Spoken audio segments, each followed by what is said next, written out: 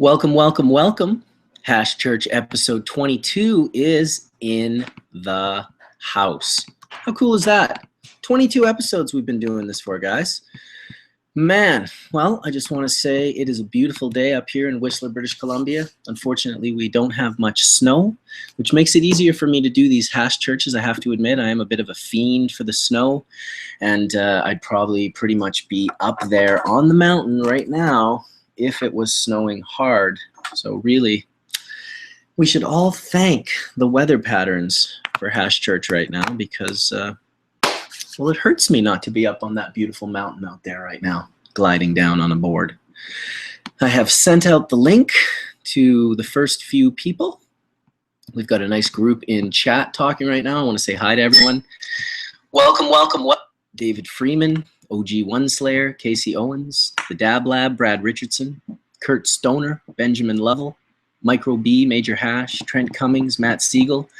Welcome all of you guys, and girls for that matter. I know most of the times it's dude, but it's nice to have some girls in the room as well, right? Right. It's definitely an interesting double. Let's see what we got. Ah, nice early morning here in Whistler. I've been up since 6 in the morning to try and get this all ready. Now let's see if this is going to work.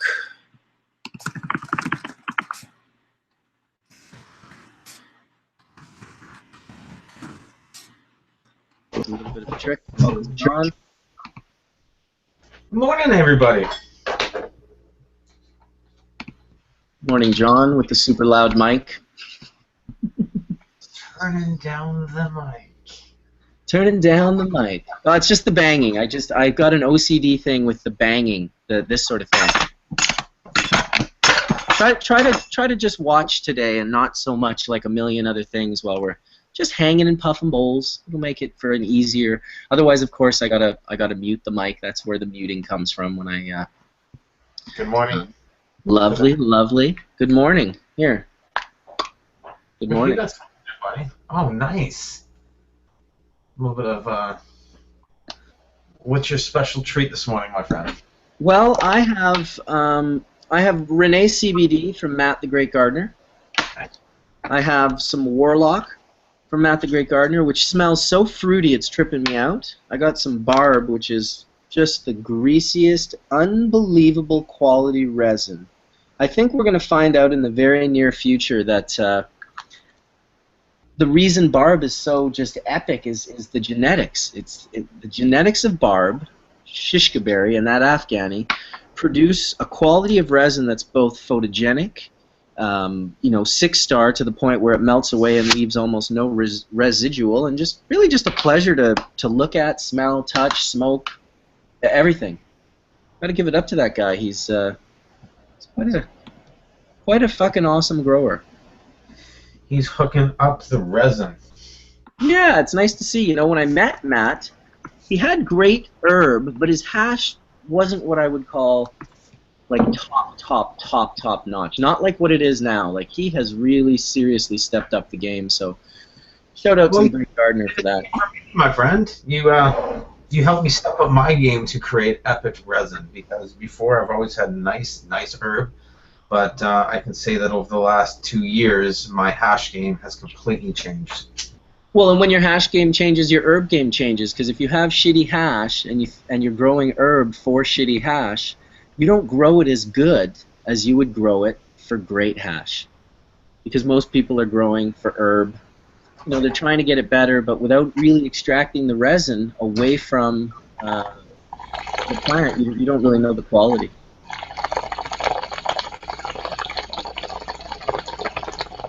Long rip for Johnny B. Oh, taking flight. Almost like a 45 micron, hey? Newly terps there that are alighting. Beautiful stuff. I was discussing in chat this morning how I have this, when I first started growing, I photocopied an old book. And I actually dug it out, and this book is like 20-some-odd years old. So that was the only way I could get any kind of growing information back in the days, was get a photocopy. And yeah, The Indoor Marijuana Holoculture by George Cavante. Jorge Cervantes. Yes, I know George. Thank you. I always say things wrong. No, you know what? You can call him George. But in Spain, everyone pronounces his name Jorge. They don't pronounce the J. It's silent. It was published in Portland, Oregon. Interesting when it was distributed. Yeah, it was kind of cool. So I told people I would show it this morning. So there you guys go. This nice. is how I first started to learn. The old school. Very good. Well, geez, I think it's time for a dab, John. I've kind of been waiting for everyone else to roll in, but, well, maybe the Hash Church is really just for us. And the 170 people watching. 170 people want to know more about how they can change their game with hash, which is awesome.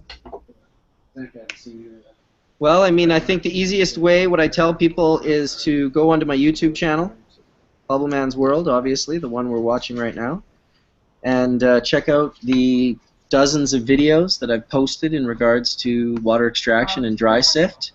And I think that is a great way to start kind of raising the bar. There's obviously a lot of information out there that is attainable, but really Bubbleman's World is going to start you off on the right foot. Oh, yes. Someone just mentioned in chat, big day tomorrow with the MMR Coalition Against Repeal Court Case. We'll be there. The party last night, and it's a really good vibe there. John had a really good talk and talked about what we're expecting for the first week of all the plaintiffs being able to put their information forward, and when Remo's talking, and of course the week after Health Canada experts and stuff. But it's going to be really exciting next 3 weeks, and if you're in Vancouver, make sure you get on down to the courthouse. We start tomorrow morning, 9 a.m. Yeah, and I'll be covering the event on my channel, so I'll be down at the courthouse doing some interviews with people, and I'll make a point on going into the courtroom and giving you guys an update as they take breaks. I'll come out and give a little update, maybe even get an interview with John or Kirk. So that'll be happening. Yes, thanks, Matt V. Rocking my Trichome Heavy Extracts hoodie today. Just sent you the email, Cuban. Yep. Someone sent me a link to 10 camera video cameras with a 64 megabyte little chip cards in them now for like on eBay. They're like, hey, welcome, Cuban grower. Welcome, Cuban. Brother, I think the can you guys hear me? No. I can hear you. Yeah. Oh, you can? Cool. Yeah. So yeah, I think the email got sent out late because I just received it. I just sent it out, actually. I went to look at the email, and I was like, oh, shit, I haven't sent this email. Oh, I send the email to you, to Aaron, and to Rob Clark. You guys are my 3 emailers, so everyone else gets the link via Facebook chat messenger. So I was excited. I woke up, and it must have been like 8:30. I rolled out of bed, no coffee, no smoke, nothing. I just sprung onto the computer. I was looking forward to it. Well, hopefully we can smoke that headache right out of your head there. I heard you got yourself a little bit of a headache today. Yeah. I went to this place called 7 Point Studios yesterday. It's a glass place in Seattle where they make the Quave Kleins and the Bangers and the Swiss Perks and all that stuff. Oh, yeah. And I just sat down and smoked a bunch of hash. But the thing is that, sometimes people have their own hash, and I think I might have hit something questionable that might have given me a migraine since like last night. It had me fucked up. Yeah, it's funny when you become hypersensitive and hyper-aware to these things, and you start taking control of your variables, and you slowly remove them from your life. But these tiny little things that could be finishers, they could be nasty chemical salty foods, they could be sprays, Avid, Defender, all sorts of different poisonous toxins that people spray on their plants that get trapped in the resin. And once you remove those things and you start becoming sort of hyper aware to them when they are present, and that also gives me headaches, makes me feel sick in my stomach, and it's one of the reasons why I really, don't smoke everyone's hash. Yeah, brother. I think I'm getting older. The older I'm getting, like I can't eat the same fast foods and stuff, and I have to take more care of my body. So definitely, if I smoke something questionable, the migraines, if I eat something that's bad, you know what I mean, the stomach pains, I gotta really take care of myself Yep. and my health, man. Totally, dude. No, I feel that, man. It's an important factor taking care of ourselves while we get older, you know? Something we don't pay much attention to when we're younger, but as we get out of our 20s into our 30s and then definitely into our 40s, that's when you really start hearing it loud and clear. Yeah, I'm 40 and I'm loud and clear. Health problems. Smoke hash. Yes, I'm gonna take my first dab of the day here, actually. I had a With the Great Gardener. Wake and bake with the Great Gardener. What do you got there? OG. It's funny that no one else has come in. They were all bugging me so bad for the, like, hey, you got the link, you got the link. And then I send the link out to like 10 people, and 2 people show up into Hash Church. That's okay. We're the ones that have the hash that we want to smoke. Yeah, but you know what? It's really, the group of people is important because it creates the dialogue, and I find that you always have like a few different people in the group, and it really gives like Hash Church, in my opinion, it takes it to that next level. You know what I mean? Where you get a new, fresh person, they're sort of telling their stories, they're telling their experiences, and that's I always want to have 1 or 2 new people show up each week and give us a little bit of a share. This week I've actually invited a guy by the name of Jake Barrow, and he lives in the UK, and he uses cannabis to alleviate chronic pain, muscle spasms, to eat, and basically just to be able to move comfortably. And so he's got a whole thing going on in the UK that he's trying to acquire legal cannabis, Sativex, and anything that he can kind of try and acquire. And yeah, he sent me his petition that he's got going on, and he's an avid viewer of the channel. And recently, Vice Magazine's allowing him to write a piece about what he's going through in regards to trying to acquire his medicine in the UK. I was supposed to invite Jake last week, and I spaced it. I've sent him out the link this week. Let's hope that he gets it and comes in and shares his story with us, because, well, we always appreciate it. People can come in and share their stories with us. Hey, last week's Hash Church was epic, bro. You had a lot of people rotating. It was almost like if they were waiting for people to sign off the chat to like join They right were. here. Are you kidding me? They were. In fact, thank you last week, Johnny B, for leaving when the room was full. It's great when the guys who are the regulars, like people that are here all the time, Johnny B, Horatio, D420K, it's huge when the room has people that want to come in, for those guys to just sort of be like, okay, you know what, I'll go talk in the chat for a while. Because I mean, everyone wants to be in Hash Church, but we gotta make it's bigger than us. It's bigger than us wanting to be in Hash Church. It's about getting everyone in here and. Yeah. Well, it was right away. It was like when Tony said it's full, I can't get in. I jumped out right away because Tony. I know. I didn't even notice at first, John. I was like, where did John go? And then Tony was in the room, and I was like, all right, high five, John. Like, taking one for the team. I know how bad you want to hang out in the church, but to leave and go hang out in the chat, I'm giving you a fucking serious high five, dude. That's big man stuff. Well, you know what? I love the people in chat, and it's about the people. And when we have good people who want to educate the rest of the people, I mean, hey, I'm the guy who wants to learn too, so I love it when these guys talk because, of course, I got my piece of paper. I always take my notes. I got every Hash Church written down with time. So there's certain times I want to go back and find out what people are talking about. So it's really important you pay attention. So Absolutely. Hey, it's nothing but great knowledge here, and that's one thing we've. Like last week, I got called out, and this week I stepped up my game. Thanks, Mark. You know what? Like I know. Thank you for thanking me because. And you weren't hard on me. You're just like I got like 10 emails. 10 emails. You gotta be nicer to Johnny B. I'm like, listen, being nicer to Johnny B isn't gonna make his hash melt anymore. Now it's meltier than it's water now. It turned into water this week. Step up his game. Horatio's in the house. Welcome, Horatio. Morning, Horatio. Drinking out of my favorite cup right there. That is one of my favorite cups. I bought 2 of them for camping 5 years ago.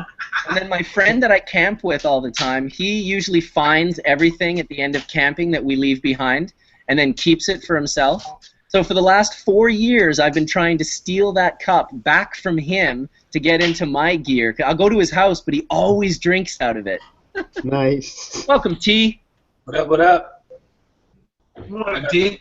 And welcome, Phil, Mr. True Canna Genetics in the house. I'm in Whistler, and you're not, bro. What the fuck? I know, dude. I was going to say, you're probably in Whistler, aren't you? If you guys remember Phil has a company called True Genetics. True Genetics. We're switching the name to Sack of Seeds right away. Right, so I had a show with Phil maybe a year ago. I did a little show with him. We filmed it on my phone, and he talked about his migraine headaches that he suffers from. Serious fucking migraine headaches. There's a name for it, isn't it, buddy? Cluster migraines. Clusters, right. So real bastards. We talked about it a little bit, and someone saw the show and contacted Phil later, and now Phil is literally partnered up with this new guy. And they're doing great things, and it's just really fucking one of the cool things to see. You know, Phil was a total head, living in Whistler, riding as often as he can, and he's now sacrificed all of that to go and live with this, live at this new place and have a new partner. And I just think it's great, dude, that the Bubbleman's World's opened that door for you. And I welcome you back to Hash Church, buddy. Thank you very much, man. And without you, I wouldn't be sitting where I am right now because I'm sitting in my partner's house. And we just talked about how we met because of your video. And it's all because of you, man. Yeah, well, you know what? I think of myself as a facilitator. I don't really deserve much credit. I'm just kind of facilitating, and I feel lucky enough to have a platform where all of, like, put it this way, if you guys weren't here, this would be nothing. This would be me yammering on by myself, and the fact that Tony and John and Horatio and Cuban and yourself and Dr. David Allen and Brad Higgins and the many, many other people that come and share this information, that's what makes Hash Church. And I think Horatio even mentioned it last week when we were talking, that it's grown out of any of us. It could now survive without any of us. It's a real living entity. So happy to have you here. Good to see you, Phil. I've been seeing you since we got together and talked about your migraines and stuff, and it's good to see you, man. You're looking really good. Yeah, buddy. You too, man. Thank you. It's good to see you. It's been quite a minute since we talked. Yeah, you can probably see it in your face and stuff like that. I can see that you're not as much anguish, and I always saw that. And yeah, you know what? I can really see it in your face. Well, it takes one to recognize one. Thank you, Johnny. Oh yeah, no, I can totally see it in your face, man. Well, we've been live for 15 minutes, and we have 300 people watching in 15 minutes, so that's pretty good. We're building our audience, and of course we know 10,000 people are going to watch this eventually, and 20 to 30 to 40,000 people are going to hear about it. But I really want to thank the 282 viewers who are currently watching. You guys are also a really big part of this. Without you guys watching and liking it and enjoying it and sharing the information, well, once again, it wouldn't have moved much past the first day. So give thanks for everyone. We got D never got the quote. I don't think everyone gets the thing. I sent out a thing today, and I sent it to Barry, Horatio, David Allen, Tony, Mark, Scialdone, Todd McCormick, Brad Higgins, Remote. I sent it to everyone, and then it doesn't seem like everyone gets it. So I think I have to send out some independents as well, because I'd like to have Mark back if he wants to come and talk. That was obviously very interesting stuff, Tony, in regards to the Proton NMR, which is what we're calling it now, not the HNMR. Is that correct? I heard Mark correct someone last week. It's all new to me. You're on mute, Tone. No, you're still on mute. Here, let me unmute you. Sorry, I was posting the link for Hash Church on my Facebook page. Oh, okay. Just the YouTube one, obviously? It's a Proton NMR. A Proton NMR. Very cool, very cool. Well, it was interesting to hear Mark talk about that machine. I'm going to repost the Hash Church on my IG, too. That sounds like a great idea. Yeah, just post the YouTube Hash Church, not the Google Hangout Hash Church. Oh, yeah, for sure. That hey, way, and by the way, I think we have to give thanks to you for starting Hash Church, man. I know everybody comes and hangs out, but you're the one that built the roof for us to chill on a Sunday.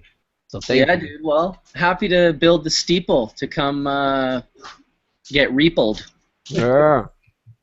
I think this concept started just as we would only have certain opportunities where we would come together, like Amsterdam or different events, and we'd all get together and smoke and talk about resin. And then sometimes we were talking about resin on a panel, and then it was like, I remember one day it was like, you were like, yeah, it'd be nice just to smoke with you, sort some things out, and then it was like Sunday ritual. Yeah, true. You know, Like- I was raised Catholic. I used to go to church and go to Sunday school when I was a little kid.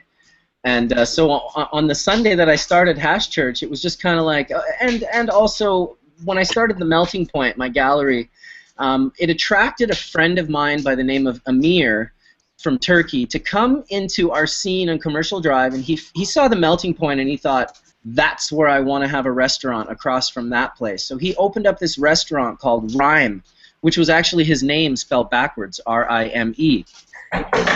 And it became this place that we met him pretty soon after, and he was a really cool guy and was into puffing and obviously loved the plant. I call everyone that loves the plant the way we do a cannabis warrior. Someone that's literally willing to go to jail, willing to take a hit, willing to take a real frontline warrior. And so he was obviously one of those, and yeah, it's just it's awesome. Cannabis warriors, props.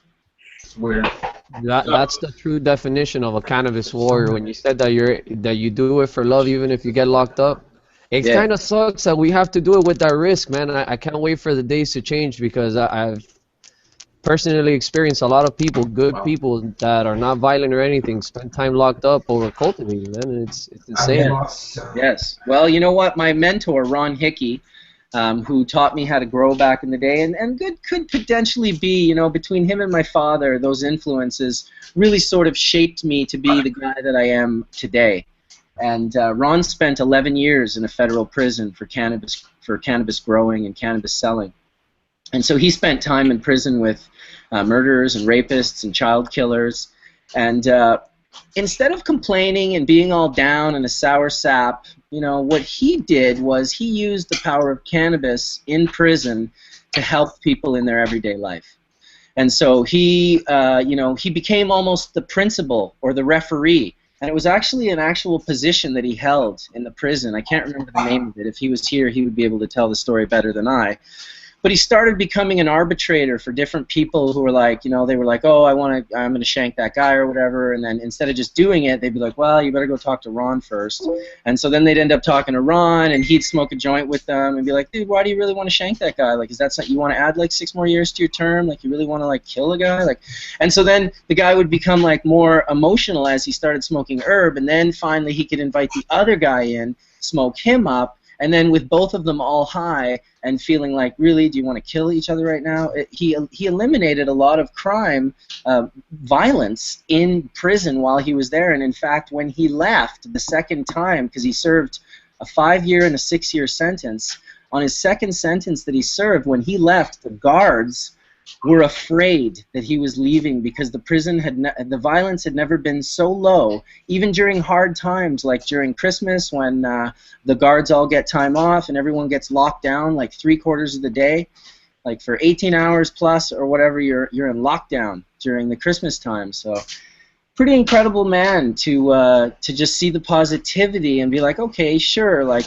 obviously, you know, being in Tony's position, having like Blue River and UCAN and being able to help the amount of people, that's like rock star helping people. But Ron's position with no glory was just as rock star.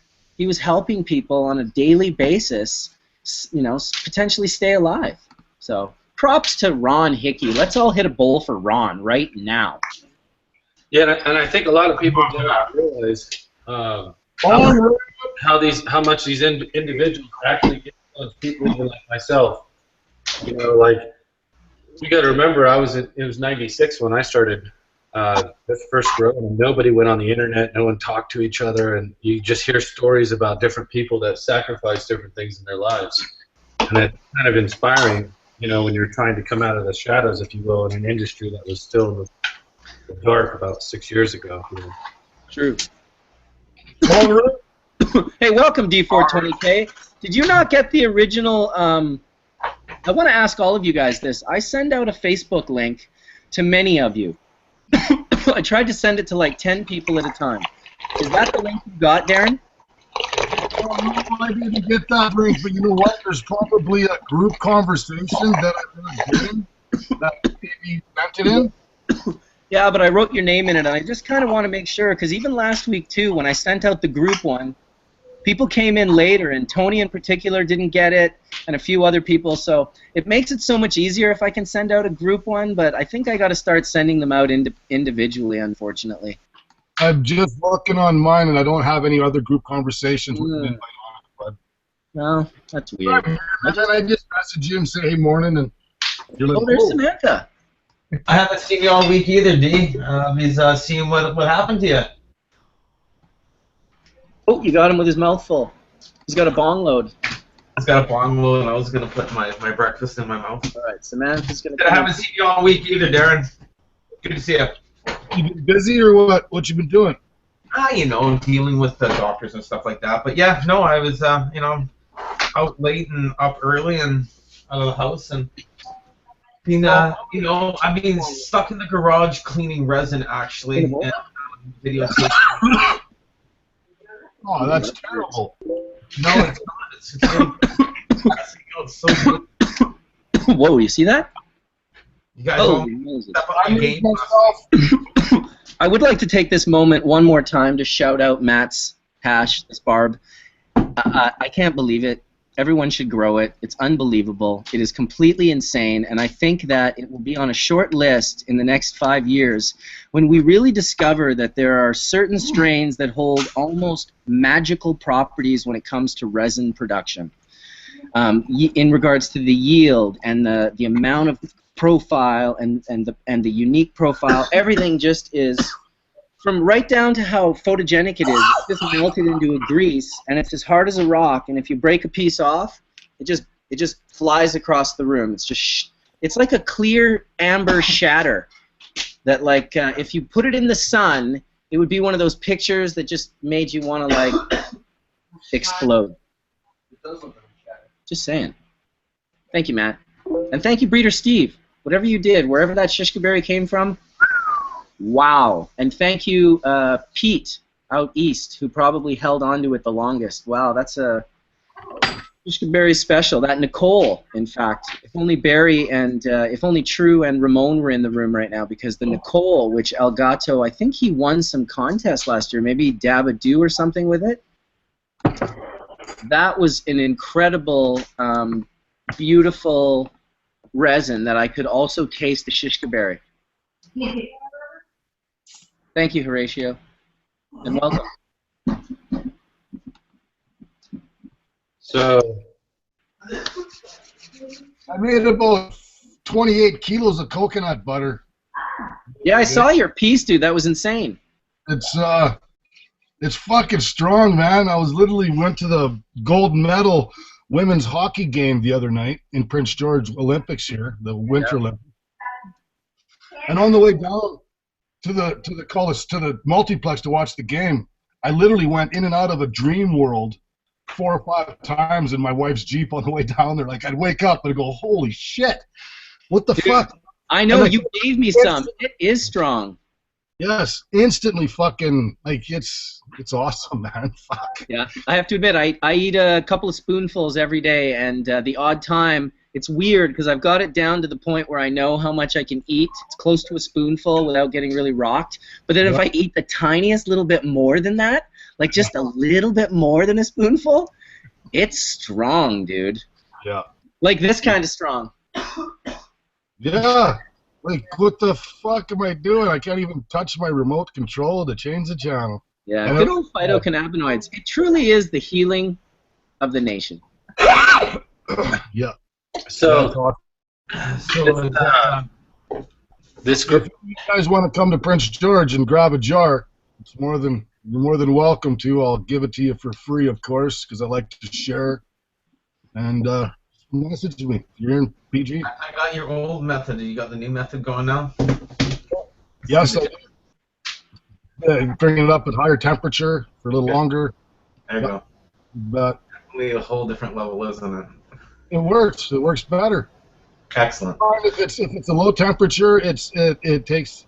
I still get a buzz off it, but not like I do after I take it up to the 300 and leave it there for a bit. I told you. That's where you get that punch. Yeah. What were you saying, Tony? Oh, I was just talking about when you were talking about resin. Like this, you get a unique plant every once in a while, and this Gorilla Glue. I wasn't really sold on it the way. I mean, it's super frosty, but I wasn't sold on it when it was on the flower itself. But this is the 120 of it. I don't know if you can see how fucking clear that is. Really, really like. Looks good. Really unique, unique resin, if you will. That's the picture I posted for you on Hash Church. Yeah, it looks beautiful. I would love to get my lens in there. One of these times I'll have to bring my macro lens when we bump into each other. Amsterdam or something. Hey, Tony, did you give out a good 160, that wash? This is a 120. Yeah, I don't know what the 160 looks like, but the Gorilla Glue flower tested 30%. Yeah. Strains like that with the big heads, man, I just love the way they give the most of the yield on the 90 all the way to the 160. Yeah. That's like my favorite type of strains. I've never ran GG4, but man, the hash is always exceptional every time I see it. It makes me want to have it in the garden. It's just like, it's strange. Like you know what it is? It's like the heads are so big, when you actually squeeze them. Yeah, it gives it a texture. Yeah, you could actually see it. So you can not only see my fingerprint, but you can actually see the. I got a question for you, Tony. Yeah. When I see how you do your hits there. When you squish them out, you get it nice and thin, and you hover it above your bowl, and you let it melt before you put it in and everything. What's your method behind that, and why? Okay, so everything is about surface area, and so what I like to do is I would try to press this out. So the first thing I would do is press it out. This Gorilla Glue is crazy though. It's like the right amount of stickiness. We were doing this in Jamaica, Tony. Remember the discovery of like actually letting it boil before you drop it onto the nail? Yeah. And how much tastier it was? So just by pressing it out, so the heads and the glandular heads, they possess a lot of terpenes, and those terpenes have been squeezed out kind of like a jelly donut. And so there's low temperatures in which you'll get different flavors. Flavonoids will react differently to those temperatures that react, obviously, with the terpenoids and the terpenes. Those are like your oil. That's like the oil inside the head that will possess the flavonoid. The flavonoid will give you that the aroma and the taste. And so even as low as 97 degrees, you start to lose those. Maybe even 92. But and there's some other ones that are even cold, really cold. But once you've squeezed those heads, now you've exposed it. So oxygen and also water in the air will start to break it down. And so you don't really want to do that till the end. So that's why you'll always see like the melts, they try to serve a very, very, very dry kind of powder consistency. So that way you can kind of press it out and almost like you're activating it yourself. And so the technique with the, whether it's on a nail or a quartz, and the reason why you let it go slow is really because you're trying to get the those first initial oils and flavonoids and things to actually just melt gently and then slowly vaporize. I would say the perfect hit when you're trying to do this, if you touch the wall of your nail, of your quartz, and you see any brown whatsoever, like it just kind of browns off, then you know it's too hot. And so the reason why I like doing quartz is because you can clean it, you can get it really, really hot. You should be able to almost touch the quartz before you actually hit it. Then you'll know it's kind of the right temperature. But if you go in gently and you let it drip into it,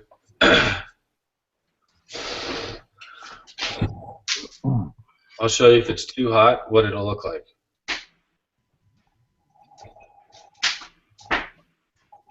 See that little brown on it? It's too hot. Too hot. So, but I can tell you it's about ready. So.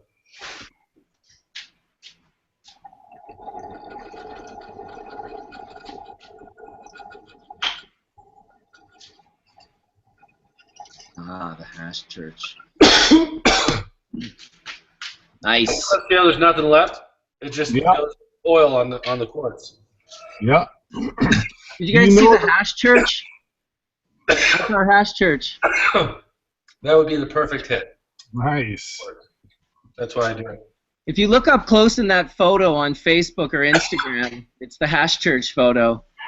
You can actually see what Tony was talking about, like milked heads inside the goo that I'm stretching. If you look up close in that photo, you can see wax membranes, all still in the shape of heads, but pretty much milked and floating in their own liquid. And welcome, Mark. Hey, his hash makes me want to buy his seeds because it seems like his genetics are on point when it comes to the milk. Dude, listen, I was joking with him the other day. I was like, man, I bet you I've helped with my photography and with the Bubbleman's World move a few barb seeds. So we all sat down around YouTube, right? And in November when you posted the dry sift you made for the Great Gardener, that you're doing the melt shot, I was like, guys, look at the color of this resin. You have to see the way it changes. See how yellow it is? I mean, man, we need some barb in our lives. That shit's serious. Yeah, everyone needs some barb in their life. I think it's a good thing to have in the quiver, and it's really, it's the closest I've seen to that pure yellow line shishka berry, which is just, I don't know, man. It was, keep in mind, the shishka berry was the first herb, trim actually, that I'd ever run and gotten full melt from, because back in 1998, there was only a 2-bag system. And so I was kind of like really not sold on this bag thing. I tried it. I was like, I don't know. It just makes this weird wet hash. We didn't know how to dry hash either. But when I did it with the shishka berry that breeder Steve gave me, he was like, oh, here, try some of this stuff. It's really nice. And I ran it, and it was just like full melt. It was like a 5-star out of a 2-bag kit, bro. So, and it was the first time we had really ever kind of like produced that. You know, I had seen it 3 years earlier with Rob Clark when he smoked a bowl of Skunkman Sam's resin with me and said, if it don't bubble, it ain't worth the trouble. And I watched the resin leak down the stem of the Ruhr, and I was like, what the fuck? And then it was knocking everyone out, too. Like, the few people that were lucky enough to hit it, they were all getting knocked out. I was one of the few people who didn't get knocked out by this stuff. And I'll tell you, it was a weird time when, kind of before it existed, it was such a shock to go from, you know, thinking that you knew what strong resin was, and then being just being absolutely schooled by the fucking elders. Oh yeah. Yesterday I was sitting down like, man, I wonder how Skunkman Sam's, like what his strain that he's been dry sifting the longest is. And I can only imagine how fire that dry sift is because of how much he knows the resin. You know, it's Thank you. You know, dude. Wow. You know exactly. I'm telling you. You cannot imagine. I can't imagine. Look, I've been making dry sift for a year, right? The strain I've sifted the most is my haze. So I know how to prepare the haze. I know at what LPI the heads, you know, below that don't melt as good, and I know how to prepare a proper full melt. Definitely in the 73 bag, if I was going to do water hash, the 73 doesn't melt because I wish I had an 80 bag. You know what I mean? So Yeah. with experience messing with your genetics and stuff, you know, your hash gets better. Now, Skunkman's been doing this for 40 years, man. Wow. You know what? That's crazy. It's so cool. I got something to say. Hell yeah, Sorry. you do. One Is of my it the Metallica song? what's that? I got something to say. Yeah, well, I like that song too, but no, I don't have that to say. It's good to One of snowboard too. my favorite things in the world to do, besides hanging with my grandkids and all that kind of stuff, blow jobs and stuff, you know. Okay, but one of my favorites is smoking this stuff with somebody who's never tasted it in this manner, who's never had full melt dry sift or bubble hash or anything, and you pop their cherry, literally. And the cherries on some of these people that I pop are literally fucking dudes that are 10, 15, 20 years older than me that have showed me the fucking ways of stuff when I was growing up. And then all of a sudden, I smoke this with them, and they're fucking looking at me like I just fucking flipped heroin in their bong or something. They're like, what the fuck was that? and then they're mellow and they love it. It's awesome, man. I love doing that. That's all. Oh, Nicotine wanted to come in today. I better send him the link. He said he was going to try and come in a little bit later on. I like Nicotine. He's a very nice guy. When I met him, he was very kind to me. Hey, so I'm going to ask you guys to see what you guys think. What do you think has more potency or hits you harder? If you had like the same strain, a dry sift or a water hash? Because in my experience, my crew always thinks that the dry sift is like brain rattling. When they take a fat dab, they have to sit down and kind of like compose themselves.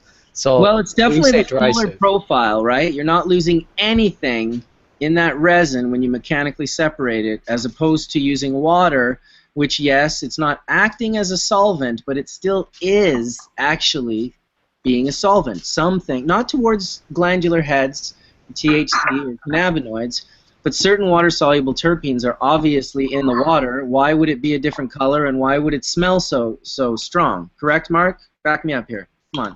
Mark looks like he's on a plane or something. Is that correct? Yeah, you're correct. You have terpenes that will attract water or push water, and they'll pull it right through those glandular heads. Right. I'm on a train. Oh, you're on a train. Yeah. I love that Mark's on a train. Mark's on a train. That's awesome. So my theory behind it was that when I'm using screens, I'm doing a wide range between a micron conversion, right? Would be like a 160 down to like a 78 or whatever. But with water hash, I noticed that when I was making water hash, I was separating my resin with bags. So I started doing kind of like what I would do with water hash. Run a 160 either down to a 90 or a 160 down to a 73 with no bags in between. To try to get that potency. But it's still, it would have a fuller terpene profile for sure because you're having mature and smaller size heads all in the combination. But it's almost like if it's not the same potency. Regardless, I think it's almost like the water does rob it of something. For me, Yeah, but yet, I'll say one thing about that, and I'll say that the nicest water hash is pretty damn on point with the nicest sift. I'm talking like the 10s, you know, both 10s, like the nicest water hash, just grown to perfection, made perfectly, real quick, cold, dried perfectly, everything's just perfect. And then you take the same thing and turn it into a dry sift. Man, I'll tell you, I bet you both those, and here's really the only way to tell, Cuban. The only way to tell is not to have cannabis cups. The way they do it at Shivaratri in Nepal and India during Shiva's birthday is that they will put the charas out on plates on a table. And I did this at the original first 3 Legends of Hash in Vancouver. While we were throwing Legends of Hash in Amsterdam, I simultaneously threw them in Vancouver 3 years in a row at my gallery, The Melting Point. And what I did differently was, it wasn't a competition. What I would do is I'd collect all the melts over the course of a year. I get about 60 to 70 grams, and I had 12 varieties, and I put them all in bowls, and I had the picture of Shiva, and it was a real nice altar. You know, respect. My gallery was beautiful and had bongs on every table with mountains of screens, and we ordered all sorts of food, and it was basically like your ticket got you to the hash buffet. There was a food buffet and a drink buffet and a hash buffet, and you just take your plate, you can write a little circle on your paper plate with the marker and write the name of the hash 12 different times, and then go up and take a couple scoops of each one and just go back to your table and try to finish that. And generally, it wasn't a competition, but we knew that the bowl that was empty first, the best.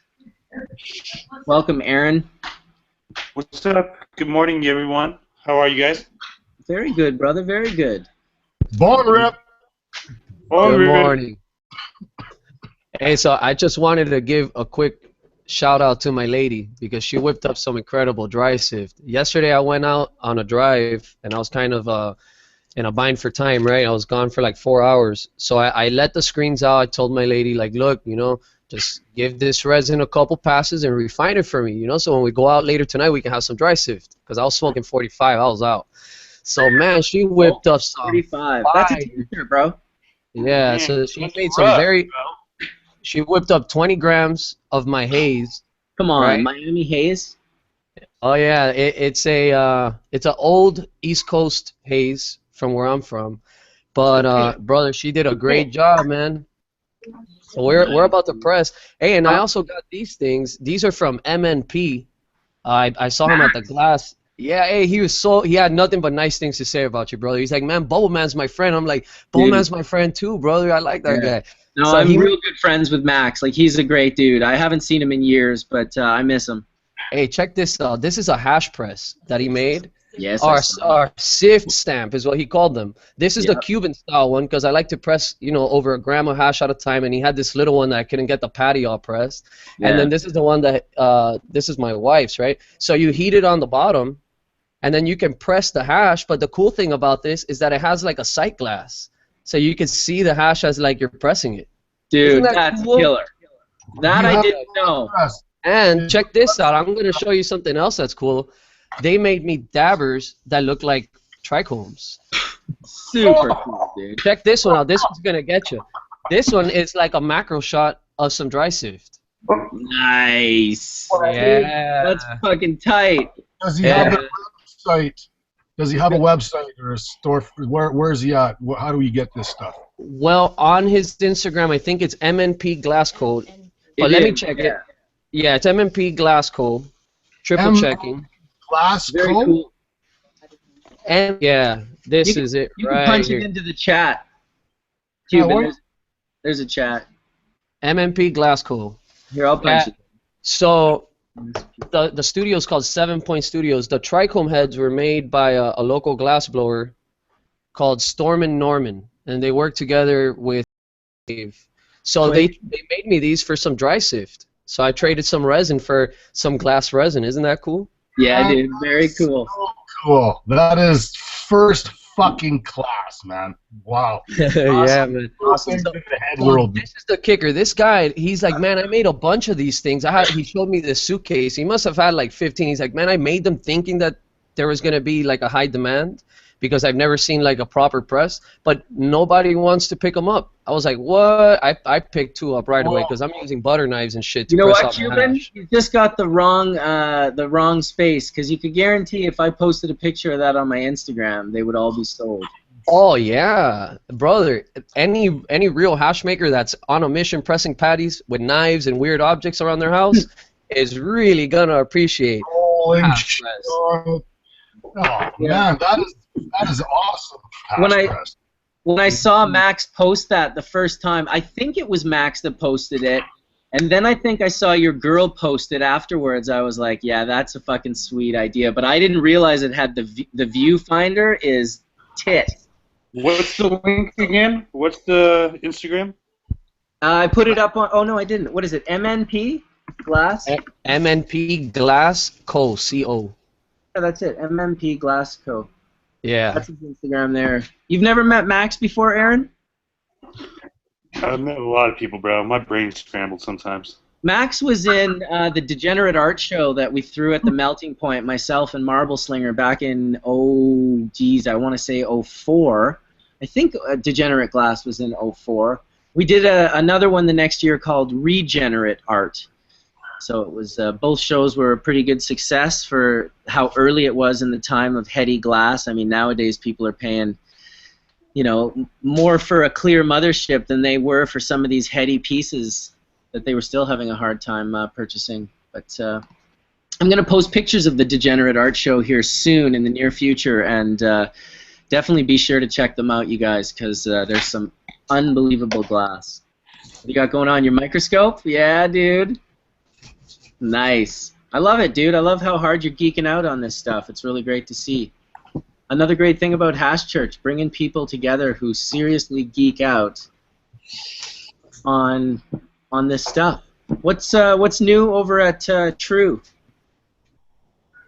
Lots, man. Lots. Absolutely lots. Someone asked about CBD strains and brain trauma. Was that Flav or Strathis? No, I couldn't see who it was. It was just in the YouTube link. Someone asked about it. They were asking, "Hey, can you guys talk about CBD and brain trauma?" Okay. Anti-inflammatory. Yeah, of course. I would say CBD for anti-inflammatory properties is huge, but for anything brain-related, I mean, for headaches, it's the main thing you should be taking for headaches. It works for any kind of stress or nausea, anything that's associated with the headaches or the brain trauma. The CBD is going to kick it right in the ass. So, CBD for brain trauma would be extremely good. It'd be something to look into and research. Man, From the cluster stage. welcome, Jen. Oh shit, we filled up the room, everybody. 436 viewers, and I'm going to start getting all sorts of texts. Hey, the room's full. I can't get in. What the hell, man? You're going to have to wait your turn. It's Hash Church, and we're puffing bowls. And potentially gearing up for an epic conversation. You never know when it's going to erupt here at Hash Church and when people are going to start dropping the nollie. But I'll smoke hash until that happens, I'll tell you. Really looking forward to the upcoming trip. Yeah. Hash. Full force bong rip, everybody. Good morning, Tony. Good morning. How you doing today, buddy? I'm ready. Good. I found a group on Facebook, Mothership Art for Sale. I thought you were going to say something about a plane ticket right there. I found a group. No. Ticket. No. Well, I got my ticket booked to Madrid. What's in Madrid?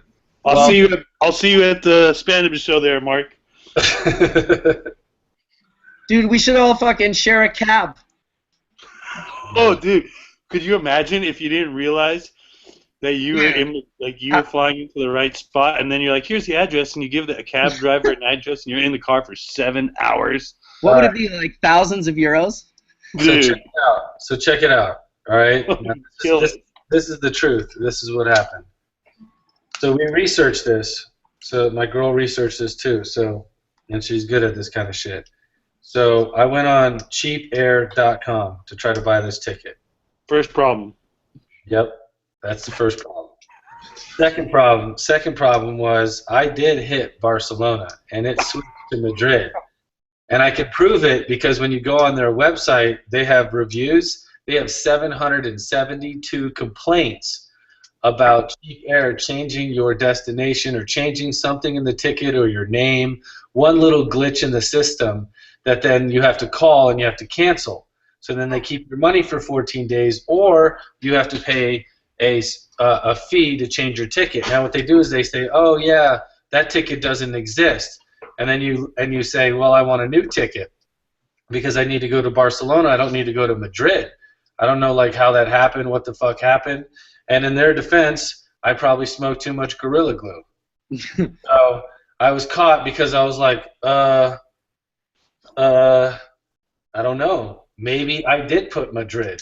So then I started thinking like they wanted me to think about Madrid. All this came down to was them.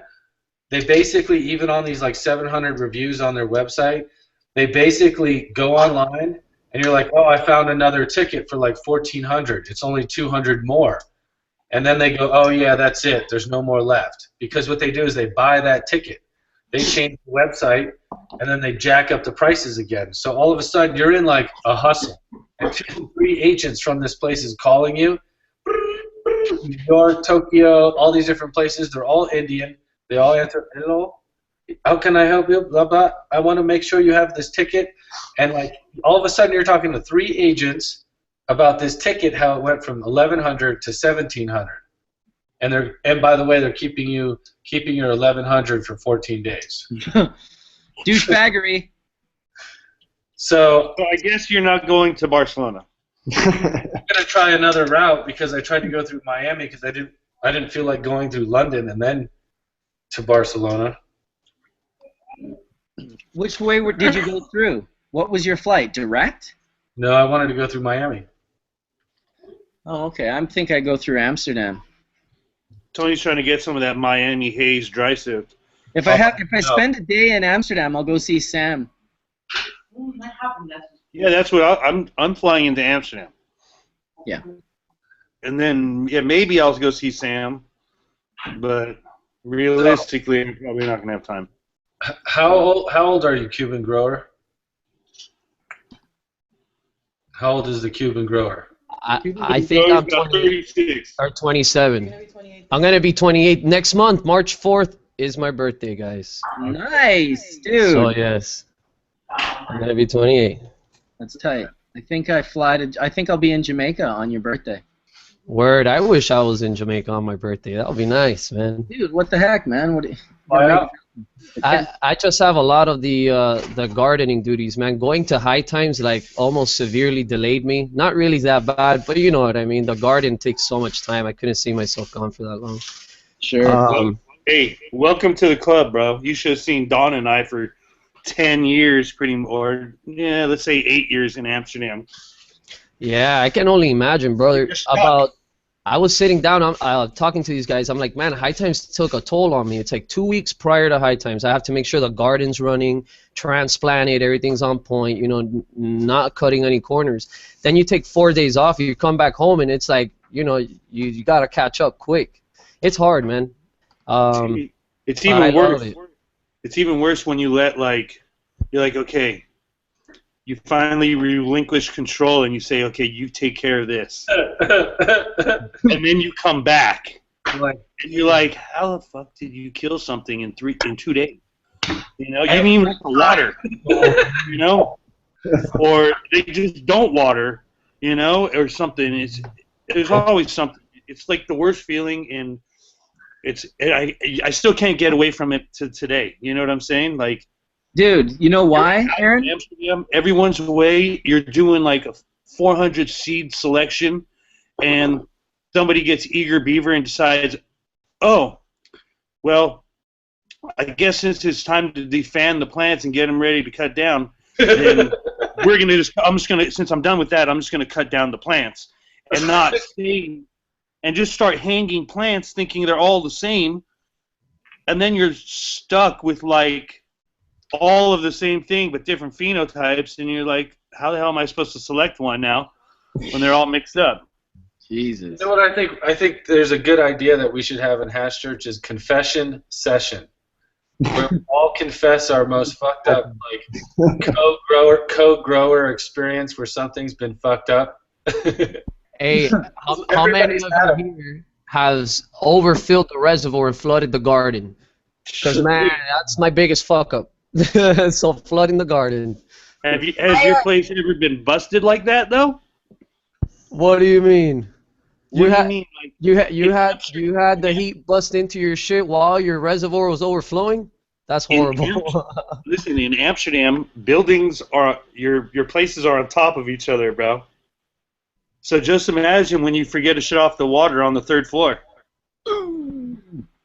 Yep. They're going to want to get in your place one way or another. And it happens. It happens. I have a 1st floor, and then I have a 2nd flower room upstairs. And I had my wife filling the res while I was working downstairs. And then she's like, babe, I didn't know what valve to shut. And I was like, what? I see from the roof, like, little droplets come down almost right away. I'm like, damn it, man. I can only imagine in a 3rd floor, and those Amsterdam buildings are pretty old, man, so you're probably leaking water straight down. Oh, dude. Water's coming out of the shop in the front, on the ground floor. So whatever shop it is, there's, like, water flowing out the front door. And that's exactly how the place got popped. A pipe had...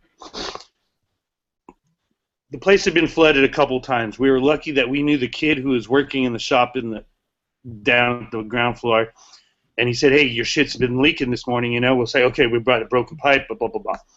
Well, actually, one day a pipe really broke, and that shit like flooded the shop. It wasn't our pipe; it was from the shop. They were doing some remodeling, but the fire department came when they saw the water coming out of the front of the shop. They didn't want to break the glass door wall thing, so they looked at any place they could get in, and they saw a window that was cracked about 1 centimeter on the 2nd floor.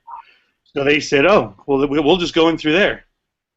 Well, when they get in through the window and then they move the black and white liner so that you can't see any light out the window, boom, they just get hit with, like, 32 600 watt lights.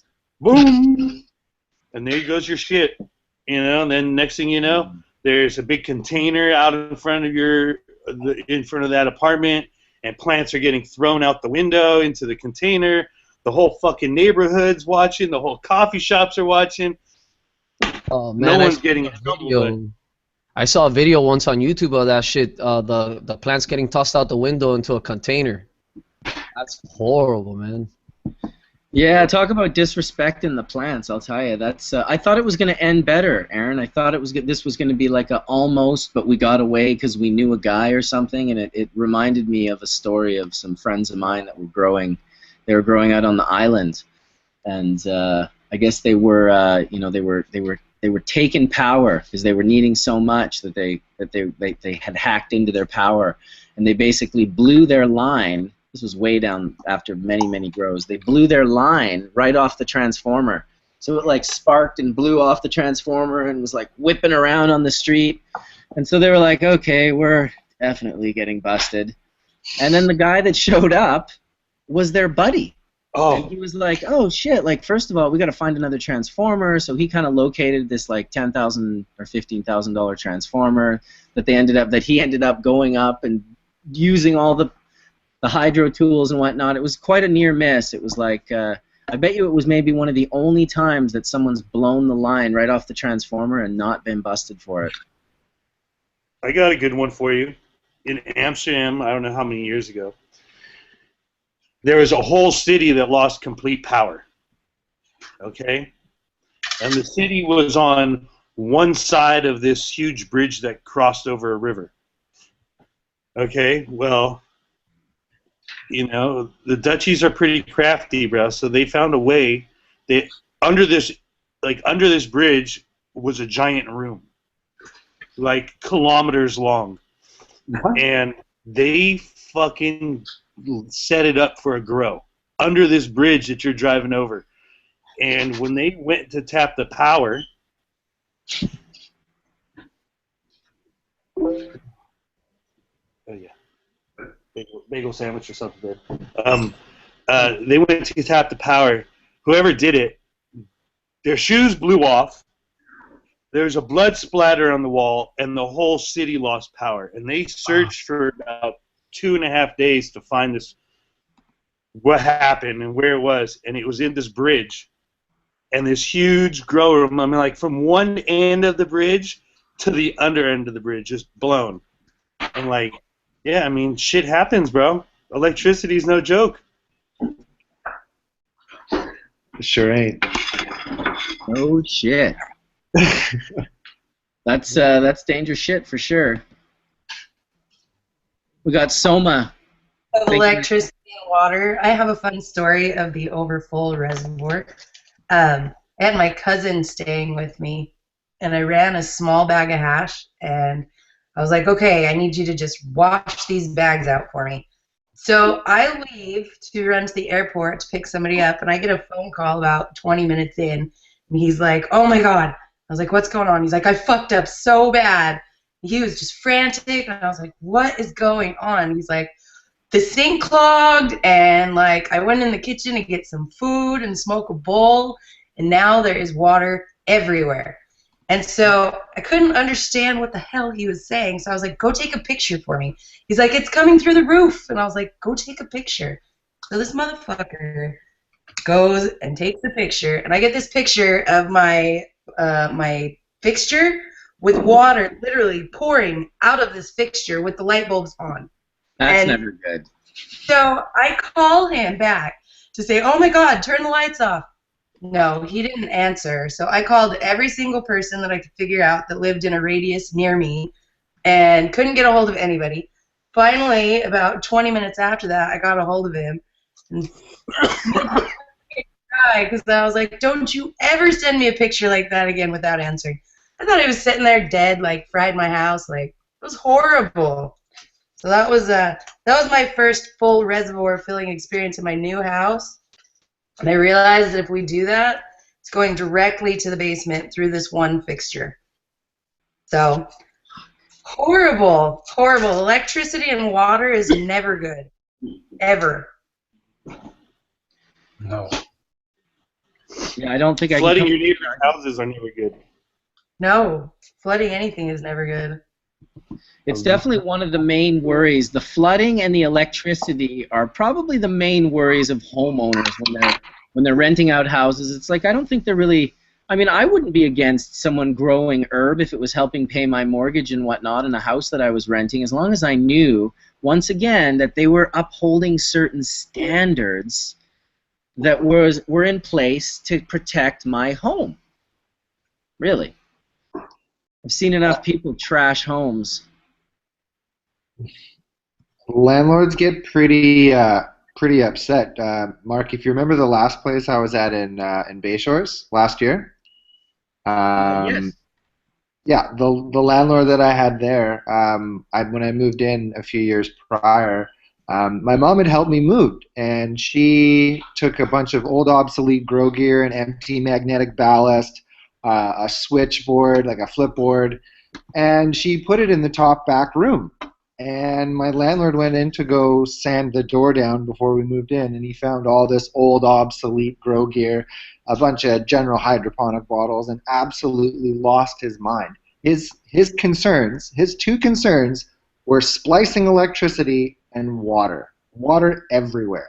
I threw the license in his face, and all he could mutter and shake and say was water and electricity, electricity and water, water and electricity. He was just worried about everybody getting flooded and shocked. Where the brain goes to, he wouldn't even let me get a word out. He was just, like shaking and vibrating.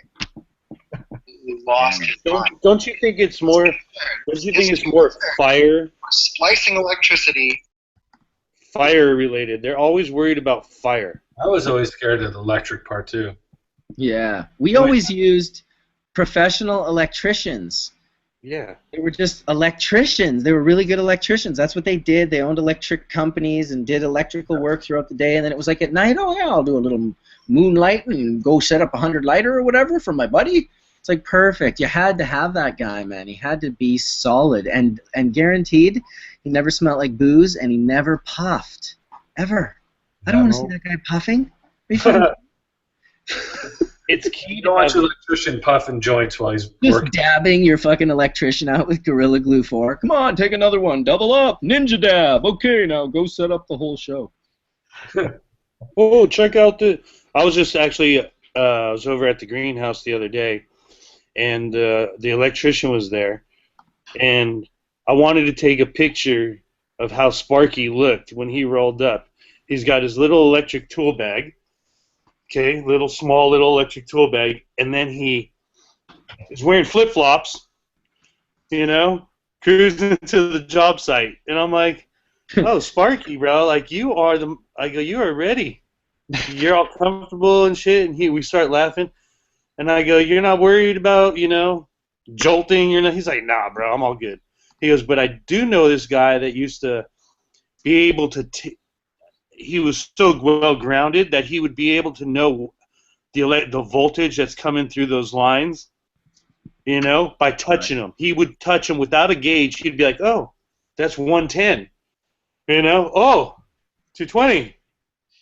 He would be able to feel the current, and that's the way he would do his electric test. I was like, that motherfucker was crazy, bro. 220 is a little more than just like, whoa. Like, 220 will fucking knock your socks off. Welcome, Fletcher. These guys it's no joke. Gotcha, and I think we got one more spot left open for Soma, who said he was going to come in a few minutes. Be nice to see Soma in Hash Church. I don't think he's ever made it.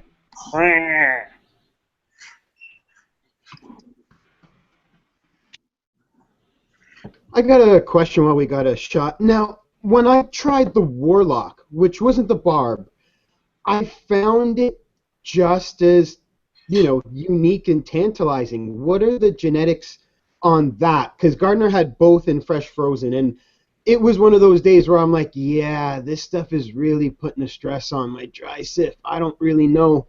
This looks better. Oh, God. Now, that's just in those terps. So what is the Warlock? It seems like the Warlock. The Warlock is a skunk crossed with an Afghan. Okay. Because I really like it. And the male was inbred for 2 generations longer than the pre-2000 Warlock, which was then crossed back to its original mother. I'm reading this at Kind Green Buds. There's a review up there. I used to get it years ago through breeder Steve, and I didn't remember it being as... I think the one that he had seemed a little more of Afghan, and this one that the great gardener left behind the other day, it's that skunk. It's just that, and I mean skunk number 1, like that Skunkman Sam skunk that just smells like fruit. Really Okay, sweet. so it's something he's developed, because that's what it is. I'm like, I've heard of Warlock, but it's not fruity skunk unique like the one I smelled. That's kind of why I wondered. I'm like, okay, well, whatever is going on in his fresh frozen, I don't know what the equivalent would be in dry sift. So I guess maybe had you run that before in dry sift? Warlock, no, I've only ever made bubble hash with Warlock. Okay, because yeah, that one looked like another one that might crash my screens. Mm. You got your pop ready? I want Tangy really bad. Goat has a pheno that I'm dying for. Okay, well, shit. Aaron's got the Tangy hat. He should be able to hook that shit up. Hey, these guys have a pheno. Cuban, go to phenotype. Yeah, I was actually gonna hang out with them yesterday, but something happened with their scheduling, so we're gonna link up today. But man, these guys have a pheno of the Tangy that they selected themselves. That it tastes like if you would have gotten a fresh squeezed orange juice and you left it out in the sun for like 10 days in the summer and then went to smell it. You know what I mean? And it smells like some fucking hardcore rotting oranges, bro. It's so fire. I wish. It is great, bro. Who has that? Terp Hunter and Goat Organics by Greener Today. Their pheno of Tangy is so unique. It's not sweet, and it's like so bitter and strange. It's awesome. I think Fletch is puffing on it right now, he was saying. Fletch? Oh yeah, I believe it, bro. I puffed on it yesterday at 7 Point Studios. I was actually trying to trade one of my head stash jars for that one. Yeah, it's bomb. I want to hit. Bro. Come on up here to Seattle. I gotta make it. I think I'm gonna have to make a special trip up there, huh? Soon. Are you gonna go with me, Tony? What's that? You can come see me too. Yeah. I'll go get a hat. Go with you. Tony's down for all the trips. Yeah, I'm gonna be down for more than going with you. All right. You guys will be e-nailing in the jet. Right. On our little have you seen what they do with these e-nails, bro? Like yesterday, I seen a Darth Vader plastic toy, like a thing, and it's got the dab that, Tony. And they got these e-nails, dude, in these toys now, bro. Oh, I know. D-nail, e-nail. I've seen them in Nintendos and PlayStations and shit. Yeah, I think it must be the same dude. I've seen Lego ones and all sorts of things. I just have a regular one, but it works. Yeah, that's some bomb Tangy.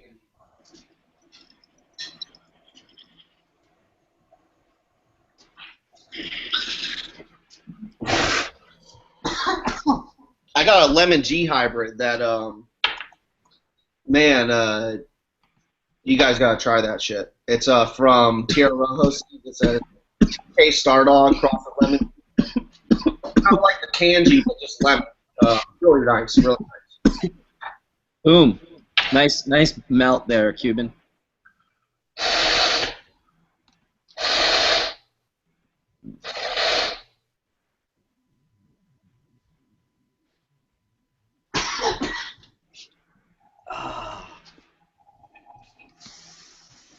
Yeah, thanks, man. That was the Haze dry sift.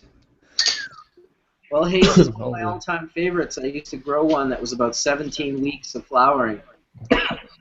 Yeah, we had one like that in Florida. It was called the Black Haze. and it went for like 120 days. It put out so much weight. It was just it was incredible. You know what I mean? It produced. It was very strong. Always not put you on your ass. You smoke and you're just stoned. Totally exotic flavor and beautiful smoke. That's what I missed about it. I haven't had it in years, really. I mean, it's too bad because we had some nice cuts of it back in the day, back in Manitoba. It's original. Yeah, it's all become about the 4 and 5 and 6 cycles a year, you know, so a lot of gardeners don't even consider 12-week plus strains. Myself, man, I've grown them for so long that I start, not to feel emotional, but, you know, I start feeling like, damn, man, I'm going to have to get rid of this haze if I want that 5th crop in the year, and I'll go with 8 and 9 weekers as opposed to 12, so it's hard for me, man, but I'm going towards phasing out the hazes in the garden. Imagine you're a seed company, bro, and you like sativas. You can't set you. It's hard to sell them. Yeah. When you have the 12-week or, you know, whatever, however many weeks, they don't want any growers going to come up. What's the quickest, biggest, fastest thing you got? And it's cookies or OG. Yeah, but that's going to be a thing of the past. That prohibition-based growing. Once that, you know, once their profit margin is robbed of them, they'll have to grow weed for the right reasons, which is awesome. And then they'll realize that those exotic strains are the things that will set you apart from everyone else. Yeah. The economic time we're in right now. Oh, let's put Tony on mute.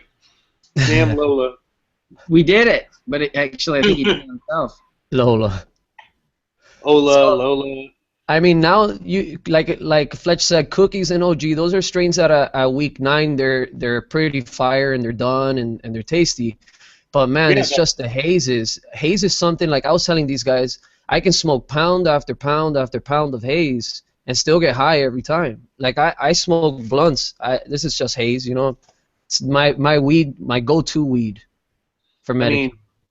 I mean, like you talk about cookies, bro. But like if you're a grower, that's going to be the first and last time you grow cookies is that first time, because it don't yield for shit, and it might be beautiful, great herb, but it doesn't yield, bro. Maybe there's some cuts from seed that do. No, per plant it sucks, but if you pack them in 25 a light and just slam them in there, cookies will kill it.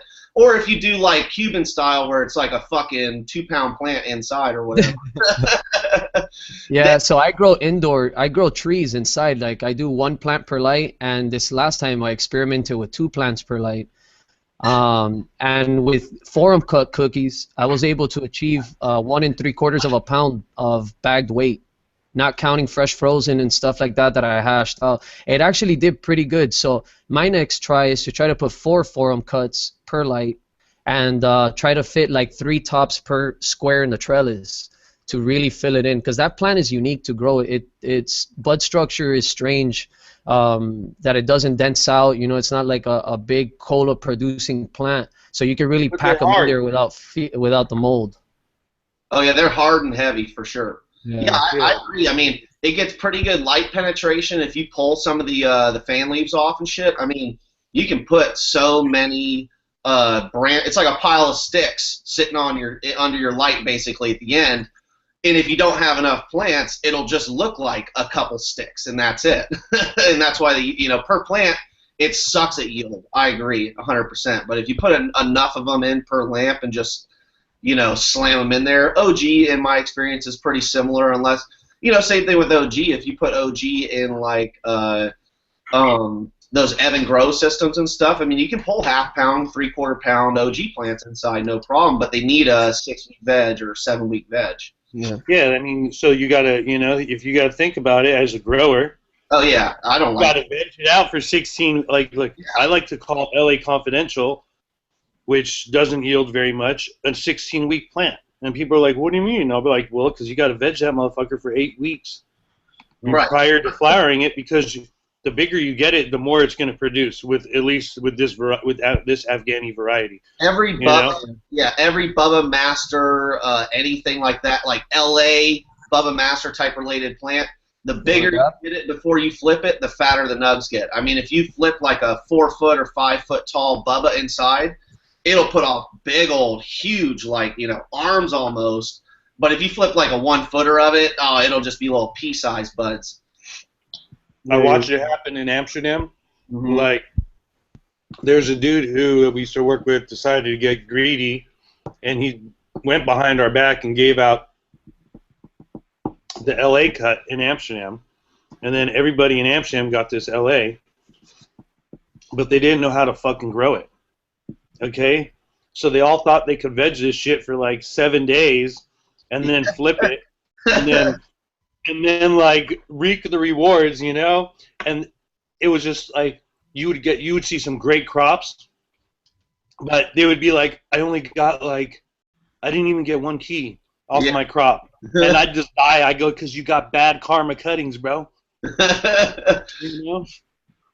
Yeah, I mean, if you flip like a 7-day-old Bubba cut, I mean, that thing's going to be just like this big. 10 inches. It's going to be like this big, bro. It's nothing. Like, it's all leaf, pretty much.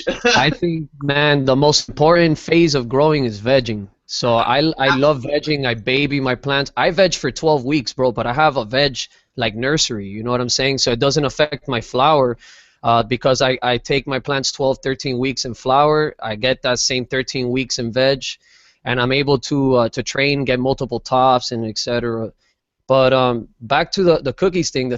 My thing with cookies is that I can't smoke a whole pound of cookies. It's not like my go-to smoke. It's too rough for my throat, I think. I don't really like the way it blazes. Hash-wise, it's fire.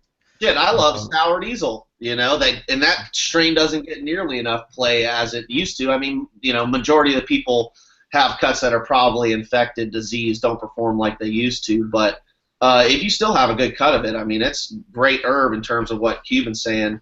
You know, great smokability. Speaking of disease and stuff like that. Sour? What's that? What strain? Sour Diesel. Oh, yeah. Yeah, I love smoking that when it's proper. Joint after joint of Sour Diesel tastes and smokes great. Yeah, there was a few years back when, I don't know, maybe 8 years ago or something. It was like sour mania out here. You know? You go up in the hills of Humboldt, bro. It's sour everywhere. Oh well, you know? Aaron, I know that you and I know some of the same people in Humboldt. So.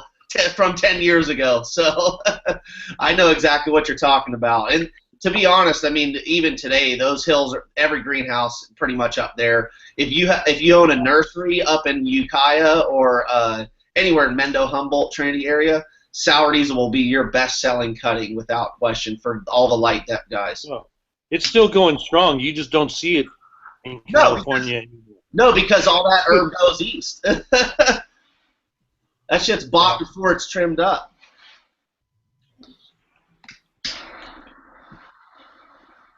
Hey man, I missed those days when the herb was bought before it was trimmed. Man, those were the days. That's like early 2000s, late 90s, right? Times have changed, man. But hey, to the disease thing, bro, I've been using a lot of like soil conditioning in my cocoa. I've been using a product called Bactoforce. Using a lot of Mycos, Azos, top dressing and stuff like that. And I've had some of the like most vigorous, whitest, fuzziest roots that I've ever had in veg, man. Like my plants are so happy. They look like tropical plants on the outside, green and lush. So I'm really starting to play with the beneficials, man, and seeing a lot of positive feedback from the plants. Feed the soil as much as possible. The healthier your soil and roots are, the plants fight off disease and bugs like no one's business. Yeah. If the soil's not amended properly, your plants are helpless. They can't defend themselves properly. Yeah. Ever since we started using aerated compost tea brewer, right, like the actual Vortex brewer with the 60 liter per minute. 60 liter per minute air pump. I mean, the health of our plants has definitely gone. You know, and that was probably about 4 years ago we started using the compost tea brewers. And that they just, between using that, adding things like alfalfa meal, crab meal, fishbone meal, kelp meal, we use a lot of ocean-based stuff, especially being up here in the Northwest. We have really easy access to, direct source for crab shell and whatever you basically want, oyster shell, from all the Northwest sea processing up here. Yeah. It's amazing how just, at least from my observation, I top dressed a high nitrogen guano that I saw at the store, and just to try it out, I've never top dressed, but I guess watering that stuff in after, because I water 2 to 3 times a day with the watering system, it seemed to really like supplement the nitrogen in the plants, where I'm feeding at a lower EC, saving money on bottled newts, but my plants still look extremely healthy. So yeah, I'm gonna be messing with that more. I want to build a tea brewer as well, so I can supplement it into the soil properly. Yeah. Well, what we've done, instead of adding 50 different species into brews, we're actually breeding specific varieties and then take it up to the microscope and just make sure it's fungal based rather than bacteria based, depending on what you're using, what you're trying to breed in it. And we're using like commercially available species of just like actinovate, for example, right? You can do just actinovate or just do whatever the next one is, and we've seen really good results from that as well, because you're breeding species specific microorganisms rather than dumping them all into your compost tea and just expecting them to fight each other for dominance, depending on how long, what the temperature is, aeration, etc. Fletcher, have you found anything with, when I'm in a situation where, let's say I have a mixed compost and I'm going to go into a tea brew, I've always found what I fed in helps in that fight for dominance. So Absolutely. I can switch I could literally show up, dump in a little bit of a certain type of flour, and in 2 to 3 hours, your entire brew is going to start to foam up and go fungal, just by feeding in a cycle of dominance. So I was kind of seeing if you were ever going to have you ever looked at blood when it comes to hyperfeeding bacteria using, I don't want to say where I got it from, but actually using active live blood. It seems a single teaspoon can completely change the color of 1,000 liters, and it usually takes 6 hours for that conversion to go over, but I feed in, you could say, more natural things. I've kind of started from getting a better and better and better compost out of myself to put into my tea brewer, because I was using it on the broad scale for actual growing and trees and treating other things. So I hear you guys talking, and I just never know how extreme you guys have you guys ever focused on the fungal side of things and how far you can take that? Because I've used several types we of haven't flour. focused on how far we can take it, but I mainly focus on fungal brews, specifically around heavy use of kelp, right? And that generally, depending on the amount of time that you brew for, like you said, if you add singular additives to any tea, it can completely change the composition of the tea and what organism is going to be dominant in that brew. That absolutely is 100% true. You can add one thing that'll completely change the dynamic of that. It may not happen immediately if it's not a chemical, it's just some other organic additive, but like you said, it's going to promote the growth or change of the microbe population in that solution, without question. And that's why we use alfalfa meal for veg and things like crab meal for calcium additive and stuff like that. Have you guys tried the Grokashi yet? The tea? No, I haven't. My friend is brewing his own EM1 at his house, and he loves that.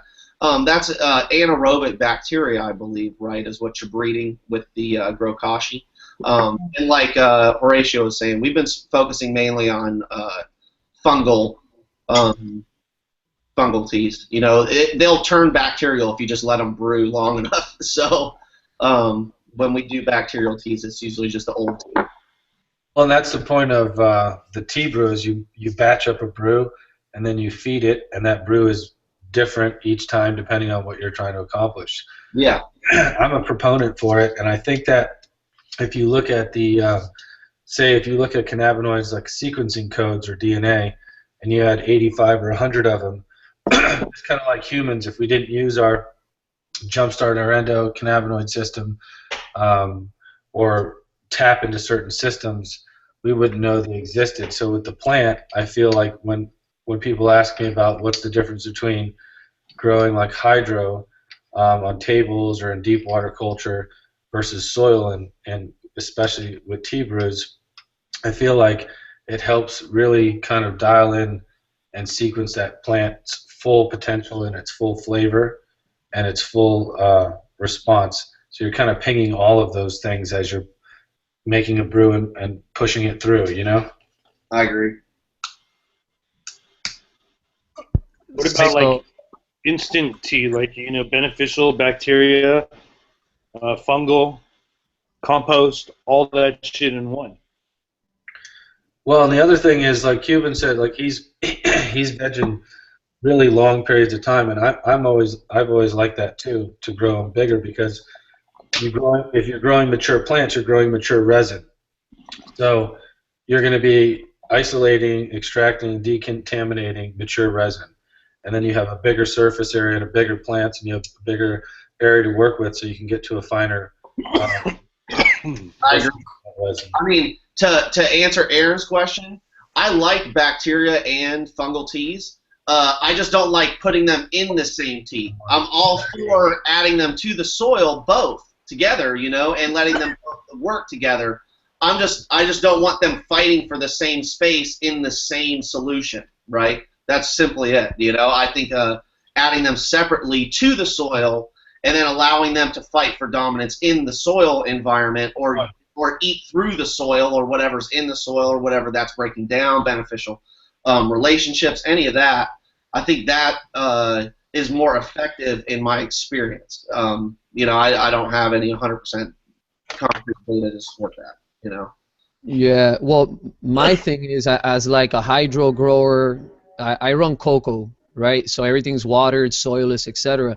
When I look at products that have beneficials, I don't really understand them. So like Great White, for example, I used to use that, but when you look at the label, it has like 30 or 40 different like species of stuff on it, right? And Archive's like, man, that's like a slurry of stuff. You got to focus on one or another that's proper. So when I looked at Mycos, I was at the store, and I've heard about them because they grew like one of the biggest pumpkins in record or whatever. It focuses on either one species of bacteria or whatever the case is, but it's only one per product, right? And with that, I've seen just mad results, man. It's crazy. I hope I grow a world record yielding cannabis plant like these guys did with a pumpkin. You know what I'm saying? Let's see. Well, they use a lot of nitrogen to grow those big ass vegetables, bro. You know that? Yeah. That's their secret. They pump in nitrogen and mycos, I guess, too. I mean, one thing that I think with hydroponics growing is specifically around providing a plant with the nutritional needs it wants to grow mass, right? Whether that's bud mass, leaf mass, stem mass, is all going to depend on what type of actual salts you're feeding your plant, right? So, as a result of that, it's a mass thing. The plant is growing at your dictation based upon what you're feeding it. Whereas with an organic soil or a more organic-based approach, the plant is given a little bit more selection as to what it gets. And that's why, I don't know if anybody here has grown DWC or anything where there's absolutely no medium at all. And the plants grow like fucking gangbusters. Like when you have DWC locked in, I've never seen plants grow as fast, and I've never seen buds as big either. I mean, dried pounds, just like huge pieces in it, and that in my opinion is because the roots are suspended in a solution where the plant is able to pull whatever nutrients it chooses, kind of like that of a soil. Whereas if you have an irrigation schedule where you're feeding a plant and have wet and dry cycles, which is also present in a soil, but there's way a lot more going on in a soil in terms of biodynamic diversity than there is in a clean hydroponic setup. Yeah, and I my first I used to be on that side a little bit more back in the day. In '97, I did a I did a aero system with 10-inch PVC pipes and little spray heads and little baskets, and then these tubes would be tilted on one way, and you'd have a 50-gallon drum and another 50-gallon drum on the floor. So that was like an aero system, and I used to try to do organic aeroponics. And so utilizing like that sprayer as a wash, you can make a tea brew, and you can suspend those roots, spraying them as well. So that gets 300% more oxygen than utilizing, say, soil. And so I used to use different types of organic conditioning, things like that. And then I found, you know, something simple like a quarter teaspoon of like hydrogen peroxide to gallon was able to kill any fungals and stuff like that when you're doing aereo or deep water culture. You know, just a simple additive like hydrogen peroxide. And so in soil, with what we were talking about here in soil, the difference is when you're making the brews and you're passing through a fungal or a bacteria, you're allowing those two to interact inside the soil, and it works kind of like the hydrogen peroxide on the plant's roots. You know, so there's just a really organic way of doing it, where there's a very systematic, scientific way of doing it. Breeder Steve used to do a guppyponics, he used to call it, and it was an aeroponic system with a bladder that he created underneath the roots that was very dark, and the roots would hang like out of a power cloner, and they would just grow these huge monster balls because he was, the types of sprayers that he was using was one thing, but his reservoir was a giant fish tank full of Egyptian mouth breeders, and these mouth breeders would shit, and their shit would feed these worms that were in like a second tank within the tank, and those worms would feed his plants. It was an absolutely unbelievable system, and I'll tell you, the taste on the sweet skunk that he grew guppyponic was phenomenal. But I'm sure Fletch could attest to this when he said the DWC can grow more weight in days. It can also kill faster. Yeah, it can. Than any other way. That aeroponics, man, you can kill a fucking plant. So you guys were making a confession. So this is why I no longer grow that way. So some of my confessions would be, you know, in the 90s when you're like renting houses, and you're renting them in houses that don't have great power or sustainable power, and it's wintertime, sometimes you lose power, and then like you lose everything. You know, your shit freezes. You're fucked, dude. The power goes out, all your pumps go out, the aerial system goes out.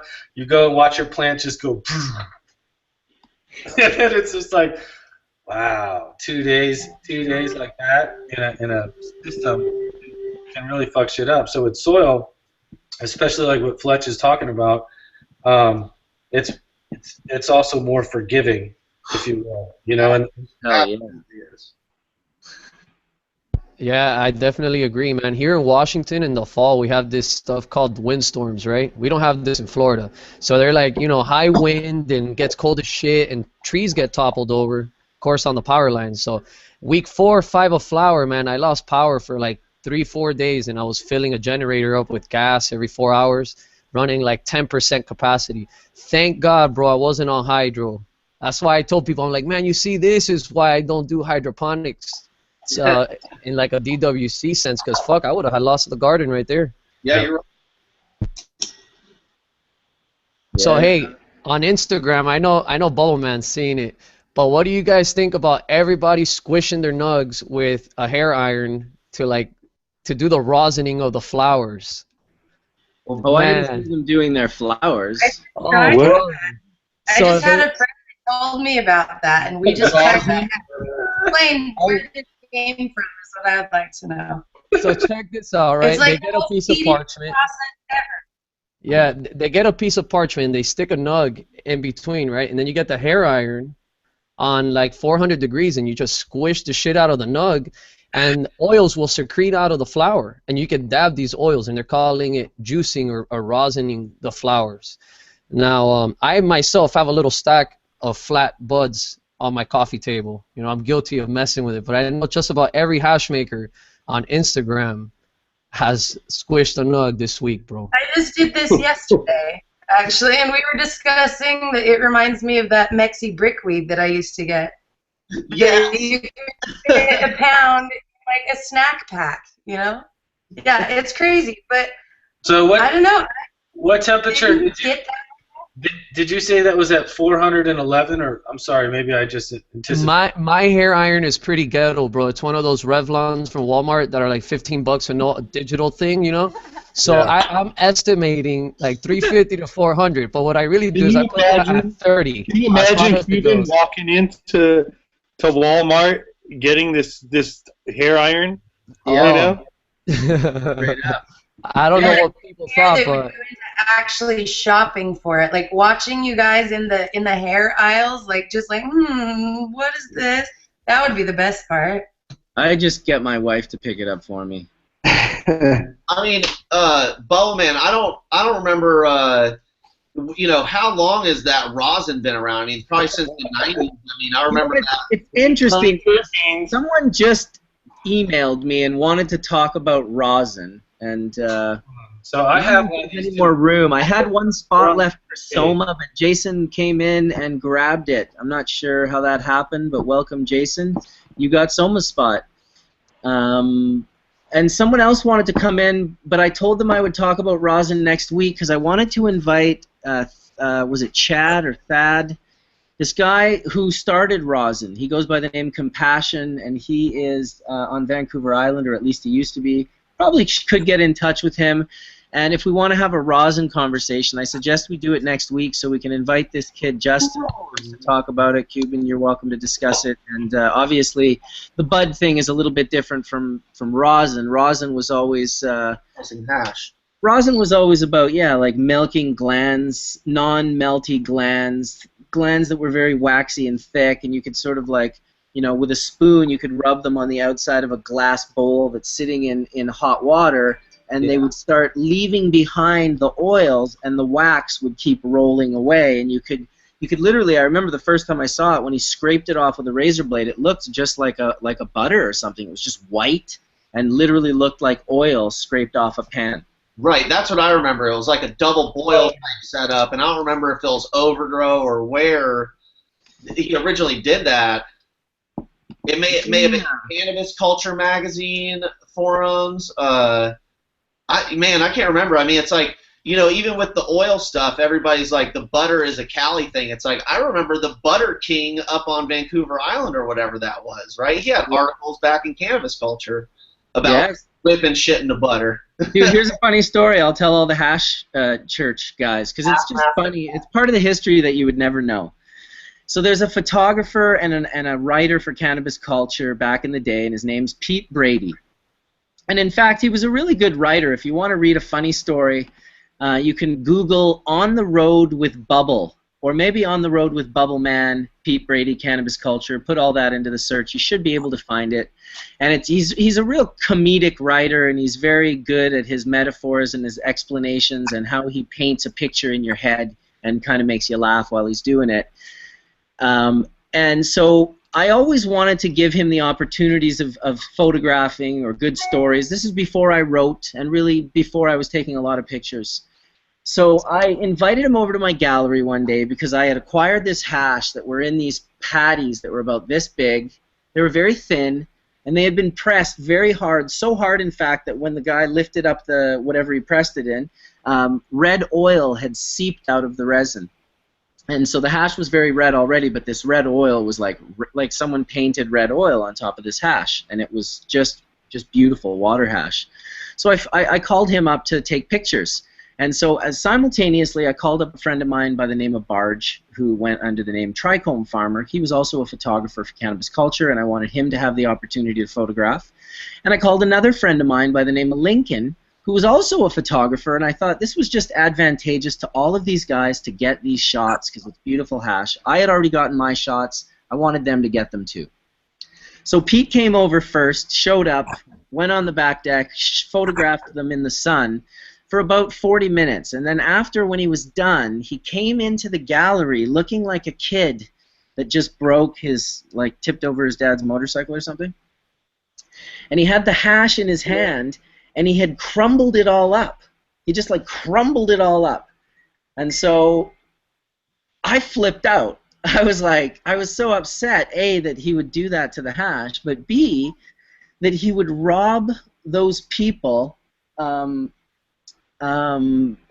the right to photograph that hash. And I just felt like, man, that's not right. Like, so I was kind of like, dude, you got to get out of here right now. Like, I'm not sure I'm going to be giving you too many stories in the future. And I got real choked.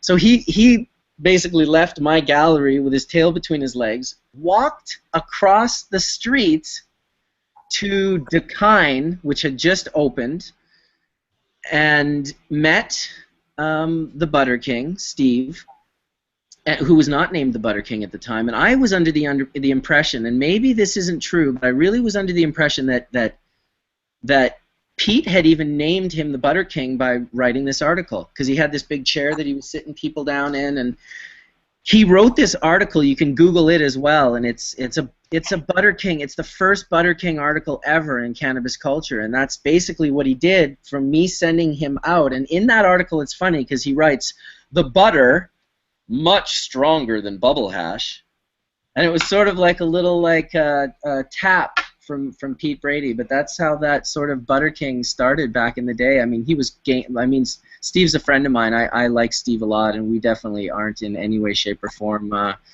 against one another, but it was definitely a little shocking at the time, you know, just to help a buddy out, let him photograph something, and then when you tell him, hey, get out of here, he literally leaves to go write an article that's against your company. The history here on Hash Church. I was getting dinged here while I was talking. Yeah, so maybe a rosin show for next week. Not a show, but maybe just like an hour or something. I'll try and track down the original rosin guy, and we can see what he thinks about people squishing buds. Maybe we'll even all do it. We'll set it all up. So next week we've got our things and we'll all... The Bud Squisher on Instagram, the guy that started the trend of squishing nugs, he goes by Soil Grown. Soil Grown. Maybe we can try to get the Bud Squisher over here, the 2015 rosin tech too. Awesome. But, hey, it's pretty cool, man. It was nice to see resin that was half melt, like a 45. You have to go through a lot of trouble, but hey, it's interesting. Well, What's he on Instagram? I think it is the stillest thing ever. Like, we got such little resin out of that. Like 10 minutes for one dab, you're like, oh, I see a tiny, tiny little spot. And then you squish it again. Oh, there's another one. And it's like 10 minutes later, you got this little teeny itty bitty thing. You go through like this much shit for it. Like, I don't get it. Maybe there's a better technique that everybody can share. Because I personally, I don't understand why you do that. Like, there's so much resin left in these. Like, this thing is so sticky, and it will not transfer onto the parchment no matter what I do. So, I'm interested. That's for sure. Like Bubbleman said, it's just it was meant for like pounds of, no melt Nebraska and actually get something out of it, Yeah, or just a way for people who have never seen it to access even a try, just to get to have, a dab. It seems so ridiculous to many of us, but there's a lot of people out there that just have zero access at all, and if that's a way that they can access a dab by just squeezing a nugget, well, I'm all for it, for them to try it and give it a shot. Seems pretty hilarious. I think it's expensive. Pretty hilarious. Good word for it, but more power to him. I mean, I've seen some pictures of it that I was just like, damn, all right, but how much did that take? Like, there's got to be a trick to it. I guarantee you people have been sitting here working on this. I just barely was introduced to it literally yesterday, so I'm sure there's technique to it, just like anything. So it'll be interesting. I'm definitely interested to hear about it next week. I think it's time for a bong rip. Got to keep this party going. Get a little D420K. Woo! Little dry sift gift from D420K. Always keeping it real. Self-pressed. Damn, look at that haze cola that just ended up getting on the screen. That was nice. Nigerian haze. Like that, huh? I like that. That was nice. Probably the same strain. Yeah, Tony and I are having a conversation on the chat about the black haze. It's a East Coast strain. If you either lived in New York or Florida, man, you know about the black haze if you were growing and smoking herb in the 90s and early 2000s. That was the crippy weed that came up from Florida to New York. Well, I had a conversation actually with Cornbread Ricky at High Times. And from my understanding, man, I mean, I grew up in Miami, Florida. We didn't have a strain called crippy. What we had was like, we called fireweed crippy. So you went up to the dealer, you're like, man, you know, I want to get a 20 pieces of crippy. You either got some haze or you got a really light green, really crystally, you know, bud. And I asked Ricky, I'm like, man, a lot of people are labeling their plants the crippy, and I don't think that's accurate, bro. Like the crippy to me was different. That he goes, man.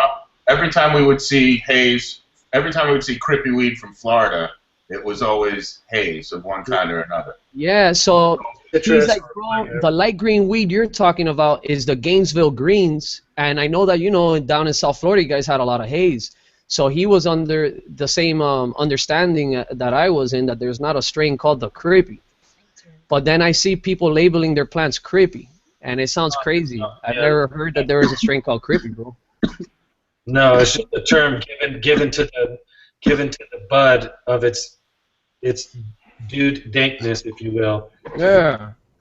So this dude, Soup of something in Hawaii, I saw him like labeling a plant Triangle Kush and labeling a plant OG and then the crippy, and he's arguing with people, but I had to unfollow him, man. I'm like, man, I'm from Dade County. I know that there is no strain called crippy, bro. You're going to have to argue with me because I broke down so many pounds of different fireweed that it was all crippy. We didn't call things strains back then, you know what I mean? That's just like calling something kind bud. Yeah. The Midwest is called kind. Can you imagine somebody putting a tag on a plant being like, yeah, this is that late 90s kind bud? It's like, what? So that's the way I felt about it, bro. What about the Florida OG? Yeah, so I never smoked OG in Florida, but when I was listening to the Adam Dunn show, as I was making my High Times entry, I wanted to listen to the history of OG, and man, did that make me a proud Floridian, bro, to know that so many fire genetics came out of like bag seeds or whatever the case was from Florida. That's cool. But no, I never got to smoke it. What we would smoke had more of a limey smell to it. That's what Ricky called the Gainesville greens. That was my favorite type of crippy.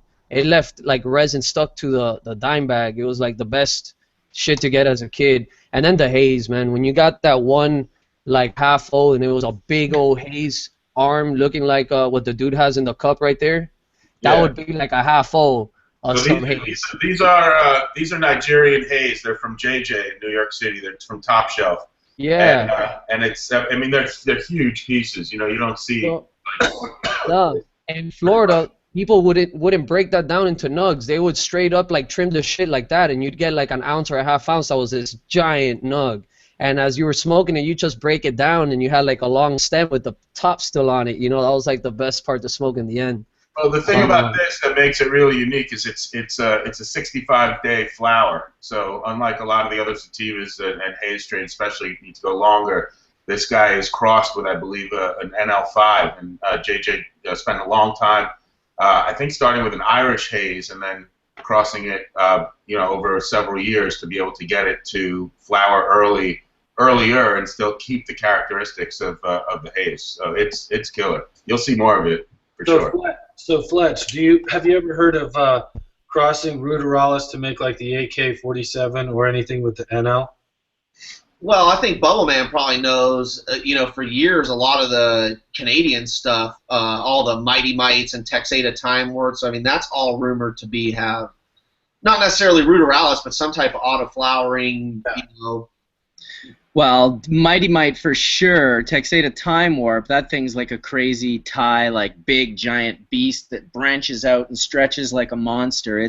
I don't think that has Well, like I had a Cambodian from, I can't remember if it was Sea Ray. You remember Reefer Man and Sea Ray and all those guys? Yeah, I talked to Reefer Man the other day. Yeah, I had a Cambodian hybrid of some sort. I can't remember. And I remember them telling me that they had some Southeast Asian varieties that triggered under short night cycles, right? Like you're saying, like, you know, early finishing sativas, indoor, they don't flower quick, they just trigger early, you know, middle of July. And I had like a couple Cambodian, I can't remember what they were, Cambodian something or other, which I expected to not start flowering until October. Outside up here in Washington, and this was when I was a kid, just like throwing stuff outside, guerrilla. Oh, and, yeah. You know, that thing started flowering probably end of July, you know. I think selection as well in the breeding. Like you could just be selecting seed runs and picking your early flowering plants and just inbreeding that. That's kind of what I'm it takes time. Doesn't necessarily have to be any type of Verzura. There's two different types of Mighty Mites. There's the auto-flowering Mighty Mite. There's one that you cannot clone at all. And then there's the Mighty Mite that's been crossed into several different things, Black Minas, Blackberry. There's a whole bunch of different Mighty Mite crosses that are in no way auto-flowering. So to my knowledge, there's two different types of Mighty Mites kicking around the BC area. Like I'm in Vancouver, so I've seen two. So I think I dislike them both. I also think that those are genetic trigger points. So there's certain things that will trigger things. So if you see that something's hard to clone, then that's carrying the gene that's more of the characteristics when you see in an autoflower. All that means is there's a trigger mechanism in it that's off timing, offset from the 12-12 or a 13 or an 11.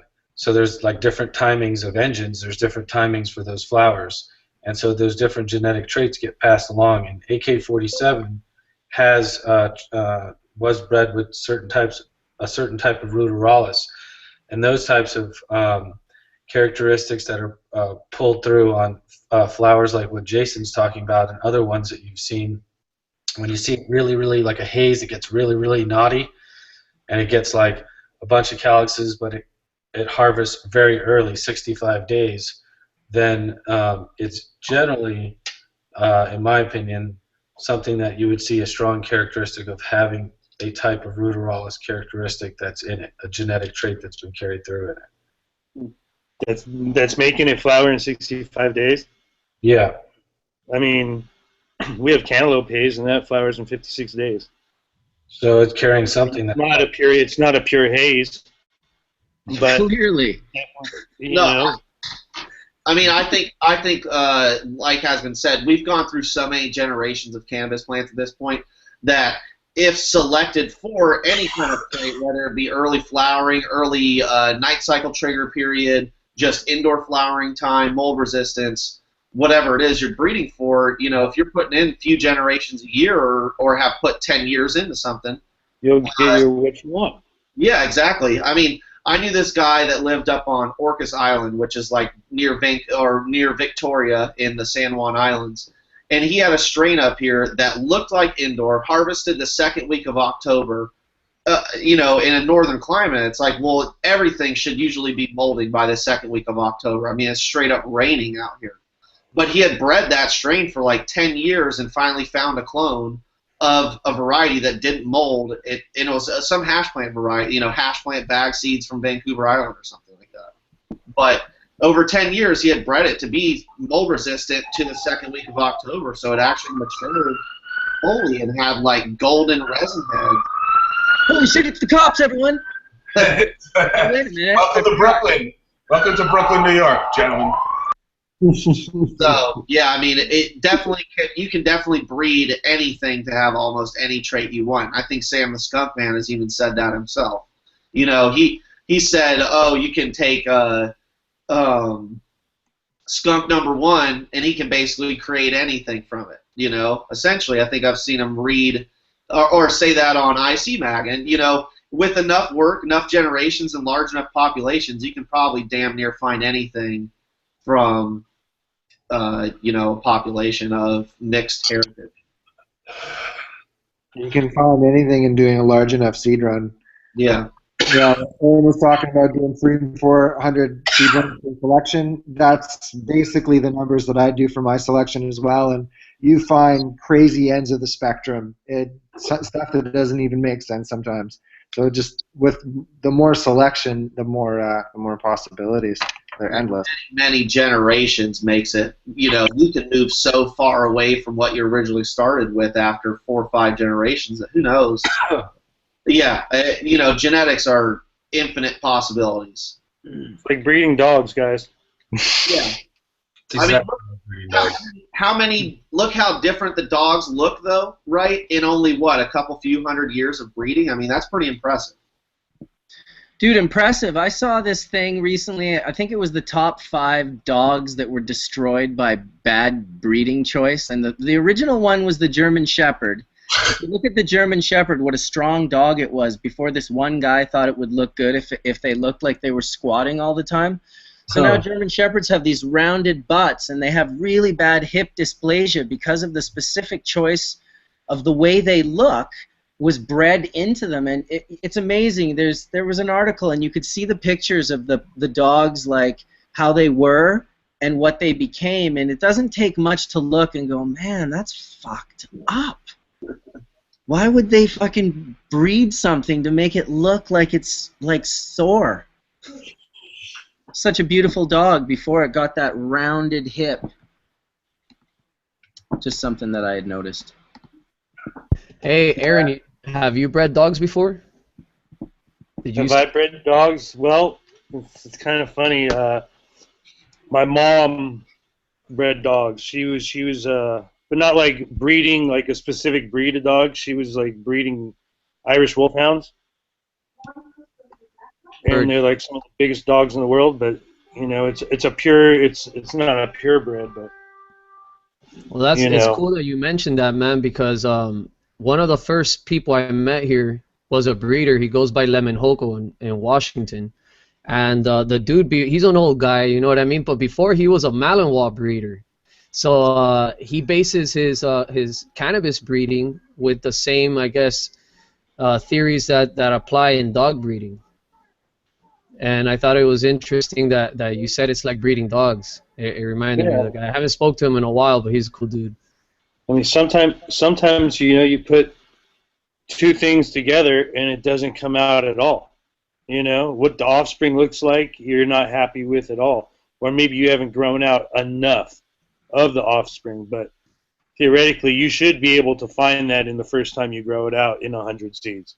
But if you did 10,000 seeds, then you have you have a bigger spread. But if you can't find it in 100, then why go through 10,000? Yeah. I only have one rule with breeding, and that is just grow as many of everything that you can make as possible. Period. Like that. I don't really care about a lot of the other stuff people want to talk about in terms of, oh, you have to do this or you have to do that. BXing is no good. This is no good. F2s, whatever. Just make the cross and grow it, and if it's successful and you get great results, in my eyes, you're a successful breeder. Period. I don't care what anybody says. Oh yeah. If you manipulate F1 hybridization, bro. Yeah. If it works, and you got the 2 parents to make those strains, then absolutely, then keep it going. Yeah. You're not getting rid of. They might find the people that are growing those seeds might find something better than actually what you're starting off with. Better than your mom, better than the father, depending on the pollen donor, they have a chance to find something even better, On that point, I've got to agree. The one thing I will say is what people really need to do is make sure they're familiar with their parent stock. That's one thing that really kind of pisses me off when you see people just grab the latest craze and just throw everything at it and release it. At least get familiar with your parent stock, and then you have that instinct to know what to put things with, what directions to go in, and then you will find things. 100%. There's always those gems and familiarity. Just really trying things out. Good point, bro. It's so true. I think that true. That's a fucking good one. Dabs on that, brother. You see me, bro. I had the forum cut for 4 years now, and I only just started doing something with it, and that's it. It's like I went on no crazy get it out there thing. I just wanted to know the plant for a little while, and now I feel that I'm going to come with something worthwhile rather than just something that jumped on a craze. And you see it from a lot of good breeders where they're working on things, they have it for a while, you see that familiarity, and then boom, they use it with a few different things, and because they know where it's going to blend, they can use the same mother with a few different parents and just throw out different wonderful gems on whole different profiles that really open things up for the female hunters. The combinations, you know, you have, you know, I don't know what it's cool to have all the crayons, but then it's nice to have those primary colors that you use to make all those colors. And once you have those primary colors, you can create, and you know what those are going to do when you add them into things, you know. And then you can go through those things that you create to look for that added spice to whatever you just did, you know, and that comes out good, boom, then you have something new, you know. It's those F1, those are what's special, man. It's the F1 hybrids, bro. It's you know, it's having those raw colors, putting in with those other gems that are out there, you know. Bro, the 24K that we've been fucking with, honestly. You better say me. All of the tangy. It's got that tangy that we want, but it's got that super punch from the OG. It's got the OG structure. It's got the insane frost. I'll be honest with you, I think that we got almost 10% pure heads off of the 24K.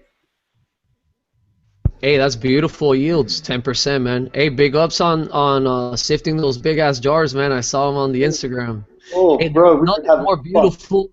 Yo, when you get 10%, 99 from like the 196 up, right? That's it, bro. That's it. Just that little level. And do you know what we done? We took the 75 out.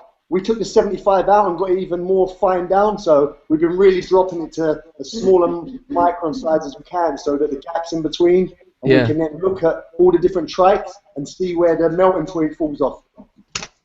Hey, you're a very good hash maker, man. But you know what? If you include those heads even that are maybe don't melt as good, the yield's way higher than the 10. If you're getting 10% full melt, that's beautiful. No, insane, bro. Honestly, the 24K and the Nicole are two very, very special hash strains.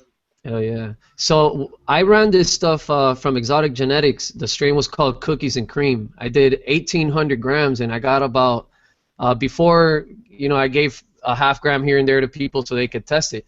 I was at like the 9.5% yields, bro. It was amazing, like 170 grams of dry sift. It was a lot of dry sift. Until you're actually doing it, you don't realize what's possible. I'll be honest, now that everyone's really dedicating the time and putting down some notes and going through it, the viability of doing pure heads and taking it to one side is massive. It's so viable. It's like, I can see that everyone's going to be able to try this and it's going to be fun. I'm looking forward to seeing everyone with some melty sift. And do you know what the truth is as well, yeah? It sounds crazy, but 97% heads taste like popcorn to me. 99, nothing but terps. Yep. You know what? It's an acquired taste. So yourself, you smoke a lot of dry sift. You know, so do I. When we have dry sift, if you, let's say, smoke water hash that, let's say it was around with clean water, you could taste the water. If you're smoking something with stalks, I know in my head what stalks taste like. I'll be right there, Darrin. So it's one of those things that when you're spoiled with smoking nothing but resin heads, man, sometimes you just strive for the excellent smoke. What do you guys are clear? I know. That's dry sift. What do you got there? Like 5 pounds of dry sift, bro. That's crazy. Get working. Damn, you just shit on my 170 grams, bro. Damn. hey, holler at your boy. If it ain't at 99, you know what I'm saying? I'll be there. I'm ready for the tangy party. And technique for that lot. The tangy party. Yeah, I'm down. Dude, it smells like friggin' tangerines now everywhere. Hey, I think that terpene, the tangerines, is a key to winning first place all the time, man. It's so fire. I love it, bro. I almost traded my head stash fucking jar for jar with a dude that had some tangy water hash, and I couldn't get the jar, man. The dude smoked it all to the head. It's fire. Bro, I need to go to my 24K. It's not 24K, it's going to blow your mind. Winning blend, bro. It's a winning taste. It's a winning taste in terpene, but right now, if you enter tangy really into an extract category, you're not going to win because everybody is entering tangy. Everybody's got it. Everybody, yeah. But man, you know what? I would just smoke the tangy to the head then, bro. Because it would win for me. If I was a judge, I'd pick tangy. But I've only been smoking it for like a year. Yeah, but if you got 20 people entering tangy, bro, you're gonna be like, oh, it's just fucking tangy, bro. Yeah. You know, you got 20 people, 100 people entering OG. Oh, they're all OG. You know, it's got to be something that boom pops out of those OGs and pops out of the fucking. You're right, bro. Sativas that comes. You know, I mean, I don't know that we look for something different. You know what I'm saying? It's like, and tangy is one of those flavors. Like, you know, Crockett, God bless him. You know, like for his work. But like, he comes up to me in the cannabis cup. He's like, "Look, you guys got to have this. You got to check it out." And I open up the jar and I'm like, "Dude, this is 1995, bro. This is 1995, 94." I'm like, "Oh my god!" And he's like, "I go, hold on, you know." And I gave it to my buddy Serge, who happened to be there, and we were all downtown bicycle messengers, moving, peddling shit around downtown, all sorts of shit, and these were one of those things we had back then, and and I was like, damn, he's like, oh my god, it's back, you know, it's back, and then, you know, we gotta run with it, and then we, you know, helped out our buddy Crockett and produce his whole line and everything, so he's on the straight and narrow, and yeah, it's that flavor, but something else that pops. I mean, you cross that tangy into something, yeah, you can find other flavors, bro. I've heard strawberry flavors, I heard apricot, I've heard peaches, bro. I mean, that's where I think it's going to be interesting. I really want to see that tangy as an undertone, where it's so dominant at the moment. I feel as an undertone it will bring out more, 100%. We've noticed that. With the 24K, we've seen a few different phenos. A lot of them are tangy dominant, but the one that we've seen that was kosher dominant was perfect because it just gave that little aftertaste and burst that you kind of want, not to dominate, but to leave your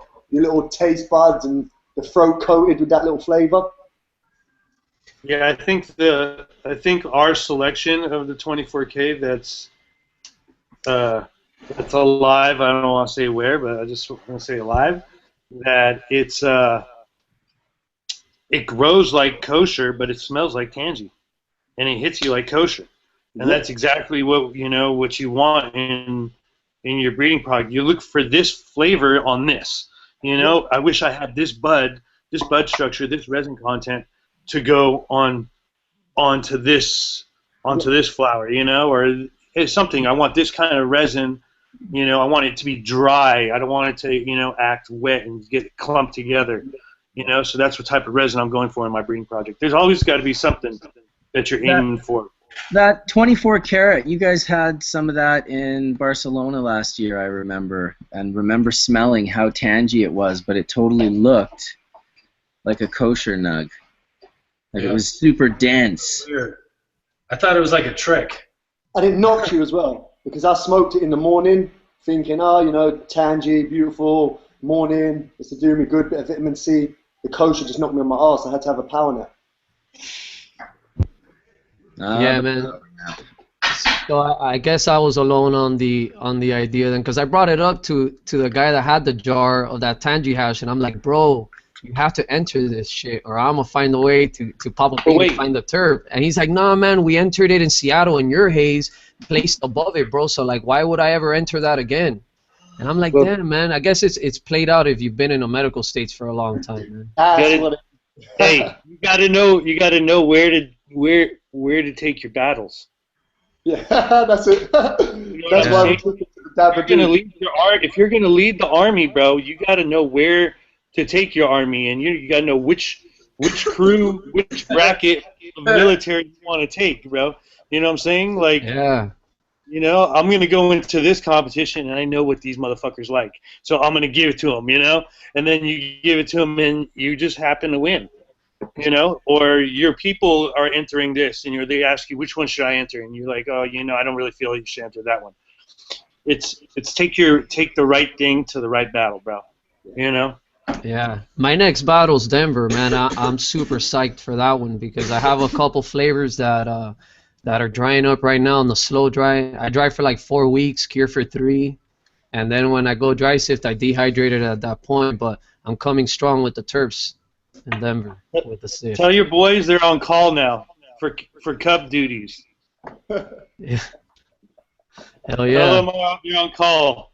I'm gonna get a hold of you, Cuban, and I'm gonna say, hey, we got this war we're gonna go into, and I want your boys with their hash to come with them and fucking bang all the rest of these dudes down. You know, Hey, and they can walk away with. I got the weapons. I can do it. I'm hella down, man. I'm excited. I love the cups and all that stuff, man, because I don't get to go out very much, so it's like little mini vacations for me to chill with the people I see online in person. It's fun for me. Just as long as your plants are taken care of.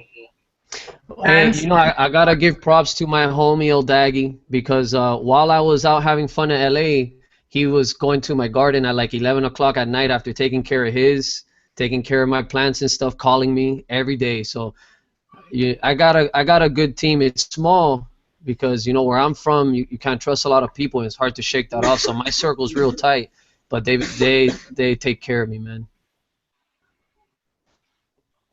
It's about quality, not quantity, bro. Definitely about quality.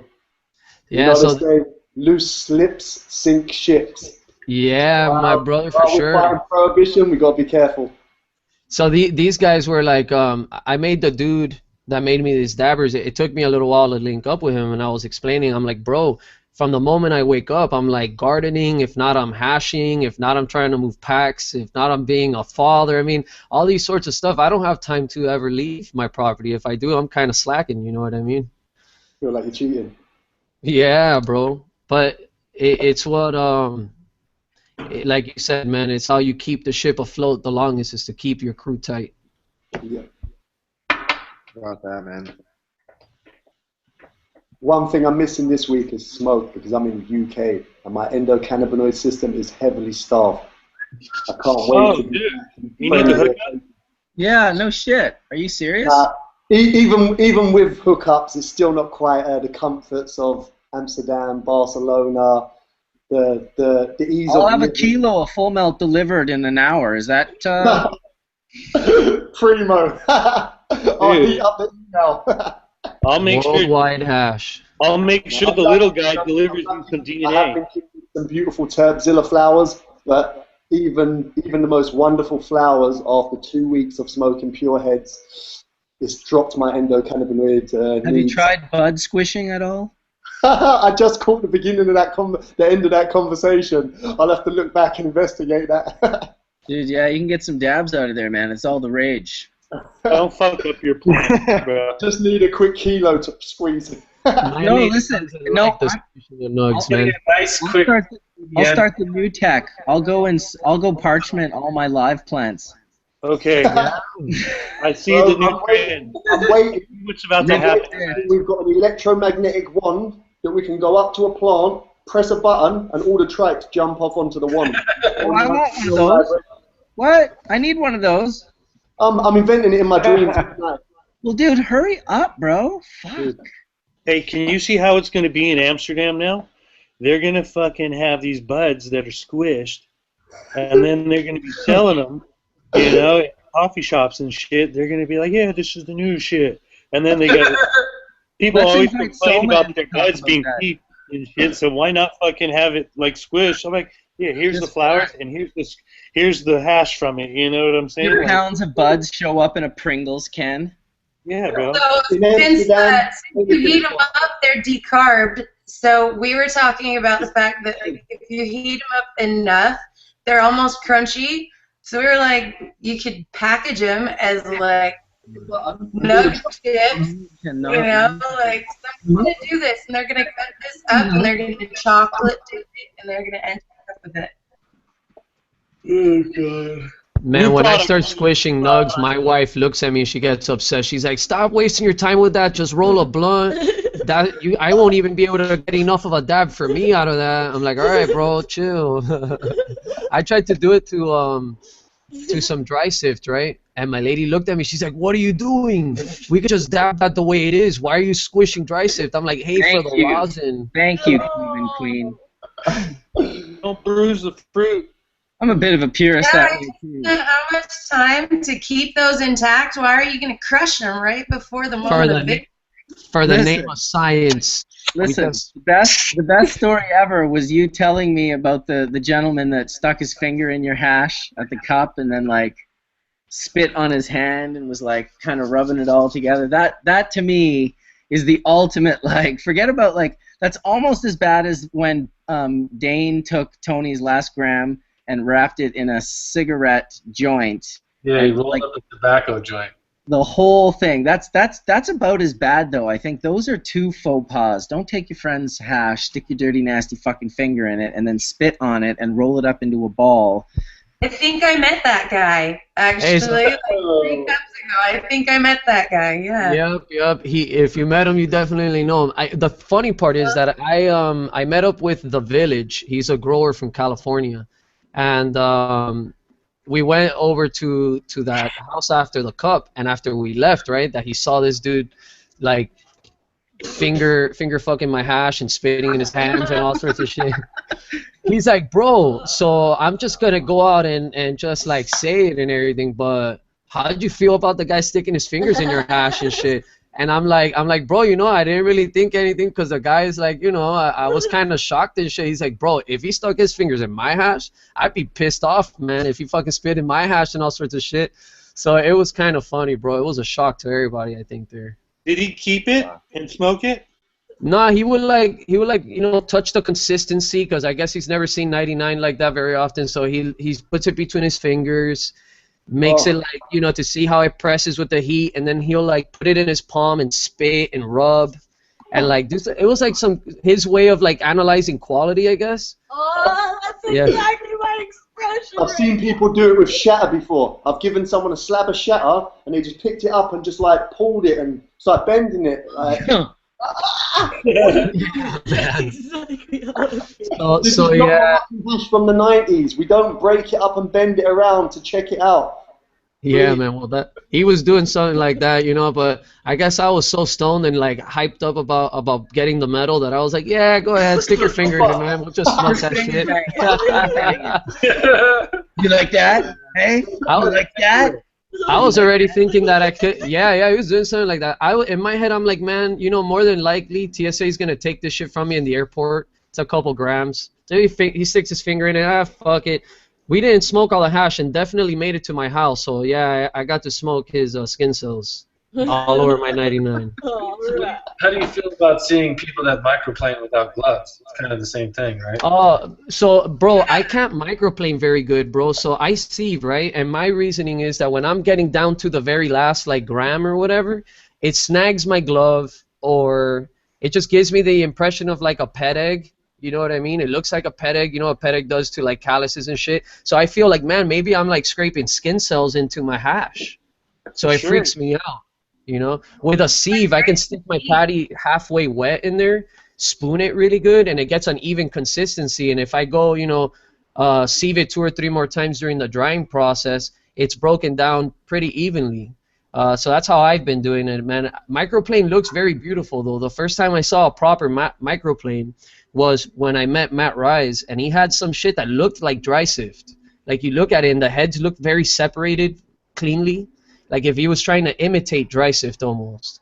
And that's what he told me that he was trying to do, was give it a dry sift-like appearance, because he liked dry sift so much but couldn't make it, that he was trying to make his water hash look like it. But my microplaning definitely doesn't come out like that at all. I suck at microplaning. I hate it too. I'm not good at microplaning. You're not the only one, bro. I really do have a nightmare with it. I'm going to work on it, conditions, because I think the conditions are very important that you're in. You're getting the temperatures low around you. But as far as microplaning, for me, I've had a nightmare with it. Yeah. It's not my favorite thing to do. So you're not alone with that. I just recently bought a microplane so that I can just have it in the tool bag, just in case that moment comes up where something's a little too much to go through. Yeah, so I've got one in my arsenal now. I might play with it a little bit because I really like the way it looks. but I don't know. I definitely prefer the sieved as well. It's just You gotta think really cold. flavor. After seeing the Trichome Heavy Extract guys, it makes me want to be able to do it, and I got Yeah. You just gotta think really cold. That just took There are it to people that are good at it, bro. Cold.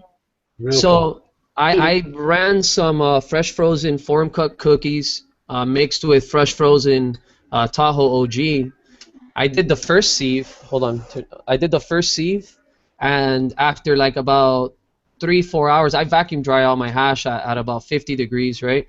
It started to almost like make like a flat patty, like it had greased up. I froze it for about 2 minutes. I took it out of the vac, froze it for 2-3 minutes, and tried to sieve it, but ended up with some chunks because it had greased up, and I was forced to microplane at that point. Sieving works really good for me on dried and cured material because I don't suffer from that greasing in the vac. Yeah. It's the fresh frozen ones that really do take that work. Yeah, bro. The most upsetting thing I see is time and time again I see people coming with fresh frozen runs that have amazing potential, but they've just not let that water get out, and then it's got that horrible little stagnant kind of water smell to it. And although if they get you quick and it's smelling good, but they give you a little sample that you take away for a few days, and then slowly that water starts to stagnate, and then you start to notice the issues with it. And yeah, it's good to do fresh frozen if you can dial it in right and you can get it dried properly, but if not, it's something that people really need to consider doing smaller amounts till they perfect and not ruin a whole run, because until you do get it broken up and dried right and in the right amount of time, you're risking fucking things up. So check this out. Sorry, if it's not powder, I want it to be as hard as a rock. I want hash that's, greased into a little ball like that. This is as hard as a rock, and it just breaks and shatters. And that's because it's been dried properly. So with I've played around a lot with hash. I used to just smoke it also. I've done a lot of different experiments. I started making hash, drying it, right, and then running it through dry sieve screens to see if I could separate the resin glands again on very sandy strains like my haze that don't grease, you know what I mean, that stay tough. When I microplaned my hash, I figured out when I ran my 90, it was like going through almost my 196, and I'm like, man, why in the hell are these bigger heads that I caught in this bag? Yeah, why are they going through my sieve, man? I don't understand. So I started theorizing that the microplane was like shredding my heads. So I started sieving a lot more. Now when I sieve, if you see my photographs, you can clearly see the shredded heads from microplane versus the intact heads from sieve. Oh yeah. When I sieved my hash the next run for the experiment, I did to do it properly, I did a 160 down to a 45, right? And after it dried in the vac, after sieving and everything, I broke it down into a powder. I ran it through my 86, my 125, and I have a 180 something and a 196, and I was able to actually separate the resin in qualities and make it like the 196 was very melty, the stuff below that wasn't as melty, and kind of like do the separation that the bags would have done. Sure. But this time the heads weren't going through the sieve. So ever since then, man, I'm a dry sieve guy. I don't want heads that are cut in half. Sure. You know what I mean? So the sieve is I definitely... wouldn't take them out of bed for eating crackers, I'll tell you that much. I'll smoke them all day long, but I prefer sieving as well. And I would only add that when he says the 196, he's talking of about a 70 micron screen. For those of you that think he's talking in micron, he's talking in mesh count, lines per inch. So don't be confused by those numbers. 196 microns not going to get you what we're talking about. Yeah, so 196 is like a 70. So imagine, guys, having a 90 micron hash that just goes through a 70 micron screen like just easily. You know what I mean? It's not supposed to happen. So yeah, that's why I like sieve. I feel like it preserves the resin that I grew. I don't want to cut it. I don't think that could be argued that it preserves, because it's definitely... I haven't made bubble hash since I've been sifting. I don't think I will make any for a while. So so if you think about fresh frozen versus drying out your plant before you dry sift it, those terpenes are alive. They're kept in a frozen fresh state. And so when you're talking about seeing it go dry and then seeing it go greasy later or caking out later, that's because those terpenes are still alive. They're still moving through their position. Sometimes they're attracting water, sometimes they're pushing, but they're volatile, and they're leaving the material, or they're staying with it. I want to see. Oh, go ahead. Oh, sorry, it cut out on me. I want to see Cuban sift some fresh frozen, or not fresh frozen, fresh freeze dried nuggets. That would be dope. I was experimenting with keeping fresh frozen, then vacuum drying that dirty keef, and then refining it to 99 and curing that keef, and I was calling it live sift, and it was coming out with similar terpene profiles to what a fresh frozen water hash run would give me. It was like curing and drying the resin without the plant matter in it, and it was pretty good. I wasn't able to cure it that long because I'm a hash head. I was smoke it or share it with friends because it was very interesting. It was giving me cool colors on the resin as it was drying. But definitely love fresh resin, man. Yeah, no, that haze that we smoked, that was super good. I mean, the fresh frozen stuff. But just, taking the nugs and freeze drying them right away, they'll be crispy and dry, but the resin has actually been preserved, I'm assuming. I have no idea. I'd just be interested to see. I'll freeze dry some nugs and I'll bring them over. So I saw the Harvest Right freeze dryer. I thought that was cool. I was trying. I know that it works on a process where it gets cold and then goes up 20 degrees and back down, and it kind of the water leaves the hash in a frozen state, right, as gas or whatever. I was thinking of trying to convert a chest freezer into a vacuum chamber to see about vacuum drying at those cold temperatures, but without spending $5,000 on a Harvest Right. You know what I mean? Yeah. No, I feel you. I think that's what happens. But I'm afraid of the chest freezer crumpling on itself. It will. Yeah, no shit. Yeah, it probably will. Yeah. If you're talking about pulling a vacuum in the actual freezer.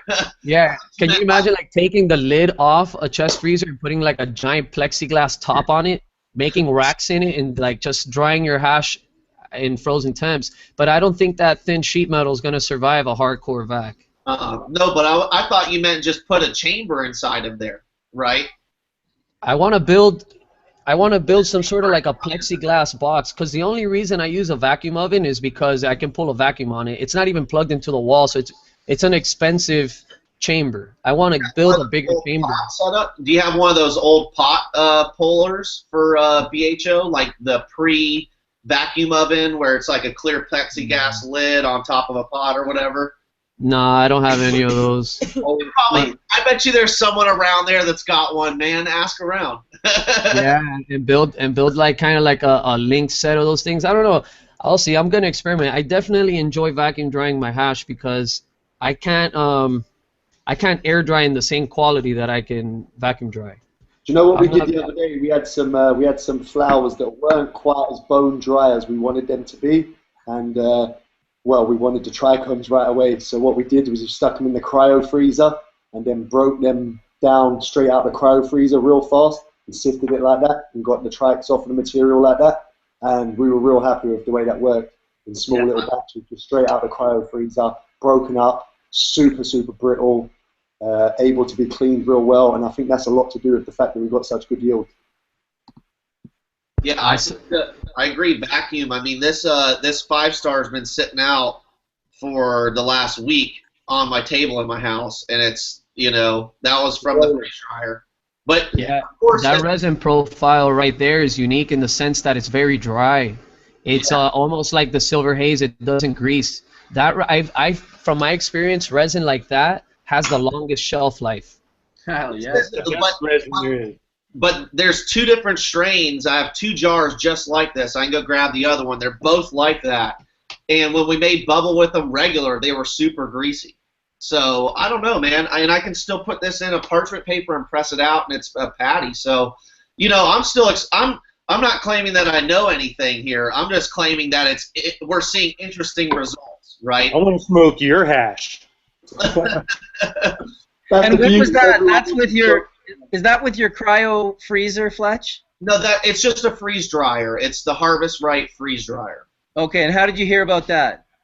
I had just thought about freeze drying. I think like everybody else had for years, and I was looking it up on Google, and I came across one that was $3,800, and we've been looking at it for months, just like should we buy it? Should we buy it? And we just finally bought it, and worth it. He threw down on it, and he's running it, and for him, he's got a big enough setup where he's making enough bubble and doing it for a couple of our friends that he doesn't like microplane, he doesn't like sieving, he doesn't want to have to buy racks and shit. I was like, dude, let's just take the risk and see if this shit works. If it doesn't, we'll make fucking food out of it or something, like we'll freeze dry apples and shit and make snowmobiling snacks, Thank you for trying it, bro. Thank you for trying it from everyone, because people like you reach out and try this thing.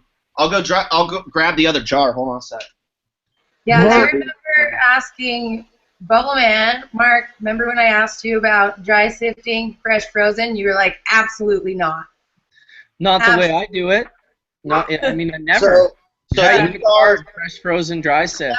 You have to think outside the box with it, because you definitely can't dry sift the shit when it's fresh frozen, because it gets so gooey. The most I've ever done. Get that real solid. I did 1 gram. Freeze dry it. Exactly. Yeah. Yes. Freeze dry this. So you think freeze drying is better and more secure than just allowing it to dry itself? I have no idea. It's the time. I'd be interested in seeing a side by side on the same stuff so that you can get a good. Here's the thing: freeze dry some bud and smoke it, and tell me if it's enjoyable. Yeah, like I said, I don't claim to know anything. We have one. Do you get that freeze dried taste, or how do you avoid that? I have no idea. It might be super green. Yeah. Yeah, in Fletcher's defense, though, timing is everything. So if you could time it during the cure process, when you wanted to have that flavor come through, you could do it in a fresh cure, then freeze dry. But it may over dry it as well. I have no, or like Tony's saying, wait for like a 5-day dry, then freeze dry it, then sift it. I mean, there's a million things you could do, like get at the resin earlier or preserve it better and still be able to like dry sift or whatever else. I mean, it's pretty stable to me. This jar's been sitting on my table for a week, right? And it's like it won't move right now. But if I just mix it up or whatever, it's just it's just like dry sift. It's nice and powdery for sure. We all need one of these machines. And this is a different strain than the other one. And I mean, they're not exactly like dry strains. And I'm not saying this is necessarily the best. I mean, we're still tweaking it. Under a microscope, it looked like some of these may have been are like maybe a little bit buttered or something from the freeze drying process. I'm not positive. Is the terp still alive inside there? Yeah, it smells great and it tastes good. So I'm kind of on the fence, and it may just be that that processing we needed to put like a tinfoil cover on it. Maybe we need to modify the heating elements to be a softer heating process, and we could probably talk to the manufacturer about that. We're still in just discovering it and playing with it. The fun stage. We're at the fun stage. Yeah. If anybody's got ideas, tell us, and we'll try it. What would happen if you tried to freeze dry like fresh straight terp? Like that would be a good thing to determine what you're actually doing to those terps while you're freeze drying them. Is just hit the straight terps and see what it does to those. Don't waste them. I don't know how. I don't know. So I've been playing around with that and using that for some other things too. The same technique. I think you just need to dial it in, and you eventually will dial it into what you like, and you can dial that strain in and that resin. But it can be used for a lot of different things, and it's used for different things even today with foods. Yeah, it's used in the lab a lot for a lot of stuff too.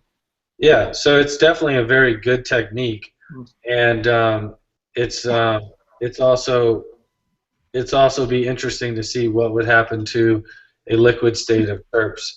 in a freeze application like that. It could turn to like a powder. I don't know, but I dropped like a vial yesterday of some sour D in my kitchen. It was bad. It was good, bad? It was good, bad, but it was just like boom, and I was like, oh my god, and everything like just shattered everywhere, and there was just terps everywhere. I was like, That's really bad. I think we need to all take bong rip to the rest in that's peace. what I was trying to tell you. I had a confession, and it was not even on the good side. It was on the terp side. It was like after all those years of growing, trying to get to the terps, got the terps, put a terp in a vial, keep it like a holy grail in the shelf, never touch it, let it breathe out for 6 months, go look at it. As you're looking at it, you just so horrible. Hey, guys, Mark, you know the film container that Sam the Skunkman always has in Amsterdam?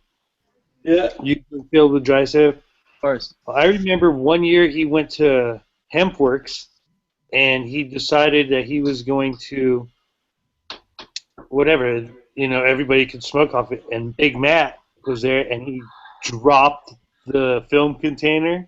Oh my God. On the floor, and all, could you imagine, like, his night, The vibe from the person who owned it was not cool.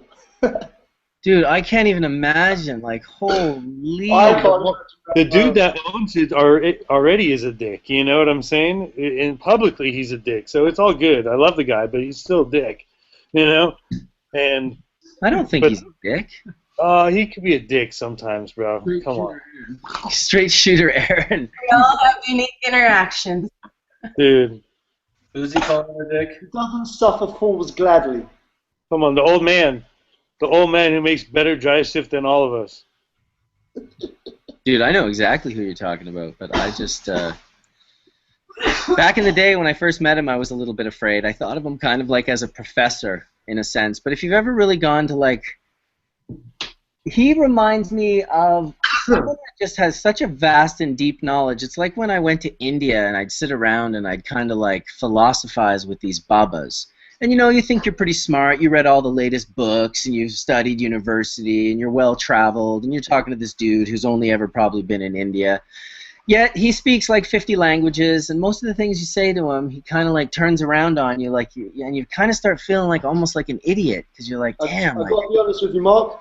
In the short conversations I've had with him, I have learnt more than years of reading. No shit, dude. No, wild shit, wild depth of knowledge. But you're right, he doesn't suffer fools gladly, and I've seen him cut some people down in ways that made me cringe.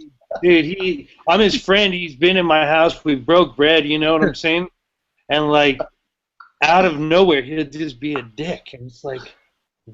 Why would you want to say some stupid shit like that, And hey, sometimes it's all good. I love the guy, bro, but sometimes he can be a dick. And I love the guy, but I'm gonna call him out in Hash Church and call him a dick. Respect your elders.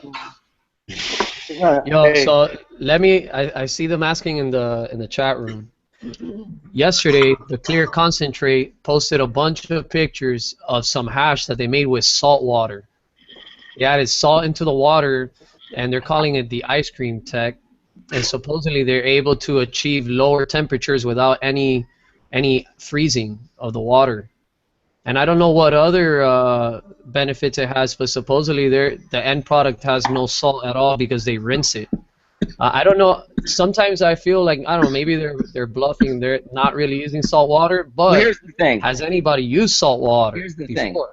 You got a temperature of about 4 degrees. If you can get a 4-degree temperature just above 0, which is Celsius. I don't know what it is in Fahrenheit, but you can figure it out. It's only a few degrees over whatever your 0 is considered. Me too. I always forget. I'm Canadian. We only have one road. Anyway, the temperature, the perfect temperature, is cold. Obviously not so frozen that glands are going to shatter.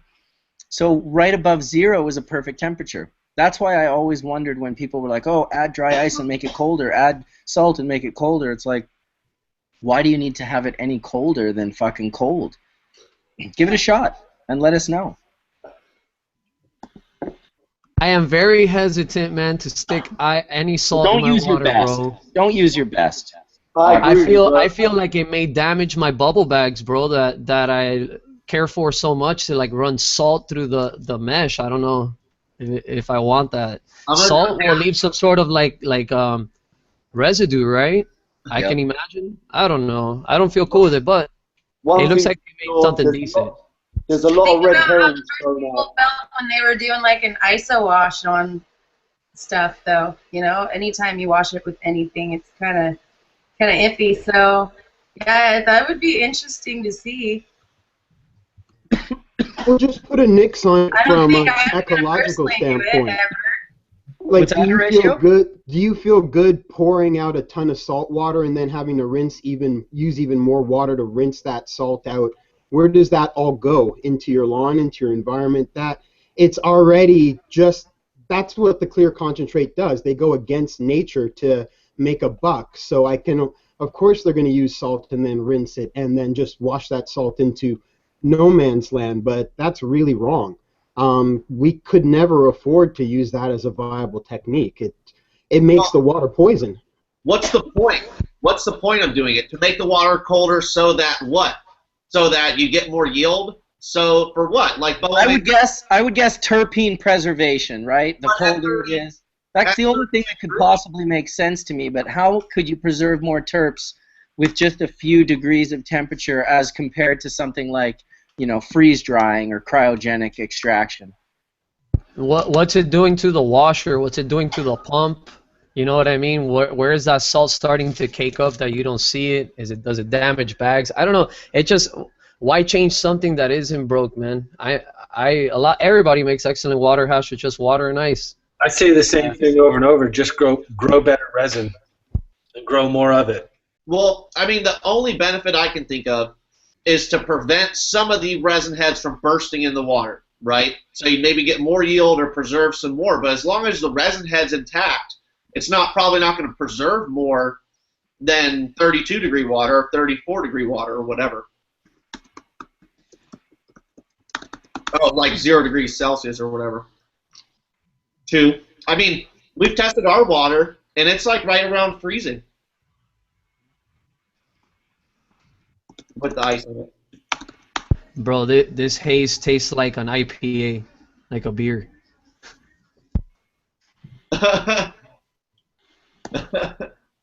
Mature. All right, we're trying to get Soma in here. He's been trying to get in for the last hour. I think he's finally on a computer. And he's in Jesse's account, and hopefully I can send him the link right here. He's tried to come in 3 times, and each time there's been an opening. Someone else has come in. It's been pretty funny. So let's see if we can get him in this time. See if Soma makes it in. Boom. He was trying on his phone and getting sent to the empty room. But we got 1 spot open. We got 481 viewers. I think we had about 510 at our peak. So it's nice to see Hash Church is broadening its scope, opening up to. Oh, there we go. Welcome, Soma. Hey. Awesome. Right on, brother. Hey, bro. Good to see you, man. Hash Church is complete. So How's it going? It's going super good, dude. Let me get my volume up a little. That's better. Great to see you. Good to see you, bro. I'm in the UK at the moment, visiting some family. I'll be back this week to catch up. Been missing you. Nice. Hi, Soma. Hi, who's that? Tell your lovely wife I said hello. Jendo. I met you all in Amsterdam with my Uncle Jake. Nice. Yeah, Hash Church Sunday you guys were there. Yep. And I keep in touch with your wife on Facebook. Cool. Nice. Yes. Yes, and who else, Soma? We have my friend Horatio in the house who makes the D-limonene extracts and is a man of many hats, so I want you to meet him. As well as True, Phil, right, I don't know if he's next to the box, but he's another friend of mine who uses cannabis medicinally. They both use it for similar reasons, actually. We got Fletcher in from Archive Seed Bank. He was over at your house as well, I'm certain, at one point in time at the last forgetting my snake is on my neck. Oh, nice. It's not a dread, it's your snake. I got my dreads around my neck too, but when I do that and the snake's there, I forget the snake is there, and then all of a sudden I touch it and I remember. Well, if we hadn't offended the Christians before using the name church, now we've invited the old bearded guru guy with the snake around his neck. So there, Christians. Hey, I got some really nice hash here. Too bad Drew isn't here because can you see that? Oh wait, can you see that at all? Oh, it's too bright. Let me see. Yeah, I wanted to finish the introduction. Like that you can see it. Oh yeah, that's nice, right there. I'll take that one square closest to the edge, next to the tiny little square. That's like 77 screen amnesia haze. Ooh, 77. Water hash. Yeah. Nice. We love amnesia. So also, I want you to meet Cuban grower Soma. He's a young and up-and-coming killer grower that makes amazing resin in a variety of ways. We'll sit and all puff one day soon, I'm sure. It's already a hash legend in my eyes. What's up, Soma? I wish I would have met you last year, man. I wanted to go to Amsterdam, but this year I'm gonna go there, dude, and I would love to puff on some dry sift with you. I'm pretty easy to meet. Yeah. Hey, I'll just whip out the hash, you know what I'm saying, and I'm sure we'll be friends, man. Yeah. Hell yeah. That's the way it works in this industry, man. Put out Hell the good yeah. ones who are happy. So Tony. Where's Tony? Tony's in the house. Yeah, how you doing, Tony? I'm good. How you doing, Soma? Glad to have you. Travel around a lot. Yeah. I don't know how you can do that and do what you do there. Sometimes you have to figure that out, and I think it's been a good year of transitioning into figuring that out, you know? Cool. Well, good to see you. Thanks. You too. You do your stuff. Tony flies around in a private jet, so. Speed things up. He doesn't have to worry about queuing up. No, that's not true. Aaron, how you doing, bro? He rolls with the right crew. That's it. How's it going? It's going good. How's Good. it at home? How's everything? Nice. I was walking in Vondel Park with my kid today and Jesse. Oh, nice. A little chilly though, but sunny. Vondel Park. That's a good park to visit if you've never been to Amsterdam and you're going there and you're trying to visit all these different coffee shops. I'd say like hit Vondel Park once you get yourself some herb or some hash. Nice. Smoke a spliff, man. Yeah, really. And it's an amazing park. It's really nice. To just sort of see unique things. People watching. It's an amazing sociology experiment. You just Yes. see the most crazy things go down. I love it. Totally, dude. I was trying to figure out what you were rubbing. I thought you were rubbing your chest, and I had to zoom in a little closer. My snake. It's my snake. You know, it's a little bit I see it. wilderness in Amsterdam, you know. Yeah. And I got 13 cats around me at the same time, so that's tricky. Does that snake ever try to eat a cat? No, they don't. All right. They're both like mice. The cats and rats don't get on, but the snake They and don't like the same food, that's for sure. They hunt together. That's it. They got a crew. Cat identifies where the little mouse is, and the snake comes along and just eats it. Dude, I personally. Is anybody smoking on this thing? I gotta light up. Listen, you light us up, man. We're gonna blow smoke in Rob's honor towards the Vatican. He does it every Sunday wherever he is. He's been doing it for friggin' 30 years or more. I'm dry toking because I'm in my mum's front room. You can see it. All right, you got your little roar pipe out. What am I gonna pull out? Some. Can you I guess the Great Gardener. All right. I learned recently the only thing I can get away with doing at my parents' house is dab tangy because my mum doesn't recognise the oranges as anything cannabis. CBD Renee here. I can see it bubbling. Oh. Yeah, Mom, I had really stinky farts, so I had to spray this, you know. The look on her face, I see her looking and she couldn't quite figure out what was happening. And then she just said nothing, and I knew if she smelt an inch of like a tiny bit, she would have gone off on me. So if you want to smoke tangy and not get recognized as having a cannabis smell, that is the one. I'm still smoking that tangy. I'm not quite finished with it yet, you know? When we were in Uruguay, we had some tangy. This was years ago, and we were on the Buquebus, which is a ferry that goes between Argentina and Uruguay. And when we were on it, we were in like the cabin because you don't want to be outside. It's cold. It's nighttime. And we dabbed it up on the ferry, and nobody like the security guard came out from above, but nobody knew what it was exactly. You know, all they could do is smell this weird citrus scent. You know. And we pulled it off, thank goodness, because we're in the third world. You know, you're kind of not where you want to go to jail. Yeah, for real. Yeah, I love Especially those. like Argentina, dude. They'll like throw you into a town. Here's jail. Defend yourself. We'll never come to you again. That's when you got that's when you pull out that tangy nugget and everything is okay.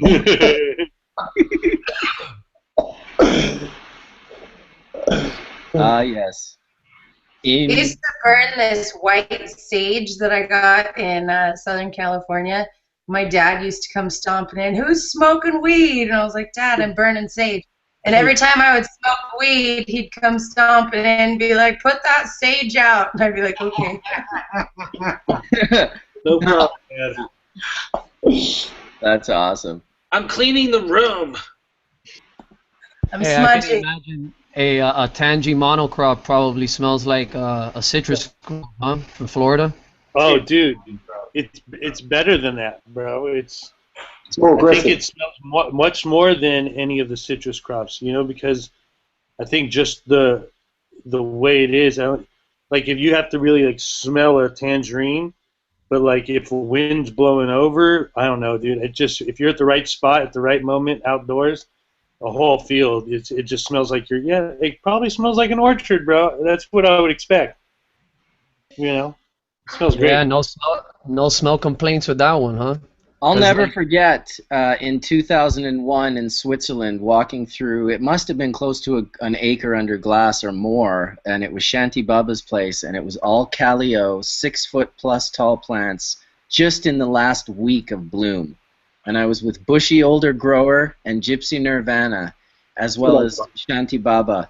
And man, walking through that, we were just like, it was just that super strong, fruity, orange, rank.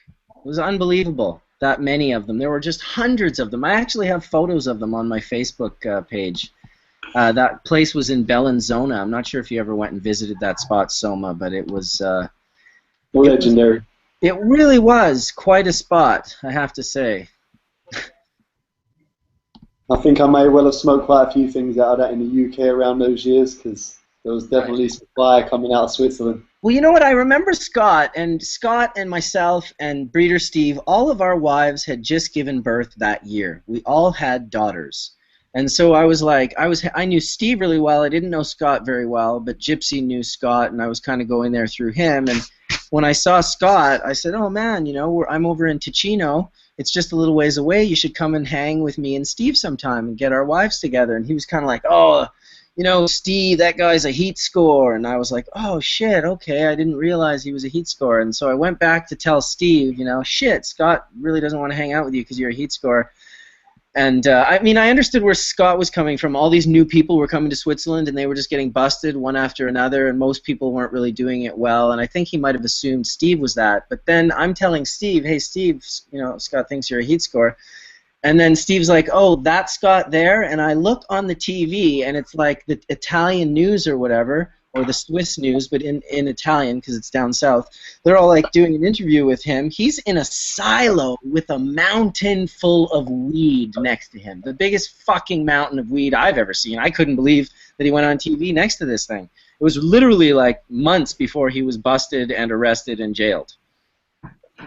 So it was a pretty weird experience to be telling Steve, dude, Scott thinks you're a heat score. And Steve's like, dude, he's standing next to a mountain on TV right now. That's a mountain of bud. The fucking train that goes through his silo. Anyway, Steve ended up leaving Switzerland without any charges. He moved to Malaga, got into the orchard thing, was growing grapes and olives, and then now has moved into Kelowna for quite a while now, has a really nice winery there that you can go and support if wine's your thing. It's called Rolling Dale. It's Breeder Steve. You can buy some of his famous ice wine that's like called Sweet Tooth, and he won quite a few awards with it. Ooh, sweet. Sweet Tooth. And I miss Steve. You know, Steve was always a quality guy. He always had the quality resin. Like I just thought. Working with those aquaponics too back then, you know. I was talking about that earlier, Soma. That we were calling it guppyponics, but yeah, it was aquaponics that he was using fish to feed. You know, I grabbed that picture of Chris Iverson, Woody, off your page. Oh yeah.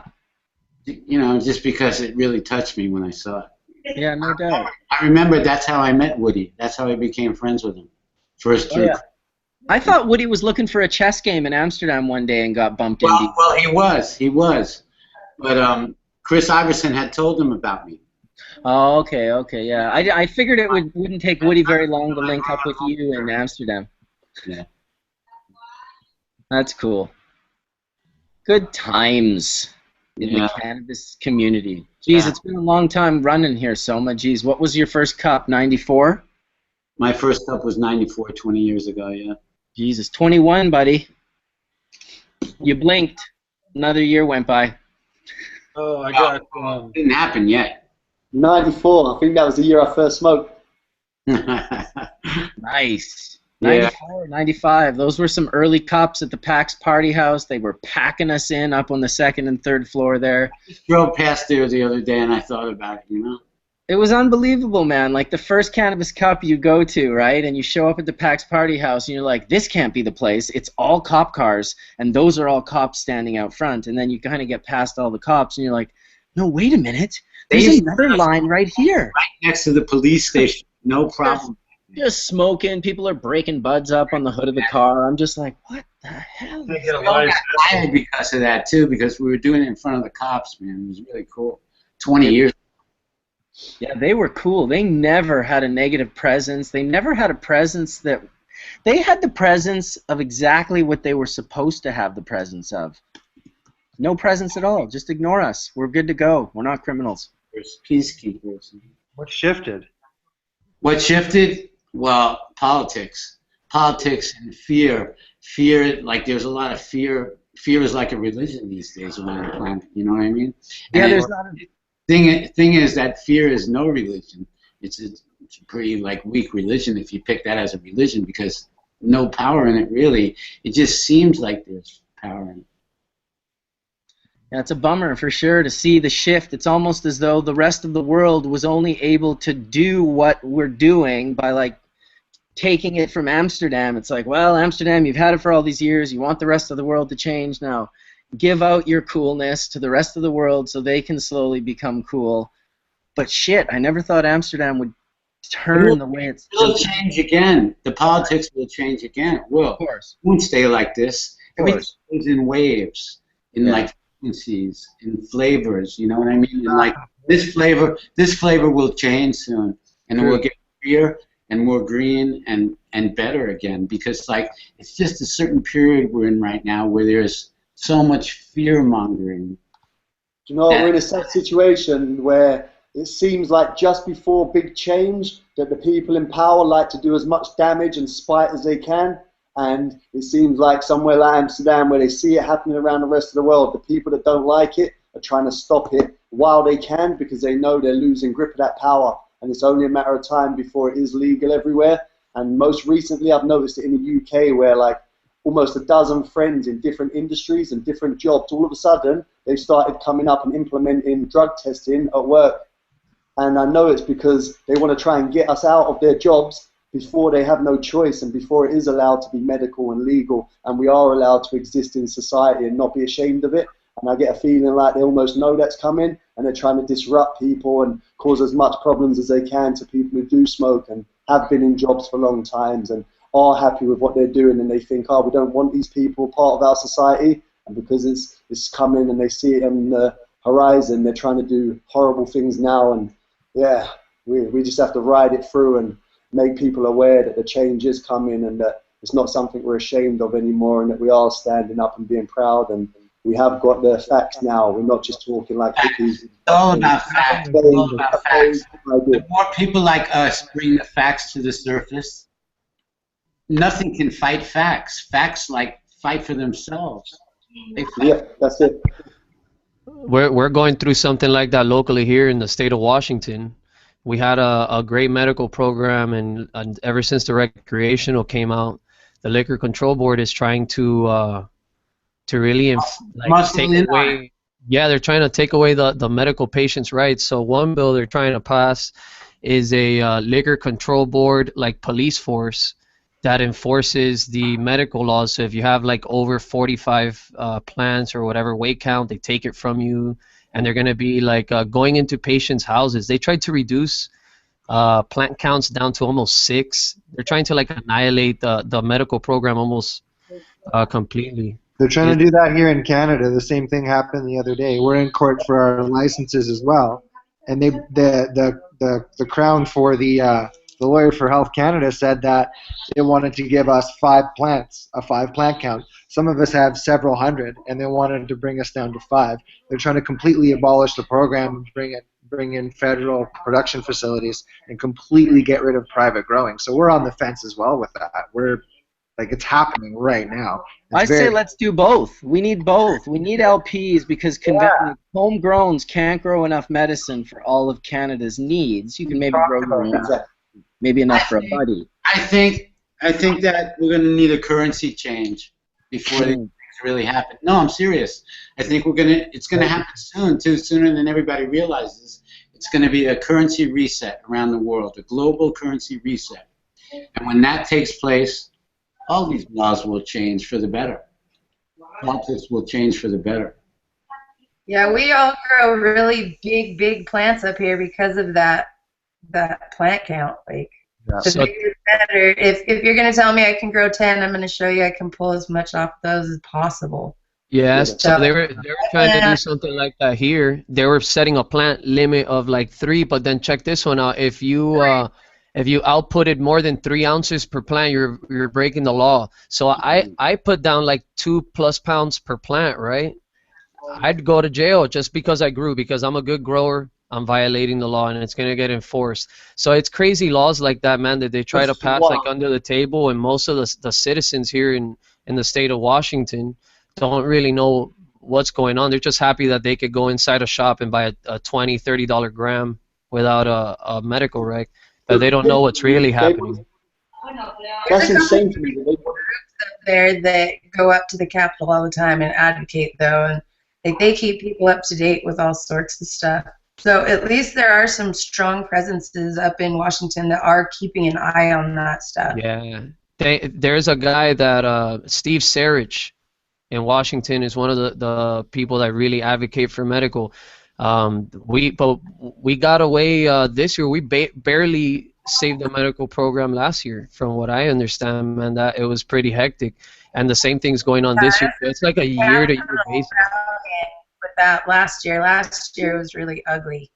Yeah. And there was a lot of people out there fighting, though. Like, I had the opportunity to go sit in with one of the legislature meetings, and I don't know all of the politics stuff. I just follow it and get filled in. But yeah, I got to go up there and tell my story and fight for it. And there was a lot of people there that were really passionate. Like, it's really inspiring. Washington has opened my eyes to new things. Like, it's amazing to see that people can actually go up and there is a forum that they can stand in and they can voice their opinions and how it's going to affect them. And coming from Utah, we don't have that freedom.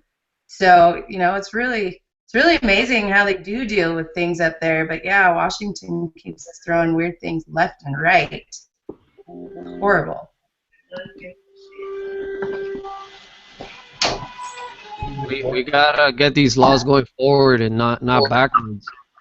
I come from a place that 1 to 99 plants, it doesn't matter, you go to prison. I moved out here to not get locked up, and they're trying to take those rights away from me. I don't want to move all the time. But yeah, man, I feel for everybody that has attacks on the rights to grow and produce and partake in cannabis. Nobody should get locked up for that at all. No, that's for sure. And there's a whole. Talking of locked up, let's give a shout out to Free DeLacy cause the homie Rick. His dad, as everyone knows, is locked up for 98 years prison in Florida for what in essence was a conspiracy to smuggle charge, where his best friend turned on him and fucked him over with the DEA. So you can imagine what kind of situation that is. So to put him in prison for a conspiracy to smuggle cannabis charge for 98 years is insane. If everyone goes on to freedelacy.com, DELISI, they can sign up the petition and hopefully we can do something about this, because as sad as it is for us to fight, go into prison, there's people in there that shouldn't be there, and we really need to think about those two and raise some awareness, because we're quite a powerful unit as an industry, and with enough attention maybe we can make a difference. Absolutely. There's 510 people watching right now live, and I'd hope that a lot of you will go and do that simple thing. It's kind of the least you can do for someone sitting in prison for 98 years who's already served 26 or 27 years, watched murderers and rapists and all sorts of criminal come and go while he's During the time he's lost a son to suicide. There's been so many issues, you know, they're associated, how this breaks up a family, and the idea that we could get that man out and let grandchildren and spend time with his family, introduce him to dabs, show him how the industry's changed, that would be awesome. So, yeah, maybe one day we'll be on Hash Church with him, and he'll be telling us about what it was like to go through that and celebrate with us and enjoy freedom. It'd be pretty amazing, you know. It's the least you guys can do. Give it a check, see, and welcome D420K, who's no longer at his seat, but I saw him come in. Aaron's also not at his seat, but how about asking Soma what is going on in the world of Soma seeds? You working on some new things lately these days, or what's going on? I got a nice lavender kush, and I got some nice cheese kush crosses. Oh, really? Yeah. Really excited about that lavender kush. I was about to say your lavender is beautiful, Soma. That just tickles me when you're in that. Lavender crossed with the kush. I got this amazing OG kush. that I Oh, got the kush is beautiful. The ago. kush is beautiful. Yeah, We can attest to that. One of the best kushes we've run. True, Hands down. True made some extract for me off my roof plants. Insane. One of the best runs we've had. It's my favorite one I smoke these days. Still, I still got these, and it's just I can't believe it came off my roof.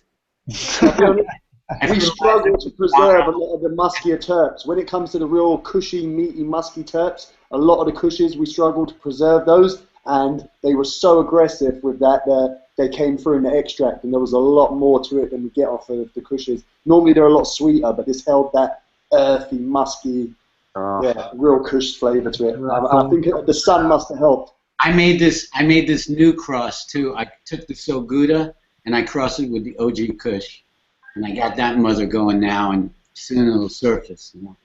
What's that like?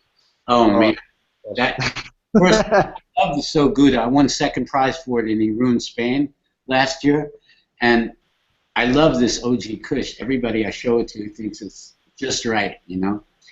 And out here in Amsterdam before it's too late, you know.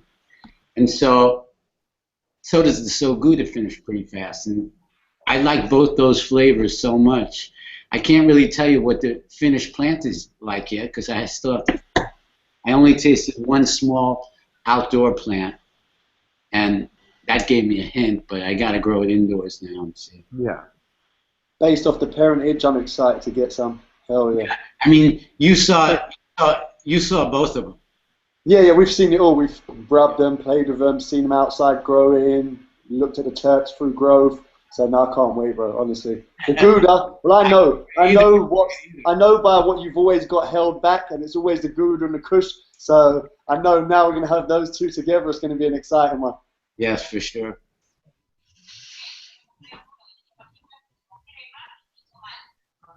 Yeah. There's a few other flavors, everyone. Anything with the New York City diesel, we love as well. Yeah, I love the Somari. The Somari, that was a beauty. There's another one. That one I liked it because it gave the undertones of the New York City diesel. It gave a lot, like Aaron was saying earlier, some of the outcrosses bring out a whole different range of fruits, and that one kind of did that. It was more softer, pastel kind of fruit flavors with the little hint of the Pastel's word for it. Definitely a favorite of mine. And the lavender, man, lavender kush, like nowhere itching to run that. That one's just crazy. That's always a favorite. Lavender extract I want to see. I never saw it yet. No, me neither. Me neither. It's got to be very unique. The strain stands out as a very unique terp profile, so it'd be interesting to see how concentrated, what falls off, and what stands out. I've washed the lavender a few times a couple of years ago, and it's just absolutely beautiful. It's like a bouquet of flowers. I love it. I really do. It's insane. Yeah, it definitely dances on the palate and lingers, and very aromatic, very chirpy, very lovely. A pleasure to grow and smoke and wash, Soma. He's taking my glasses off. Oh, how we love the aromatic intoxicants. Intoxicants. And reptiles. Look at that. Growers and breeders got to have reptiles. That's just the way it is. Yeah, I'm surprised Monty's not on the screen with you. I know. I'm at Sash's house, and he asks politely if I leave Monty at the house. Don't bring him in the grow room. Just leave him at home, you know. What kind of snake do you got? I have a bearded dragon. Awesome. Yeah. I used to own a boa constrictor when I was younger, so I've been a snake owner too. Yeah. Oh. I love snakes. I've had all sorts of kinds. You know what my favorite are? I really like the really colorful corn snakes. Like the first snake that I ever legitimately owned was a corn snake that was like the orange creamsicle color, and so it was like this flaming orange and red and white. They don't get very big though. I like the really big ones. They're mellow. Yeah, my boa constrictor was about 10 foot by the time it was fully grown.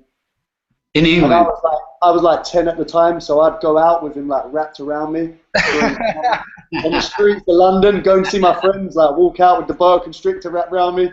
There was a beautiful red-tailed Amazonian boa. Stunning creature.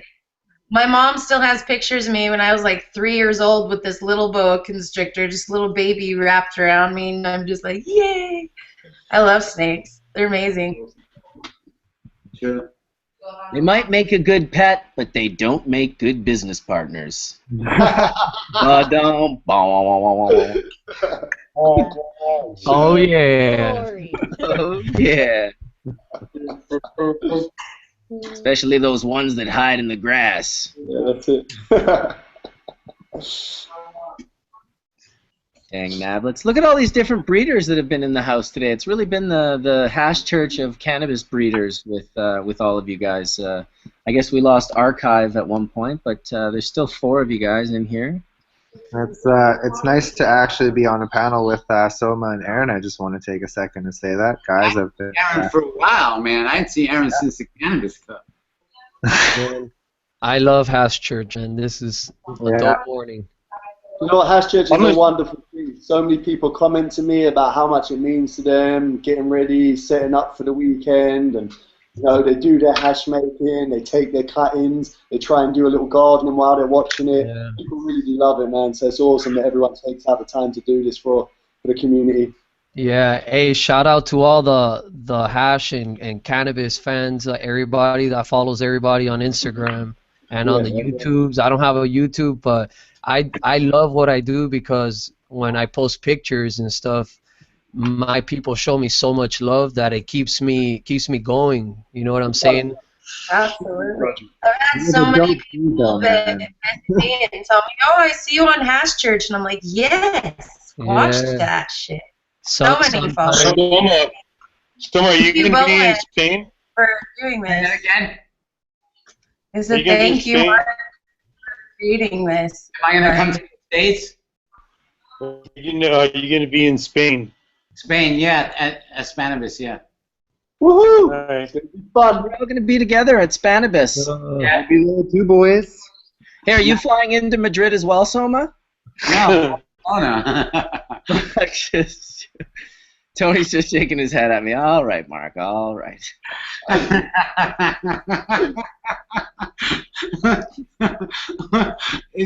I miss a joke? No, he signed up with a real shitty website that basically changed the destination. Tony is stretching weird, man. That's all. He's been saturating his endocannabinoid system for hours now.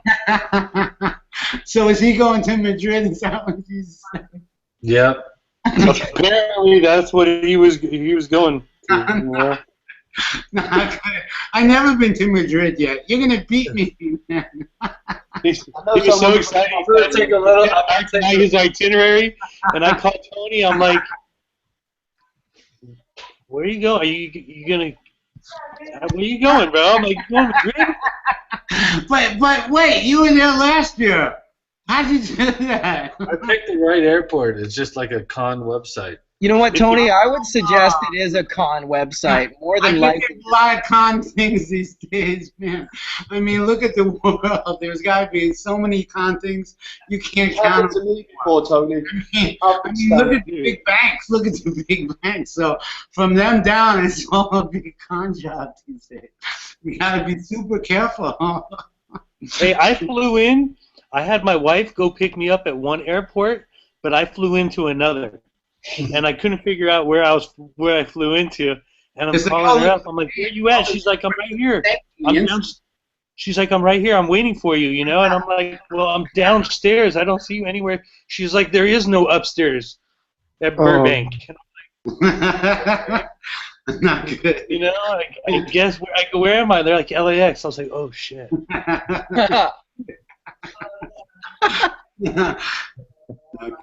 Where am I? Where did I park my car? I can't sleep on airplanes because I'm terrified that they won't be able to wake me up and I'll wake up somewhere random. In the water? Yeah. I don't mind the airplane so much as long as it's not longer than 2 hours. But I don't like the security. I don't like the security. It's just like what happened was it's like I picked a ticket. They switched it. They said they could get me the ticket I want, but they just sold out, and it's twice as much as what you thought it was. Do you know that Madrid is pretty far away from Barcelona? Yeah, like 400 miles. Like I 7 hours in a car. 7 hours. Yeah, it's 12 by moped. Yeah, don't take a car. Don't go by car. It's 12. It's 12 by moped. Well, there's two ways. You can go one way is about 6.5 hours, but the other way is over 7 hours. Yeah, what would happen is if I flew to Madrid, I'd rent a little moped, and I'd be change the ticket. 20 hours. 20 hours traveling there, 12 hours on moped, say hello to you on Saturday, and then get back on the moped. I'm telling you, change the ticket. Change the ticket quick. Hey, listen, guys.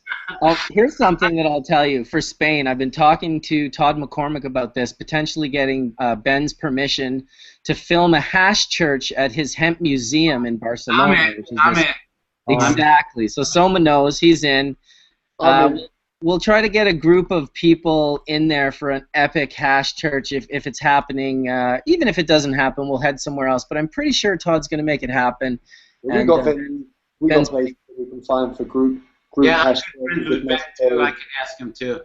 Yeah, exactly. We'll put the word out to him, and we'll just, I'll be responsible or whatever for everyone. We'll try to invite a small group of people in to do the hash church live from there. And that would just be on the subject of the hemp museum. I heard some wonderful things recently about how they were helping the gentleman from Argentina who does some incredible things for the children and CBD medicine out there, and they had actually sponsored him to travel and learn and take information back to Argentina, and it was just incredible to hear that. I didn't see you smoke nothing. Oh no, I did. I saw you take a dab before I did. So yeah, it's real awesome to hear that positive things being done by the Hemp Museum and Ben Dronkers. They're not just kind of sitting there putting on a show. They're making a difference behind the scenes. Ben's great. Really yeah, Ben's a true cannabis warrior. There's no doubt about it. It's some amazing work going on, and not so vocal about it too. He's the kind of gentleman that does things very much behind the scenes and puts in the work and eventually people kind of hear little bits, and he's very much about what's being done rather than You know, talk of it. in my snake cage, I got the hemp flax from Ben in the bottom of my snake cage. That's what the snake lives on, you know. Nice, Oh, the hemp flax. He That's grows hemp. So Ben grows he has hemp farms. Yeah, I And know. I know. I mean, like, think about all the byproduct Ben has. I mean, Ben has all the byproduct, and I'm sure a lot of this hemp that he's growing is CBD hemp. So, of course, he can sit there and he can do anything he wants right now, bro, with that hemp CBD. Now, is that hemp CBD the same as our cannabis varieties? You know? Nay. So, you know? I'm curious to find out. I'd like to get some and play with it, that's for sure. It looks like a very rough extraction, a very crude extraction to begin with, but I'm sure that can be purified.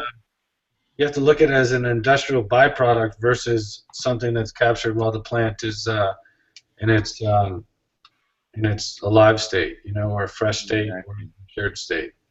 Yep. On a smaller level, I just thought of, you know, thinking of the same sort of like metaphor to a smaller version of something I was just doing to make my own consumables back when I started making coconut oil. I was like, oh, I could use all my material that I already ran through the bubble bags.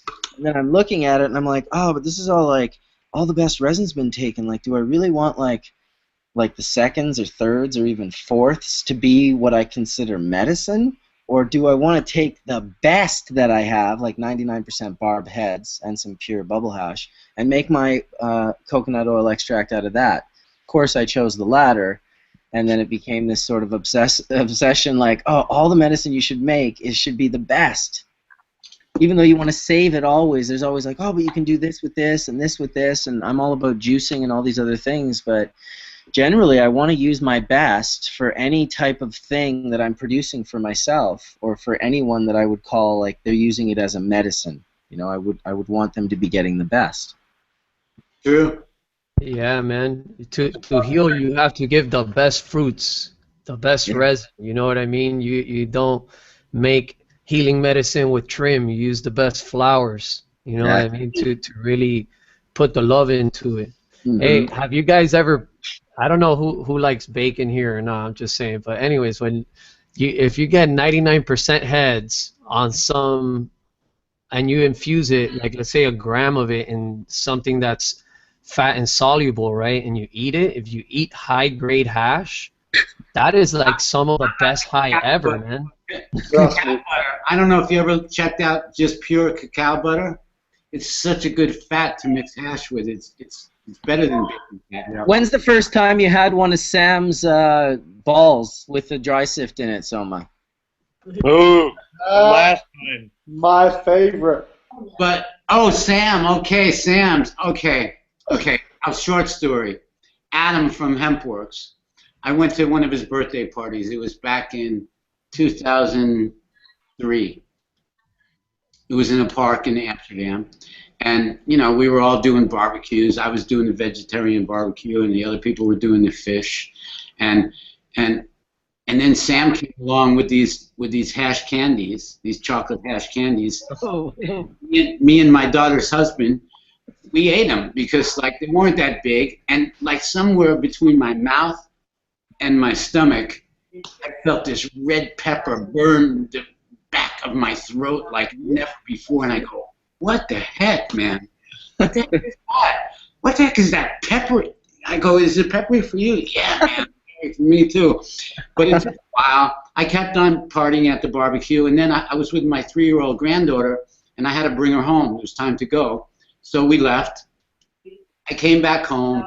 He was kind of tired from being at the party with me.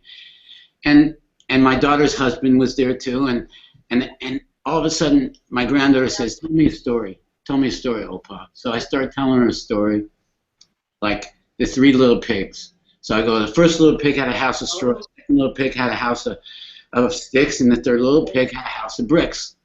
So I go, okay. One day the big bad wolf came to the house of straw, the first little pig. And the next thing I know, I got kind of dizzy. The ceiling started spinning, and I nodded out. And then she hit said, Opa, what about the second piggy? And I go, oh my God, man. And I was gone. I was gone. And then I looked at my daughter's husband, and he was laying on the floor. He was already gone. I didn't see he was gone, you know. Toma, I ate one of those same chocolates. I think it might have been the same year. I don't know if it was 2003. Maybe it was 2004 or something. Well, he But, made it the same for a few years. it was like in this glass thing, and you like they're all cut in squares, and it was like a hash oil chocolate where like every piece had like 1 gram of hash oil. Yeah, he puts And a it- gram of his dry I sifting. thought I was gonna die, bro. I thought I was gonna die. I was like, I look over to Don, and we're in the middle of this park, and I'm like, Don, dude, you gonna take me to the hospital, bro? I am gonna die, dude. I don't know what was in that thing, and I started thinking of all these like different rumors that I heard and shit, and I was like, oh, really? I'm like, and the worst part about it is we're in Amsterdam, bro. You have to ride your ass on a bicycle home. You know, I was like, That's why I got a lot of futons. That's why I got a lot of futons at my place. Dude, that was bad, bro. And eating mushrooms at this guy's house, Soma's house, bro, one time. Like the drink, bro, 1 cup, bro. Ayahuasca. His son-in-law and Don and this other dude, Yorgos, bro, we were dying, bro. We were laughing so hard. We were talking about cheeseburgers. We were so hungry. And someone comes over to us, bro. Like everybody's tripping balls. Someone walks over to us. He's like, you guys need to be quiet. You guys can't be laughing. We're gonna mess up someone else's trip. And we're like, oh, get real quiet, bro. You know, none of us could roll a joint at this point because we're so messed up. You know. I mean, we got some great stories, like, you know, the mushroom tea in Spain, bro, where homeboy accidentally drank it, thinking it was like some iced tea, because this guy Soma puts it in an iced tea bottle, and he's like, oh, refreshing drink in the morning, and like, I'm like, how did that taste? Was the seal broken? Was it not broken? I go, was it peach? He's like, no, it didn't taste like peach, it tastes like mint. I go, ooh, you want a cup? I go, nope. Watch out for this guy's tea, bro. Let me tell you. Yeah, that tea is no joke. Yawn tea. Little psychedelic mushrooms. Give thanks. I ordered that book been a that you long showed me last week, so that should be here next week, and it's about mushroom season, so I'm pretty excited to go hunt my yard. You should be. That's an amazing book. She's talking about Paul Stamets' psilocybin mushrooms around the world. I studied with him in 1989. Took Paul's awesome. class with him. I invited him into Hash Church recently. I sent him a link and said, dude, we would love to have you come and talk about mushrooms and stuff. Because he doesn't really smoke, though. That's the thing. His daughter smokes, but he doesn't smoke. Yeah, he's not a big puffer at all. I did trip him out one year at the Psychedelics Conference in Whistler when I showed him a macro photograph of a resin gland. This was years before I took macro shots. It was one of Yup Dumas's shots. Yeah. And I showed it to him, and I said, hey, Paul, can you try to identify this mushroom? And he's looking at it like, he's like, I've never seen anything like it. And then I was like, just, you know, it's a glandular trichome. You know, it's a cannabis trichome. And he was just kind of like, holy shit, you got me pretty good. And then he mentioned Rob Clark. He's like, do you know Rob Clark? And I guess they've had some funny experiences together, so he told a couple Rob stories. And, yeah. He sure has inspired me through his information. I had a garden hand a couple months ago. He's a moderator on a big mushroom forum, right? And but the dude's a young guy. He loves gardening and he loves, you know, cannabis too. But he is like a whiz kid when it comes to mushrooms. He studies them does the microscope stuff with the spores, so on and so forth. So when the fall season came, I was so hyped to like see all the mushrooms growing from the grounds, the cyans and the stunciais and all that stuff, man. It was amazing to hunt for them and actually see them fresh and change into like a dried product and everything. It was cool, man. Mushrooms are dope. Yeah, searching for mushrooms in general. One of the things of living on the West Coast that I find super beneficial is that I can throughout the year go pick, not very far from my house, a multitude of kinds of psychedelic mushrooms, more than enough for me to enjoy over the course of a year. And if I really wanted to, I could potentially inoculate areas and get them bigger, where they already have mycelia networks living and growing. They're just maybe small, and they fruit only small amounts. If you needed more, it's pretty easy to propagate mycelium to grow, to expand. I'm gonna have to find a little spot around the yard and do that. Nice. You got the Bayos, Cuban? Those are the ones right there, dude. I mean, cyanescens and azarescens are both amazing. Baeocystins are much more rare, and that norbaeocystin, that chemical, that is it's a hallucinatory chemical that really causes like visual stimulation. So they're fun. I love baeocystins. This dude, he goes by Giles. He takes like amazing photography. He has a really nice camera and stuff, and he took us to a spot. He's like, man, we have to stop by here. I know you want the cyans and all that stuff, but I have to take pictures of these really rare mushrooms. So we pulled up. It was like a church or something, and he sets up like a shroud and all this stuff, and he's taking pictures of the bales. And they're really beautiful, man. They're different than the cyans. Yeah, they're very different. Dark colored. They're dark. Of course, yeah. you were near a church, bro. Yeah, right. It was crazy. People were looking at us all weird, like, "Hey, what are you guys doing over there, looking at the ground?" Here in Washington, You're taking our holy mushrooms, man. Yeah, hey, bro. If you walk looking at the ground in the fall in Washington, you're gonna get like pulled over type shit. You know what I mean? Well, you want to hear what you're up to, bro? Cuban? In Vancouver for years at the airport, when you're driving in on the right side, there's a huge amount of grass. Most of it's getting taken out now. They've been building and stuff. But for years, people have picked Semolinciatas, the Liberty caps, the real tiny little ones. And so they grow there. And what I found, after it was really known to most people in like the early 2000s, people started going there and smacking golf balls around. So they'd carry a golf ball and a golf club, but really they were picking mushrooms. Yeah, I see. That's cool. They're putting up the front. I'll grab my golf clubs when I go hunting outside of my 2 acres.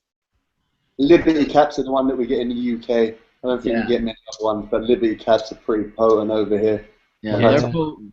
Those are Semolinciatas, they're called in the, I guess, the mushroom world. Latin name. Yeah, Latin name, Semolinciata. Another one I have is the pelliculosa. It's like a little baby one. Yeah, like with a non-opened head. Really thin stems. They're very small, and the thing is, so I was really into it. In Florida, the only thing we could find were the cubensis, right? So I can eat an eighth, and it would be a pretty strong trip, but it wasn't anything out of this world. Brother, I ate an eighth of cyans, and let me tell you, that shit made me afraid of mushrooms, bro. I was like on a mission. You need to go to Amsterdam, bro. You need to go to Amsterdam and go visit Soma and drink with some of his like 12 different kind of mushroom tea. Oh, yeah, I'm Who down. knows what else he throws in there? Hey, Soma, fresh mushroom tea. Are you peyote button too? Are you potentiating that with harmaline and harmine, like with like a Banisteriopsis? No, I use like red Chinese ginseng. Red Chinese ginseng. That does the same thing. Really, it has the harmaline and the harmine in it. Yeah. Wow, that's cool. Yeah. Yeah, that's serious stuff. Once you start potentiating that molecule, that tryptamine. So speaking of psychedelics, have you guys ever ate enough edibles to experience like a trip-like edible high? All the time. Hell yeah. All the time. I make this pistachio peanut brittle, hash candy, constant. Like I never stay out of it. Like I never want to run out of it. You know, so I always got some around, and at least every other day I eat. Yeah. And that stuff is amazing. I go to the sauna. I eat a bunch. I go to the sauna. There's a really nice sauna here. And before I leave the sauna, I leave my body, at least at some point. I leave my body and I go into this totally psychedelic state, only on edibles. Yeah, man, it's like nothing I've ever experienced. So in Florida, we didn't really have use for trim. They used to just throw that stuff away before, there's hash and oil and stuff. So I got the trim and I saw a link to how to make butter. And I think I stuck like a pound and a half of like really keefy trim with a very little bit of butter and strained it a bunch of times, and it was like extremely potent. So I made these brownies, right? It was like, hey, a quarter of butter. I'm like, a quarter? Ah, fuck that. Let's put a half of butter in that one. So I ate like 3 pieces of brownie, and I must have been high for like 24 hours, bro. Yeah, and it Shutter doesn't vision and everything. right away. It takes a while to hit you, so you don't realize how high you are yet. Exactly. Yeah, Here's a good story about that. I was at Breeder Steve's wedding out east, and he gives me a half pound of grapefruit buds. And he says, hey, can you get your wife to make some brownies? And I was like, oh, yeah, sure, we'll figure it out, This was really didn't have time to or the tools to sift it, so it was literally just going to be like the harsh greenery. But she cooked the whole half pound of dank weed into like a couple of trays of brownies. She had ground it real fine, and she had filtered it and soaked it into the butter, and it wasn't like you were eating plant matter, but it was still greenish, and you could taste it very strong. And I'll never forget the one woman going, "I'm Jamaican, give me 2." She was the first to go out on a stretcher, and they were all medical doctors. All 3 people that went out on stretchers were like really well-known surgeons and stuff throughout Canada. And in fact, when they ended up in this little small hospital at Sauble Beach, the doctors all were coming in to visit them because they had never had that amount of prestigious doctors in their facility at one time. And they all had eaten brownies that my wife made, and man, I'll tell you, one by one out on the stretcher they went. They're no joke, man. Dude, happened before. I knew a guy that took his girlfriend to Amsterdam, and because she didn't smoke, he convinced her to eat an edible. Oh. As if it would be more mild. And then when they come back, he moaned at me that she got so high, and then told me that he didn't even believe that eating it would get you high. So what I then proceeded to do was make 1-gram cookies. For him? For him, myself, and another friend. His girlfriend phoned me that night saying that he's on the toilet, like hugging the toilet, crying, and telling her to call an ambulance. And did she say thank you as well? Yeah, she said, what should I do? Because I'm not calling a fucking ambulance for him. He'll ride it out. Take his phone away from him and leave him alone. He'll be alright in a while. Hey, take him to the hospital, eh?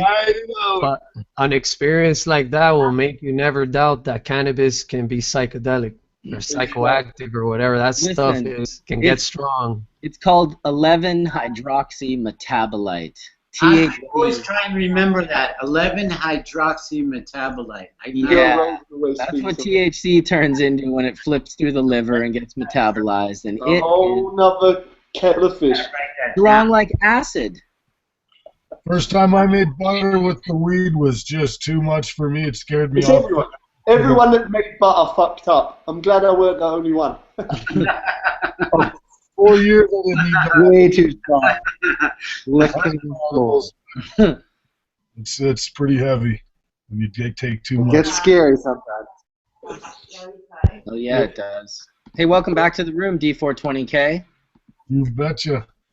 Hey, there's those stories we were talking about earlier of the disasters of grow rooms and overflowing your reservoirs and all these things. I got to share a story, and I've been waiting to do it for a while, but I had a grow-off that was an illegal one a long, long time ago. Out at a barn, we had a big 50-lighter going. Actually, that wasn't actually a legal one.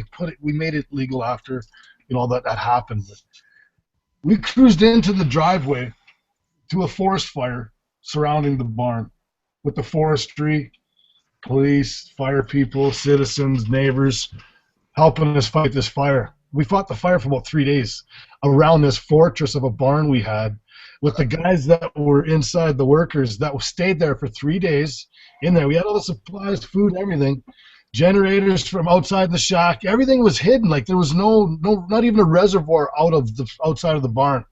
the place was surrounded by all kinds of authorities, everything like that, and we didn't get busted. We successfully pulled it off, and we fought the fire ourselves for the last 3 days. The first day was everybody there. They left the equipment and the hoses, and we put out all the spot fires on the hills in the back and everything, and it was fucking crazy. Because as soon as I pulled in the driveway, there was people pointing and waving at me to get over here right now. Anybody in the area it was illegal to say no, we're not helping, because you could go to jail over it. You had to stay, you had to fight the fire, and it was my fucking place. Holy shit, man. It was good. Success. My story. Yeah. Nice to be lucky like that. I got a short story like that, where I was lucky.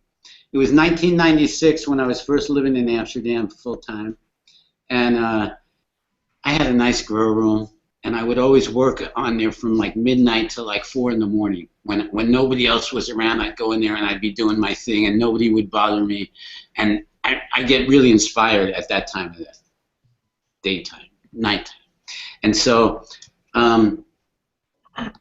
Like I was looking at my clones one day, you know, like I had a bunch of clones, like I had 51 different kinds of mothers at one point, right, at that point. And I was looking at all the clones, and all of a sudden I looked and I saw spider mites. And that was before I knew about neem oil, before I knew about pyrethium, before I knew about a lot of things that could deal with it. And I just panicked. I panicked and I got super bummed out because I couldn't do anything about it until the next day when I could go to the grow shop and figure out what to do, because I didn't know what to do about spider mites back then. And I had started filling this reservoir, but I got so bummed out after I looked at the spider mites that I went upstairs and I went to, you know, I started to go to sleep. I took off all my clothes, I got into bed, and I laid back and I thought, did I turn the water off? Did I? And I couldn't remember turning the water off. I went downstairs, and as soon as I opened the door, there was like 2 inches of water on the whole grow room floor. It had that black plastic, so it wasn't like, it was like holding like a swimming pool. And underneath me was a big hardware store that I rented this place on top of. That was closed right then. And so I like pulled the plugs on everything that was low so I couldn't get electrocuted. And then I went in, I started like, every towel in the house, every paper towel, every mop, I started like trying to like get the water up off the floor because some of it was going down already, like, because it wasn't totally watertight. And the next morning when the hardware store opened, I went down there with one of those portable washing machine hoses that they plug into the sink, you know, and I broke it. And I went down there and I said, hey, I'm really sorry. Did any water leak down here? And there was water in, like, coming down, like, it had come down in between the aisles. So it didn't come down on any merchandise somehow. It only came down on the aisles. So there wasn't major damage. And like I showed him this hose, and he sold new hoses like that. So I bought a new hose, and I said, look, if there's any damage, I'll be responsible for it. And I never got that grow room busted. I didn't get that grow room busted. That's some good luck, man, for sure. It's nice to be lucky. Wild one. One of my dogs, I used to have a Staffordshire Bull Terrier that was kind of terrified of fireworks, and he'd try and hide whenever there was fireworks going off. And I came back to the house in complete darkness where he'd ripped the toilet off of the wall upstairs and had the whole house, literally was like Niagara Falls, coming through the ceiling. We could smell the grow from like 2 streets away. Literally had to spend like 8 hours soaking up water, rinsing it, soaking, rinsing it. And yeah, water. Oh, it's good. It's good to feed the plants, but not to swim around in when you're trying to get to them.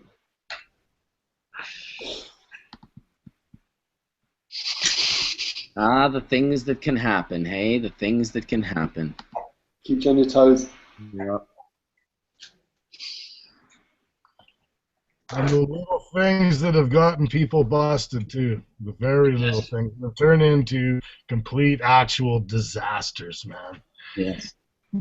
Yeah. Well, they have a saying in the back country, when you're up in the mountains in the back country, they always say, like, even the smallest bad decision can snowball quickly and turn into a really, like, life-threatening, you know, just like that.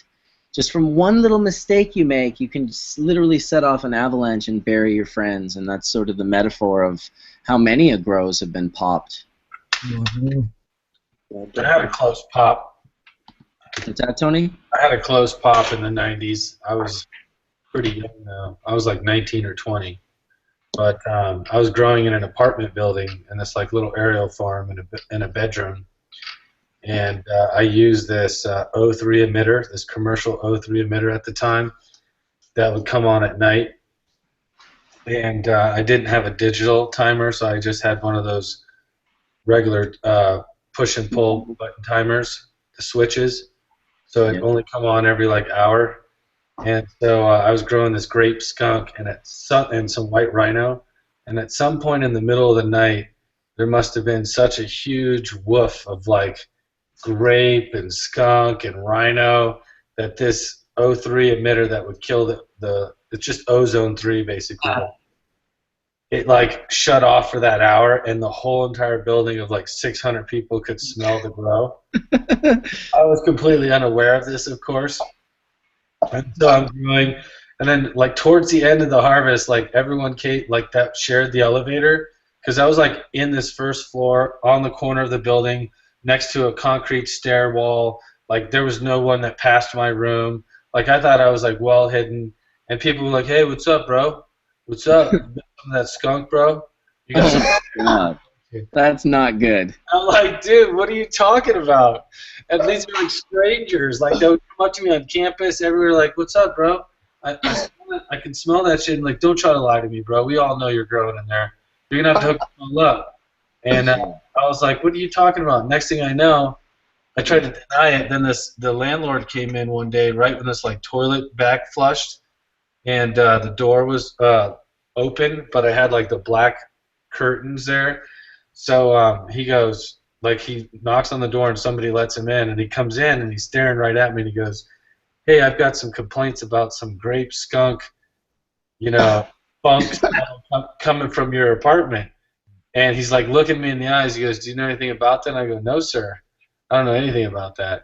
I was like, "What I can tell you is that this toilet overflowed and I'm cleaning it up." I was like, what I need from you is a fan, some buckets, some towels, and shit. So if you got something, bring it in here. Otherwise, I got to get this shit cleaned up,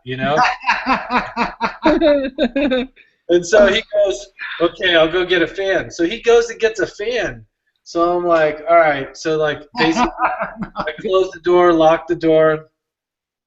He gives me this fan, and he's like, "Are you sure you don't know what we're talking about?" And I said, "I have no idea what you're talking about, man." He goes, "Well, why is your bedroom set and your end table in the living room and not in that back bedroom?" And so I go, "Well, the guy I just moved in here." I said, "I don't know really what's going on. The guy that was here before me apparently still has the key." And he goes, "He was here and gone by the time I went and got this fan?" I said, "Yeah, he came here and he locked the door and he took off." Like the next, like that evening, that shit was taken out. You know what I mean? Yeah, sometimes the smell can get us in trouble. Cannabis. The one thing that we love so much about it can also be the thing that can get you in trouble. I'll personally never forget being at the bottom of a really high-end car, like in the bottom of a high-end apartment building's underground parking, which is all sealed. And I've met my friend from the island, and he's got like 90 pounds in 4 giant big bins, like huge bins, not those little 64-liter ones, but like the real big ones that you could fit like a whole bag of cocoa mix into. They're really big, like a person could fit in one, because you don't want to squeeze the weed out. So he's got 4 of these stacked like 6 feet tall. We're standing at the elevator, and these 2 young native girls walk in, and the one girl's like, "Man, I smell burn." And the other girl's like laughing, and she's like, "Could you imagine if all of those were filled with burn?"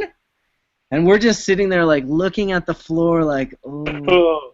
So we found out all the weed was sealed. Get this. All of it was sealed in the containers, in the tubs. But he kept a nugget in a plastic bag that he didn't even properly close that was just sitting in his pocket. This is the island mentality for you of these dudes that are just like, "Oh, I'm going to the big city. Gonna bring some weed up to the big city." Like, dude, seal that shit up. I had a horrible experience once where we had a power cut at one of the grows I was doing, and I was doing it with two other friends, and they were more on the technical side of things. Me, like I always say, I'm more of a chef, not a kitchen builder. And when I turned up to the grow and there was all power out, and it was the main fuse, and both of the guys were on holiday, I had to change the fuse. I know nothing. I was lucky to survive because I first of all put it in without flicking it off. So the arc that came out from the main fuse shit the life out of me and nearly blew me 10 foot across the room. Jesus. When I eventually got the power back on and get some air control back on, I do everything, think that everything's okay. 2 days later, I'm in the room and I get a phone call from one of my partners, and he says to me, "Where are you?" So I say, "Oh, I'm at the spot." "Why?" He says, "Because there's 2 police at the front door." Jesus. So I just crouch and stop breathing for 3 minutes, like literally holding my breath.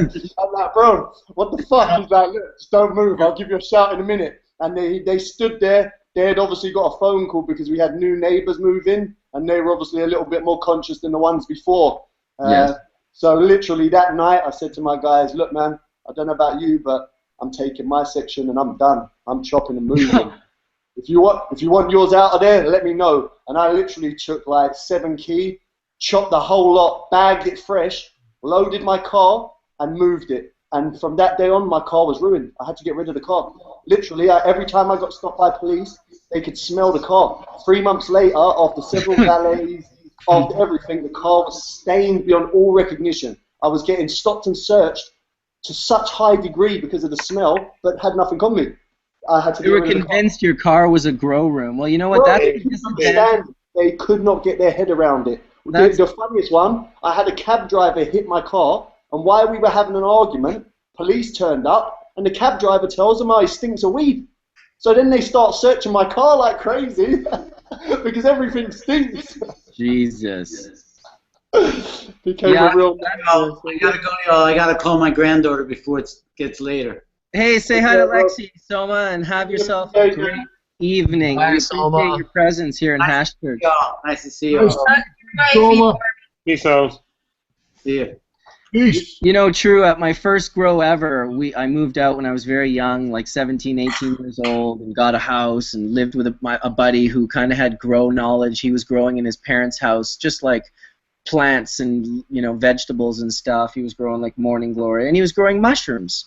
So we got into growing weed and mushrooms together at this house that we rented, and he wasn't the sharpest tool in the drawer at this point in time, and he thought it would be a good idea while we were breaking all these laws. And I'm also sitting like in my living room just slanging to all my friends with the grow upstairs and mushrooms and weed in the house, like super safe, right? And so he goes down the street, he's like, "I'm gonna build a bong," because I was building bongs at the time. I thought it was real fun to like make bongs out of jars and stuff. So he was like, "I'm gonna do that." And so he goes down to the I guess it would be like a Home Depot, but it wasn't a Home Depot. It was like some other type of like, you know, like not tool shop, but just like everything shop. So he goes into this place, and he finds the little, like, basically he needs this little it's almost like the tool that fits at the end of a ratchet set, like a ratchet at the end of the tool. Just one little piece. He wanted to flip that upside down and use it as his bowl. Ratchet. Yeah, so yeah, he went and stole a ratchet for 50 cents that he could have bought for 50 cents and got caught by security. They caught him. They looked at his license, and it said that he lived at our address, which was just down the street. So the police came and showed up and brought him to our house. Now, 2 days prior, he was mucking around with the light bulb out on the deck, and he broke the fucking light bulb. So he broke it in the socket, and we weren't smart enough to think of jamming a potato in there, and there was no fucking internet. So we just left it. Oh my god. And so now the police show up. It's late at night. I'm sitting with my buddy. We're puffing. There's bags of weed everywhere. And I hear this bang, bang, bang. And I look over to my buddy, and I'm like, man, that sounded like a pop knock. And I lean over, and I look through the drapes, and there's my grow partner with handcuffs on, standing with his head down. And 2 police, one on either side, and I'm like, okay, fuck. My high has totally been ruined. No problem. You know, hide all these bags of weed.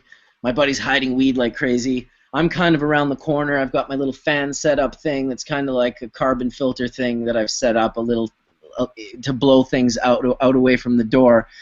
And then I go out, okay, I'm like, okay, here we go, Mark, here we go. Not ready to go to jail in Winnipeg just yet. Winnipeg jail is really not a place for to be going. And so I go outside, and I open the door, and I guess they don't really expect me to come out and shut the door behind me so quick, so I'm right on them, like standing like inches away from them, and there's no light. So they're kind of like, they've got their lights, and they're holding their guns, and they're like, hey, who are you, or whatever. And before I can even come up with anything, I hear my mother's voice come through their radio. My mother is a 911 operator in Manitoba. And at this time, she was the chief operator for Manitoba. So he's like, what's going on? Blah, blah. He's trying. I'm like, oh, that's my mother, Paulette Richardson. And he's like, what? I'm like, yeah, Paulette Richardson.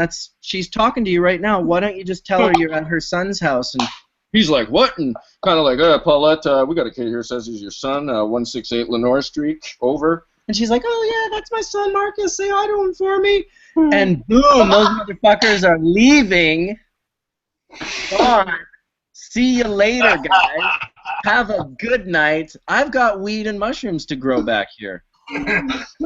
So that was one of many, many times that dropping my mom's name got me out of roadblocks, got me out of so many things that they just can't really be bothered with, like, causing problems with, what they consider their own. I never considered myself part of their team personally, but I always kind of was a little against the police because of the way they stood against cannabis. I thought, man, if you can be that brain dead and just stand, like you're just like a fucking Nazi soldier, like you don't know it's wrong to fucking kill people, like because they're a belief system or a race, like locking people up for plants, like destroying people's worlds for plants. So I kind of had a little bit of a negative, even though I grew up in it and I saw many police that were kind and nice to each other, and I was like, well, that guy doesn't seem like a dick.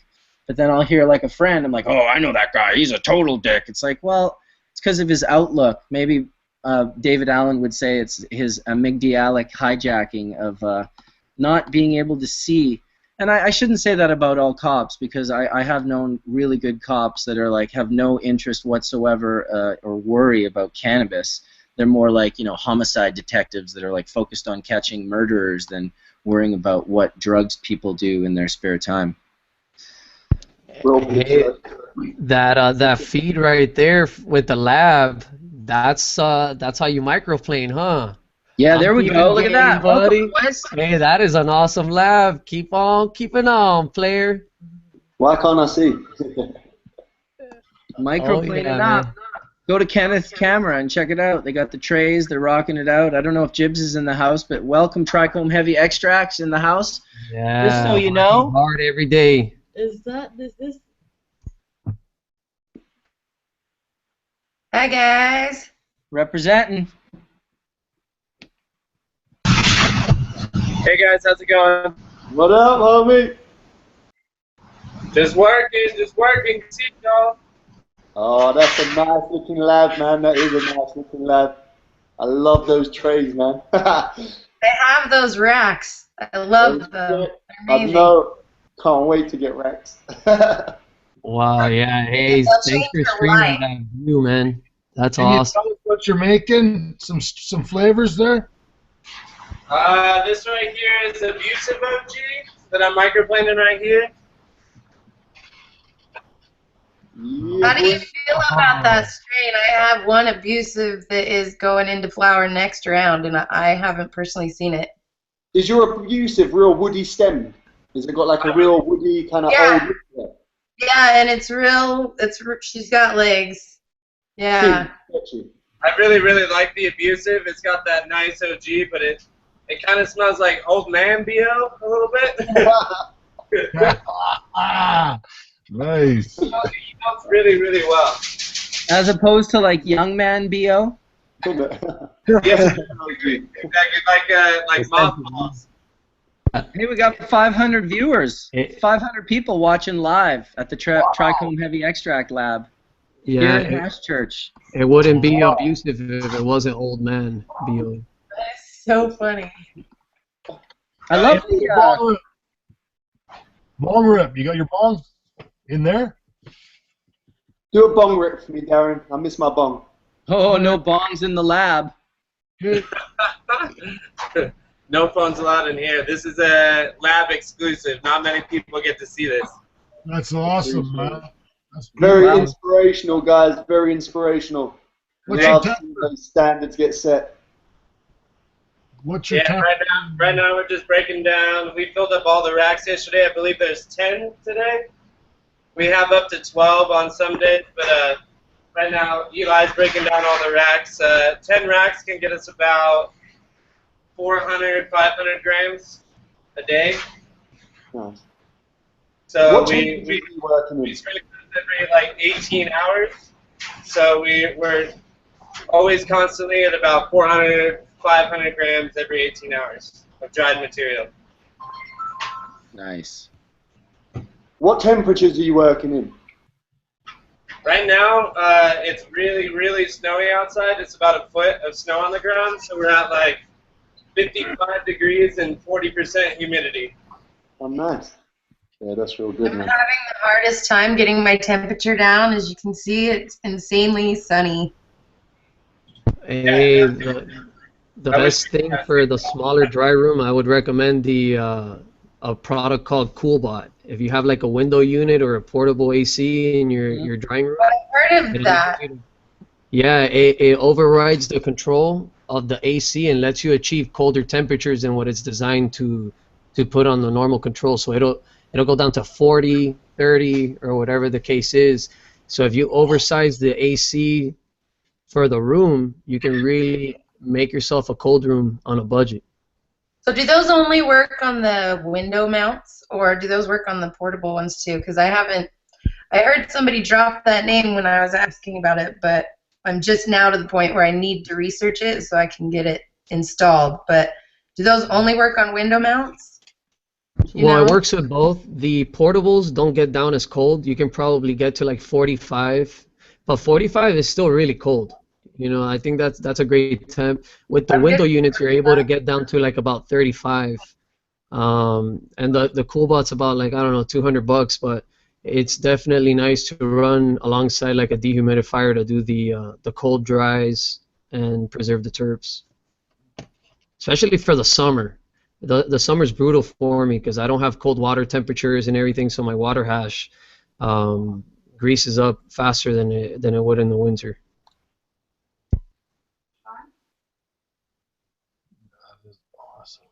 All right, guys, I got some washing to do. I got a bunch of pounds that need to be washed into some melt, so it's been a pleasure. Everybody have a great day. Thanks for coming in, brother. All right. Peace. All right, take care, guys. Peace, brother. Peace out, man. Damn, we fucking just broke the 4-hour mark for Hash Church. Yeah. So you getting excited about Jamaica or what, Bubbleman? I'm beyond excited about Jamaica. Are you kidding me? I don't even talk about it because I can barely. Jamaica. Ridiculously jealous, so I would love to hear all about it. Listen, when I Live talk, vicariously through you guys. when I mentioned where we might stay in Negril to my wife, she was finally like, "Okay, you know what? Now I'm jealous." That's what my girlfriend said too. She goes, "That was the place that I told you about." I'm like, whoa, whoa. Whoa. Now, in our defense, I've known about that place for almost 20 years. That's what I said to her. I was like, it's been around for a while. Actually, that's one of the places that Skunkman Sam wanted to go back to a multitude of times to eat at because they had such a good kitchen. Yeah, so we're actually going to be judges at the Stepping High Festival. It's their local island cannabis cup they've had for about 13 years. So we're supposed to be on, I guess, a panel and talking about resin and check out what's going on in the grill. And at the same time, both CRD and UCAN are sponsoring a celebrity soccer match in a different city where it's like certain cities versus each other. So we've got like Chronix, Jesse Royale, Richie Spice. It's St. Catherine's artists versus the Kingston artists. Yeah. So that should be interesting for sure to see that soccer match. And to I'm personally going to be judging this cup in Negril with a steam pipe. So everything I hit will all be herb. I won't make hash with it first, but I will hot air extract it with a steam pipe. So that should be. What about yourself, Tony? Are you gonna just hit like bongs or roll joints or do steam pipes or a variety? I prefer the steam chalice. I really do enjoy it, and I like the egg when it's there. Explain the steam chalice, please. Go ahead, Bubbleman. One sec. I have to finish this. Basically, it's the world's first vaporizer. He looks like he's going to town, but it's the world's first vaporizer, and they used coconuts and their skins, and they dry them out almost to like a coal, to where it becomes a coconut ash that like evaporates. It's a clean heat source. Those coconut husks that they burn into coal, and then they just burn red hot without any smoke that comes off of them. Mm-hmm. And generally, there's different ways to separate that heat source from where the herb goes. They don't touch one another, except when Tony or myself are there and we're just dropping full melt on top of the coals. We have these big Killam-style pipes where the weed's way in the bottom, and then there's a plug, and then there's a bunch of coals on top of that, and you just hit this thing. It's basically a vaporizer. It's using the hot air from the coals that you're sucking over the weed, melting the resin, and carrying it in a vapor into your lungs. It's the original vaporizer, guaranteed. Nice, nice. Thank you. It really goes well if you drop full melt, maybe like a drop of like pure terps. Then the terps are vaporizing through these the steam chalice, so you can do a lot of things with it. Yeah, exactly. I'm looking forward to testing a bunch of strains with this steam chalice. And at that same time, they should be done with the actual laws. So Jamaica is about to make history around that same exact time. So that's why there's a lot of activity and celebration going on. And we've got some other stuff coming out next week that'll address what's going on the medical and scientific level too. So it'll be pretty cool, all happening at the same time. Nice. Well, shit, that's only a few more days away for next week. Yeah, a few weeks away. Well, May 5th or March 5th. What's today? The 21st. It is the 22nd today. Yeah, another week or so, a couple weeks we'll be there. Yep, that'll be fun. And then right after that, Barcelona, which is also very exciting to see the whole can of fam. And so I think Jamaica. You know what? I guarantee you, Tony, that we will make this into a thing where we start seeing all these familiars in Jamaica. Oh, I would guarantee you see people in Jamaica before the end of the year.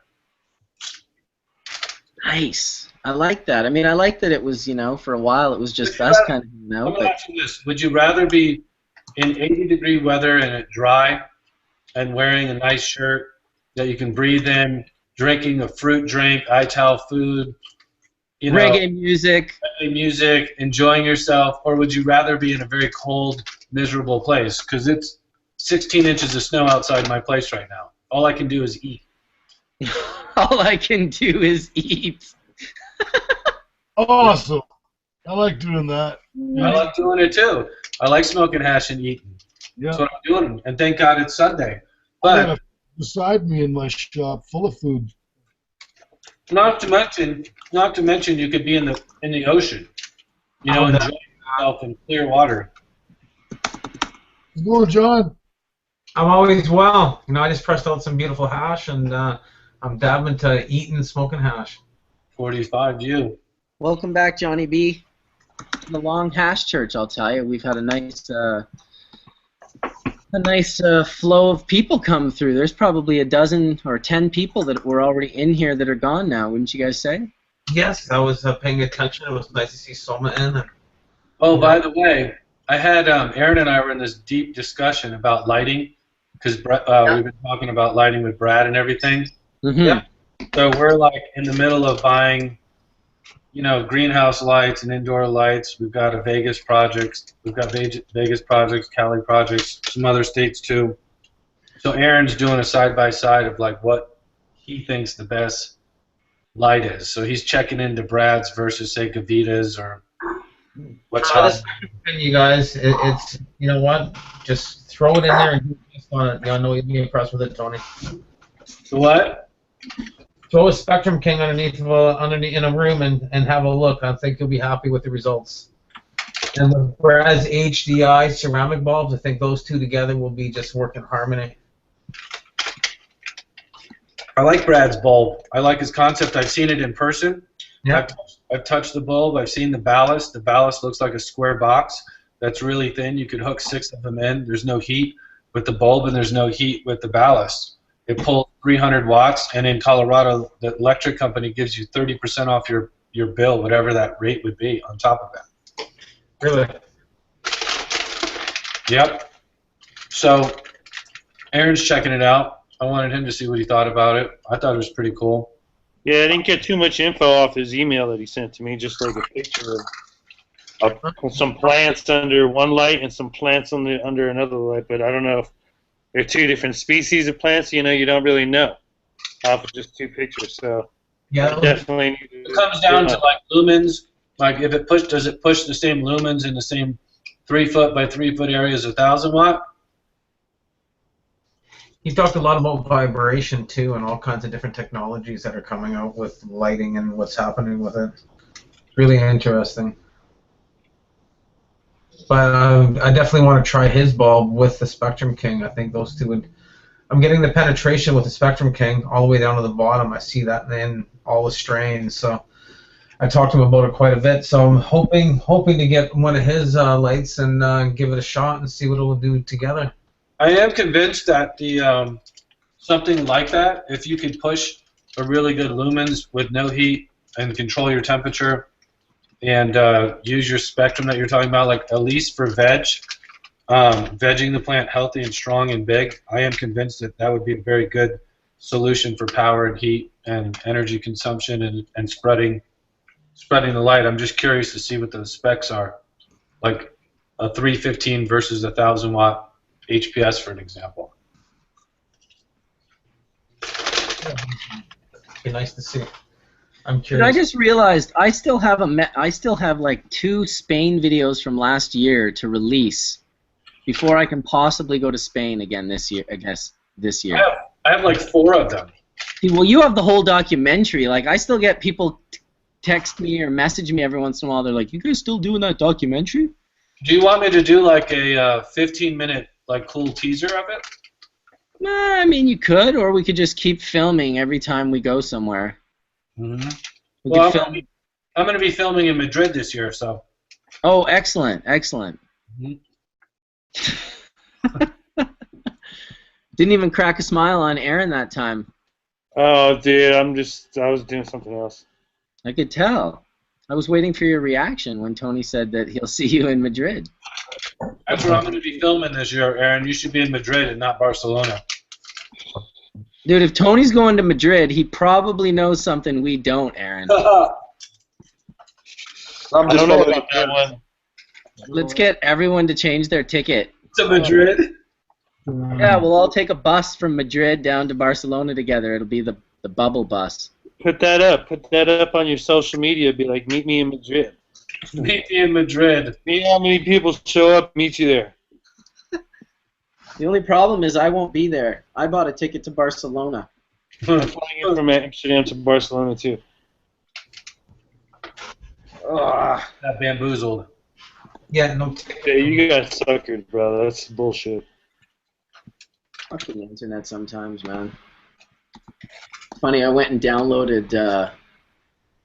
I downloaded some program. I wanted to try out some photographer program, and it was like the scam program that Johnny B downloaded on his Mac and got malware put on his Mac. So I put malware on my Mac, and I'm like, I open a few things and ads are popping up, and I'm like, oh, I must have malware. So I go in and I just remove it, and then that's it. And I think, damn, like, what did you do when you got that, John? Brand new computer. I got a link from Dane to download something. I did. And I've never used a Mac before, so within 24 hours, I just went and got another one. Dude, he took it in and dropped it off with the people. It was done. Dropped it off, said, here, fix it. And call me back. I'm like, no, took it back, got a new one. They just exchanged it. Dude, malware is so easy to remove, though. It's a bonus. If that was a PC, that could be a nightmare from hell. Yeah.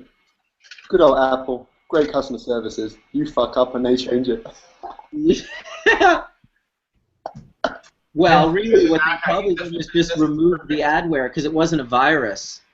You know what I mean? I just didn't want to do Macs it. don't get viruses. Like, John never had a virus. He had exactly what I had, which was an add-on that goes on to either Firefox or Mozilla or Chrome, sometimes all of them.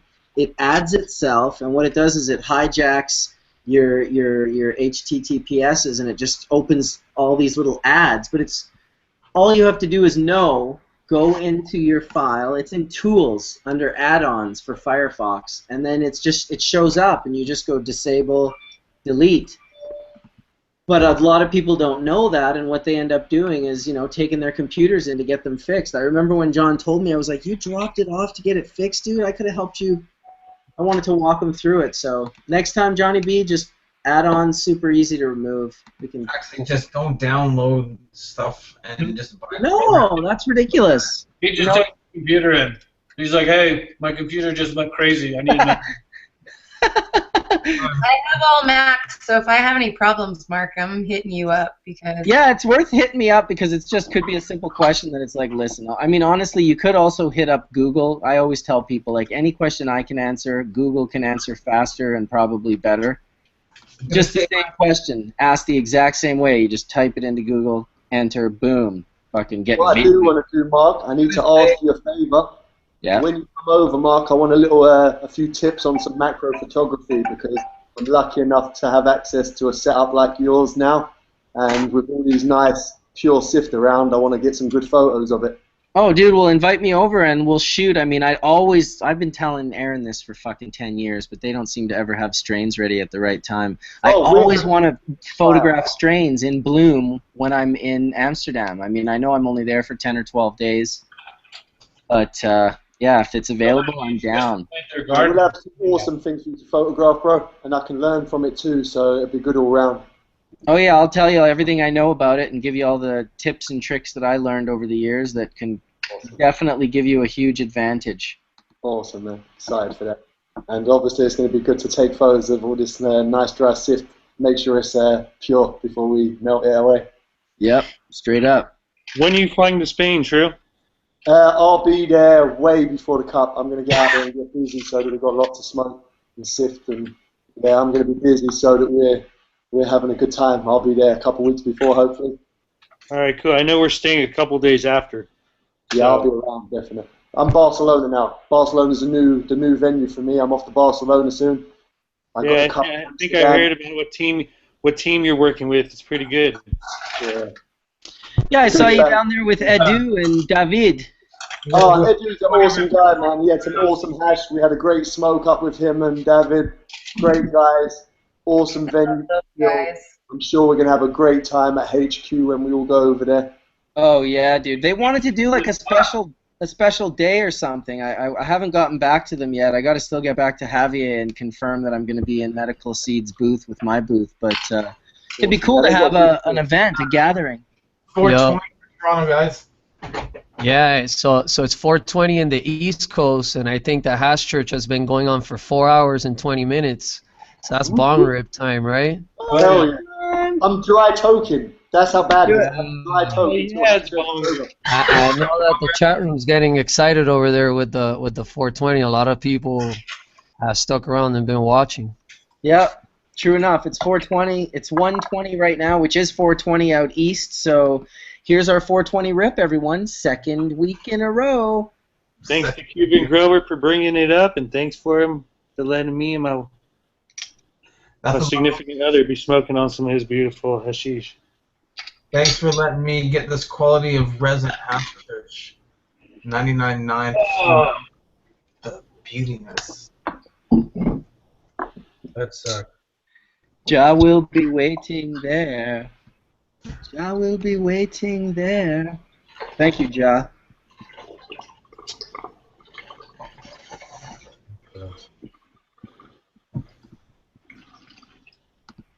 We're hoping to launch the new clothing brand soon we've got coming out, guys, called Terp Life.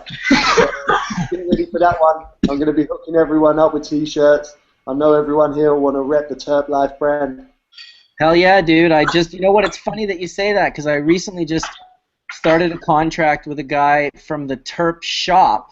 He does the plant that says, it looks like Whole Foods, but it says whole plant.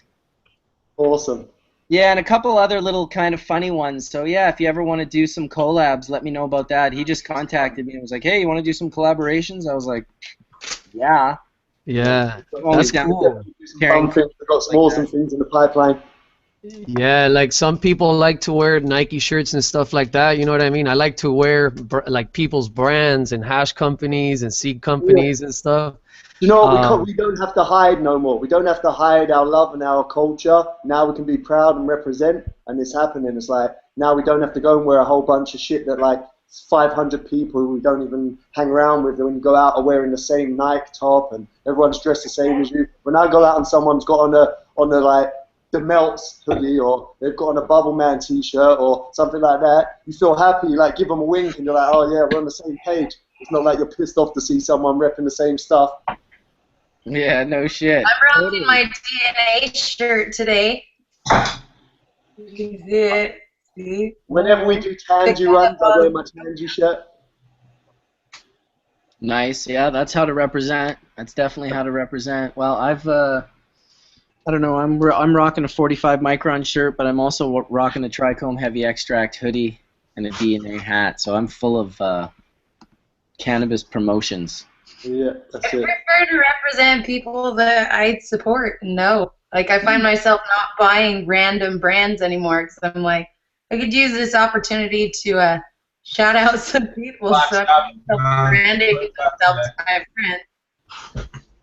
It's just a lot of them are very, very nice when you meet them in person, and you know, I'm always a fan at heart of a handful of great people in the industry. I'm wearing my homeboys OG Cushman's The Source Genetics hoodie. You know, he's a very cool guy. I love that dude. But I have, you know, THE Melts, Third Gen Fam, Swamp Boys, everybody that I could have been able to get a shirt or a hoodie. Yeah, I'll definitely donate. Mad love for the Swamp Boy crew. Thanks to them, I have the Triangle Kush cut. Dude, there's a lot of crews.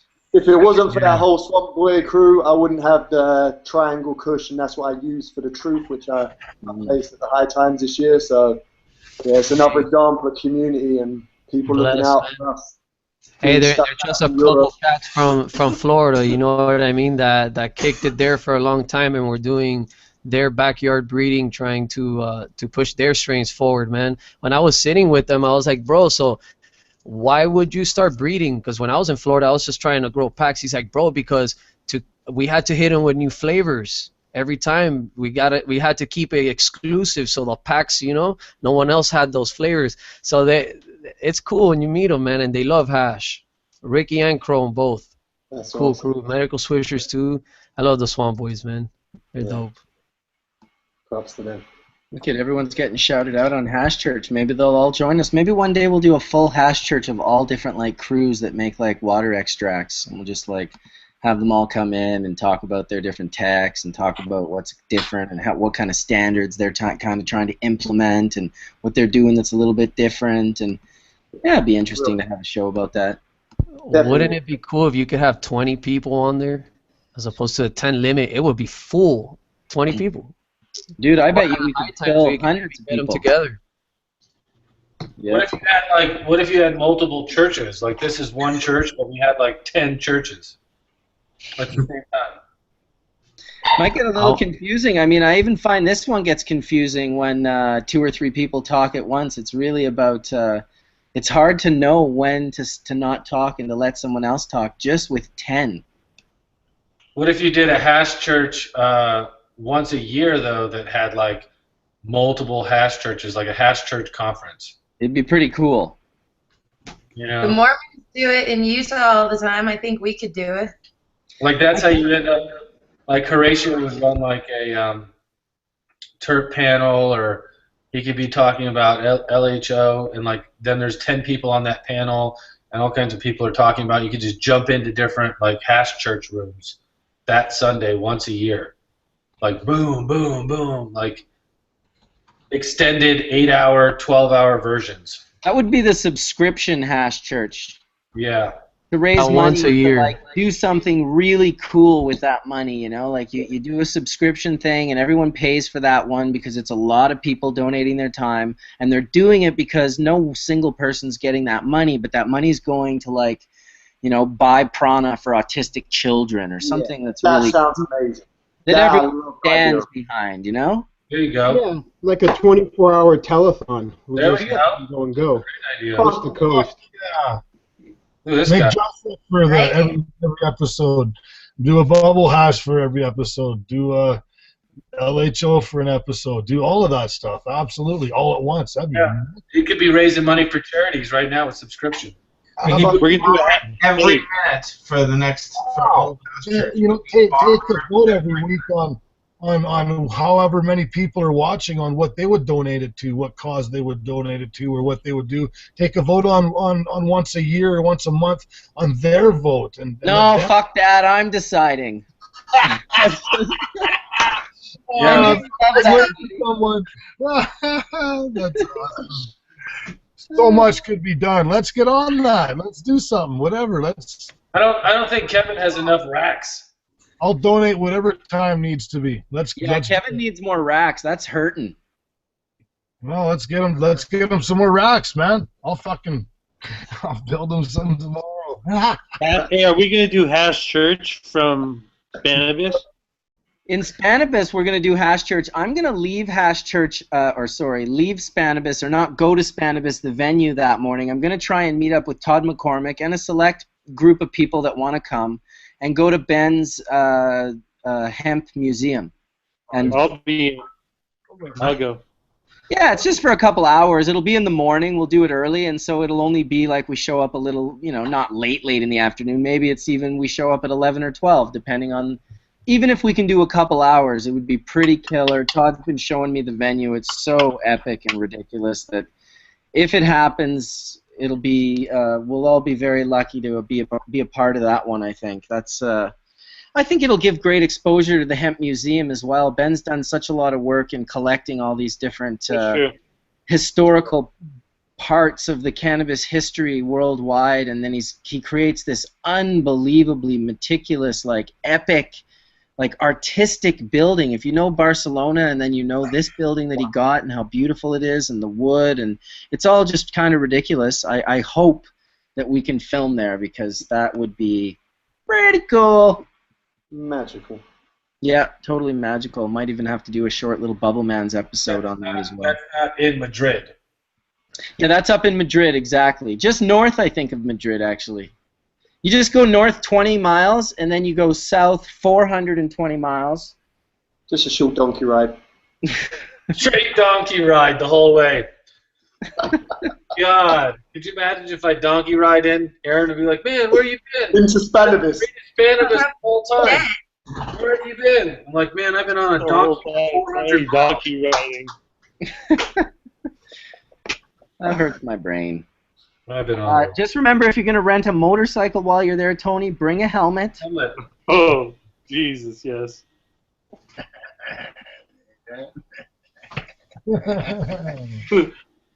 People think that's funny. Well, I'm not going to riding so I'm really excited to see all of your guys' footage. So take lots so I can be there as well in spirit. That's why Tony's there. No shortage. In Madrid to take footage. Yep. He's going to take some footage in Madrid. Purpose.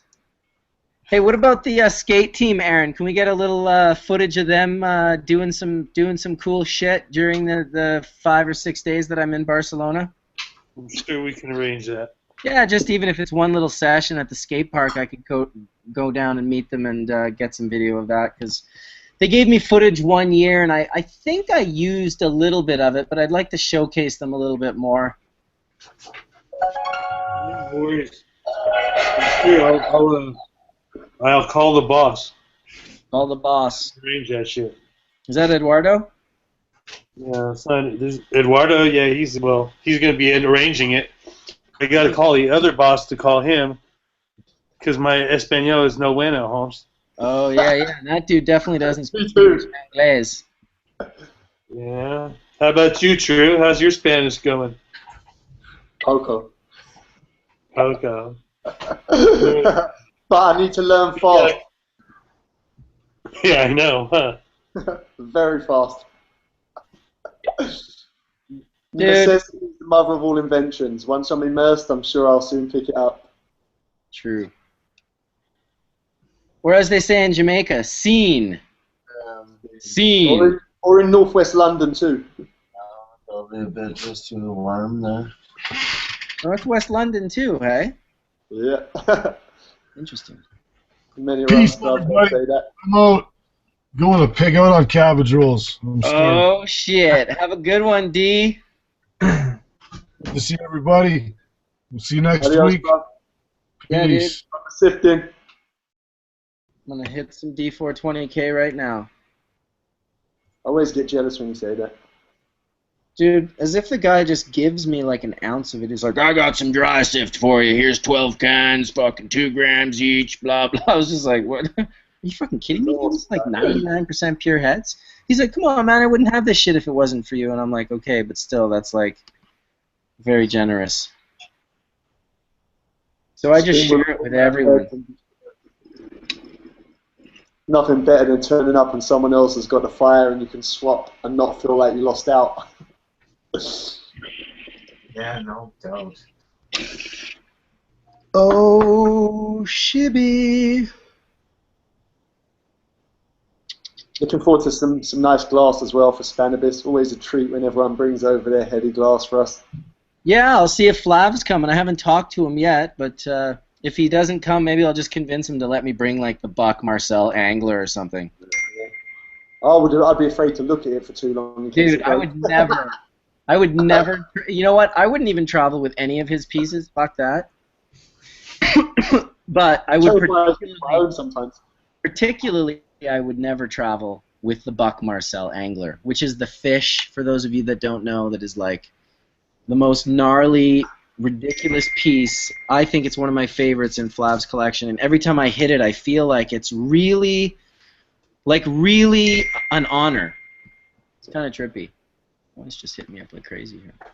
Yeah, it was wild to hit out all those different rigs that the Damping Gallery had. That was pretty crazy to see so many different types of glass functioning and get them all out and really see the craftsmanship behind them rather than just photographs on Instagram. I'm so stoked on this little bad boy. Oh, bro, I love that. So nice. So nice. I know another friend that recently picked one up, and he's just overjoyed. I've never heard a complaint from anyone. It's just... Well, I'll tell you, last week at Hash Church, my one complaint is that, A, you have to announce the value of the piece to anyone that thinks they're going to assume anything about the piece. And so the last time at Hash Church, I don't know at what point it was, but one of the guys came and visited a friend here, and he came up to the pipe, and then he like banged his ring on the pipe 3 times hard. And he did it first with his finger, and I was like, okay, that's kind of cool, but kind of not cool. I was kind of like feeling like probably Cuban Grower when Buddy was fingering. And so, but then he did the ding, ding, ding, and I had my mic muted, but I would have literally been like, what are you fucking doing? Like, yeah.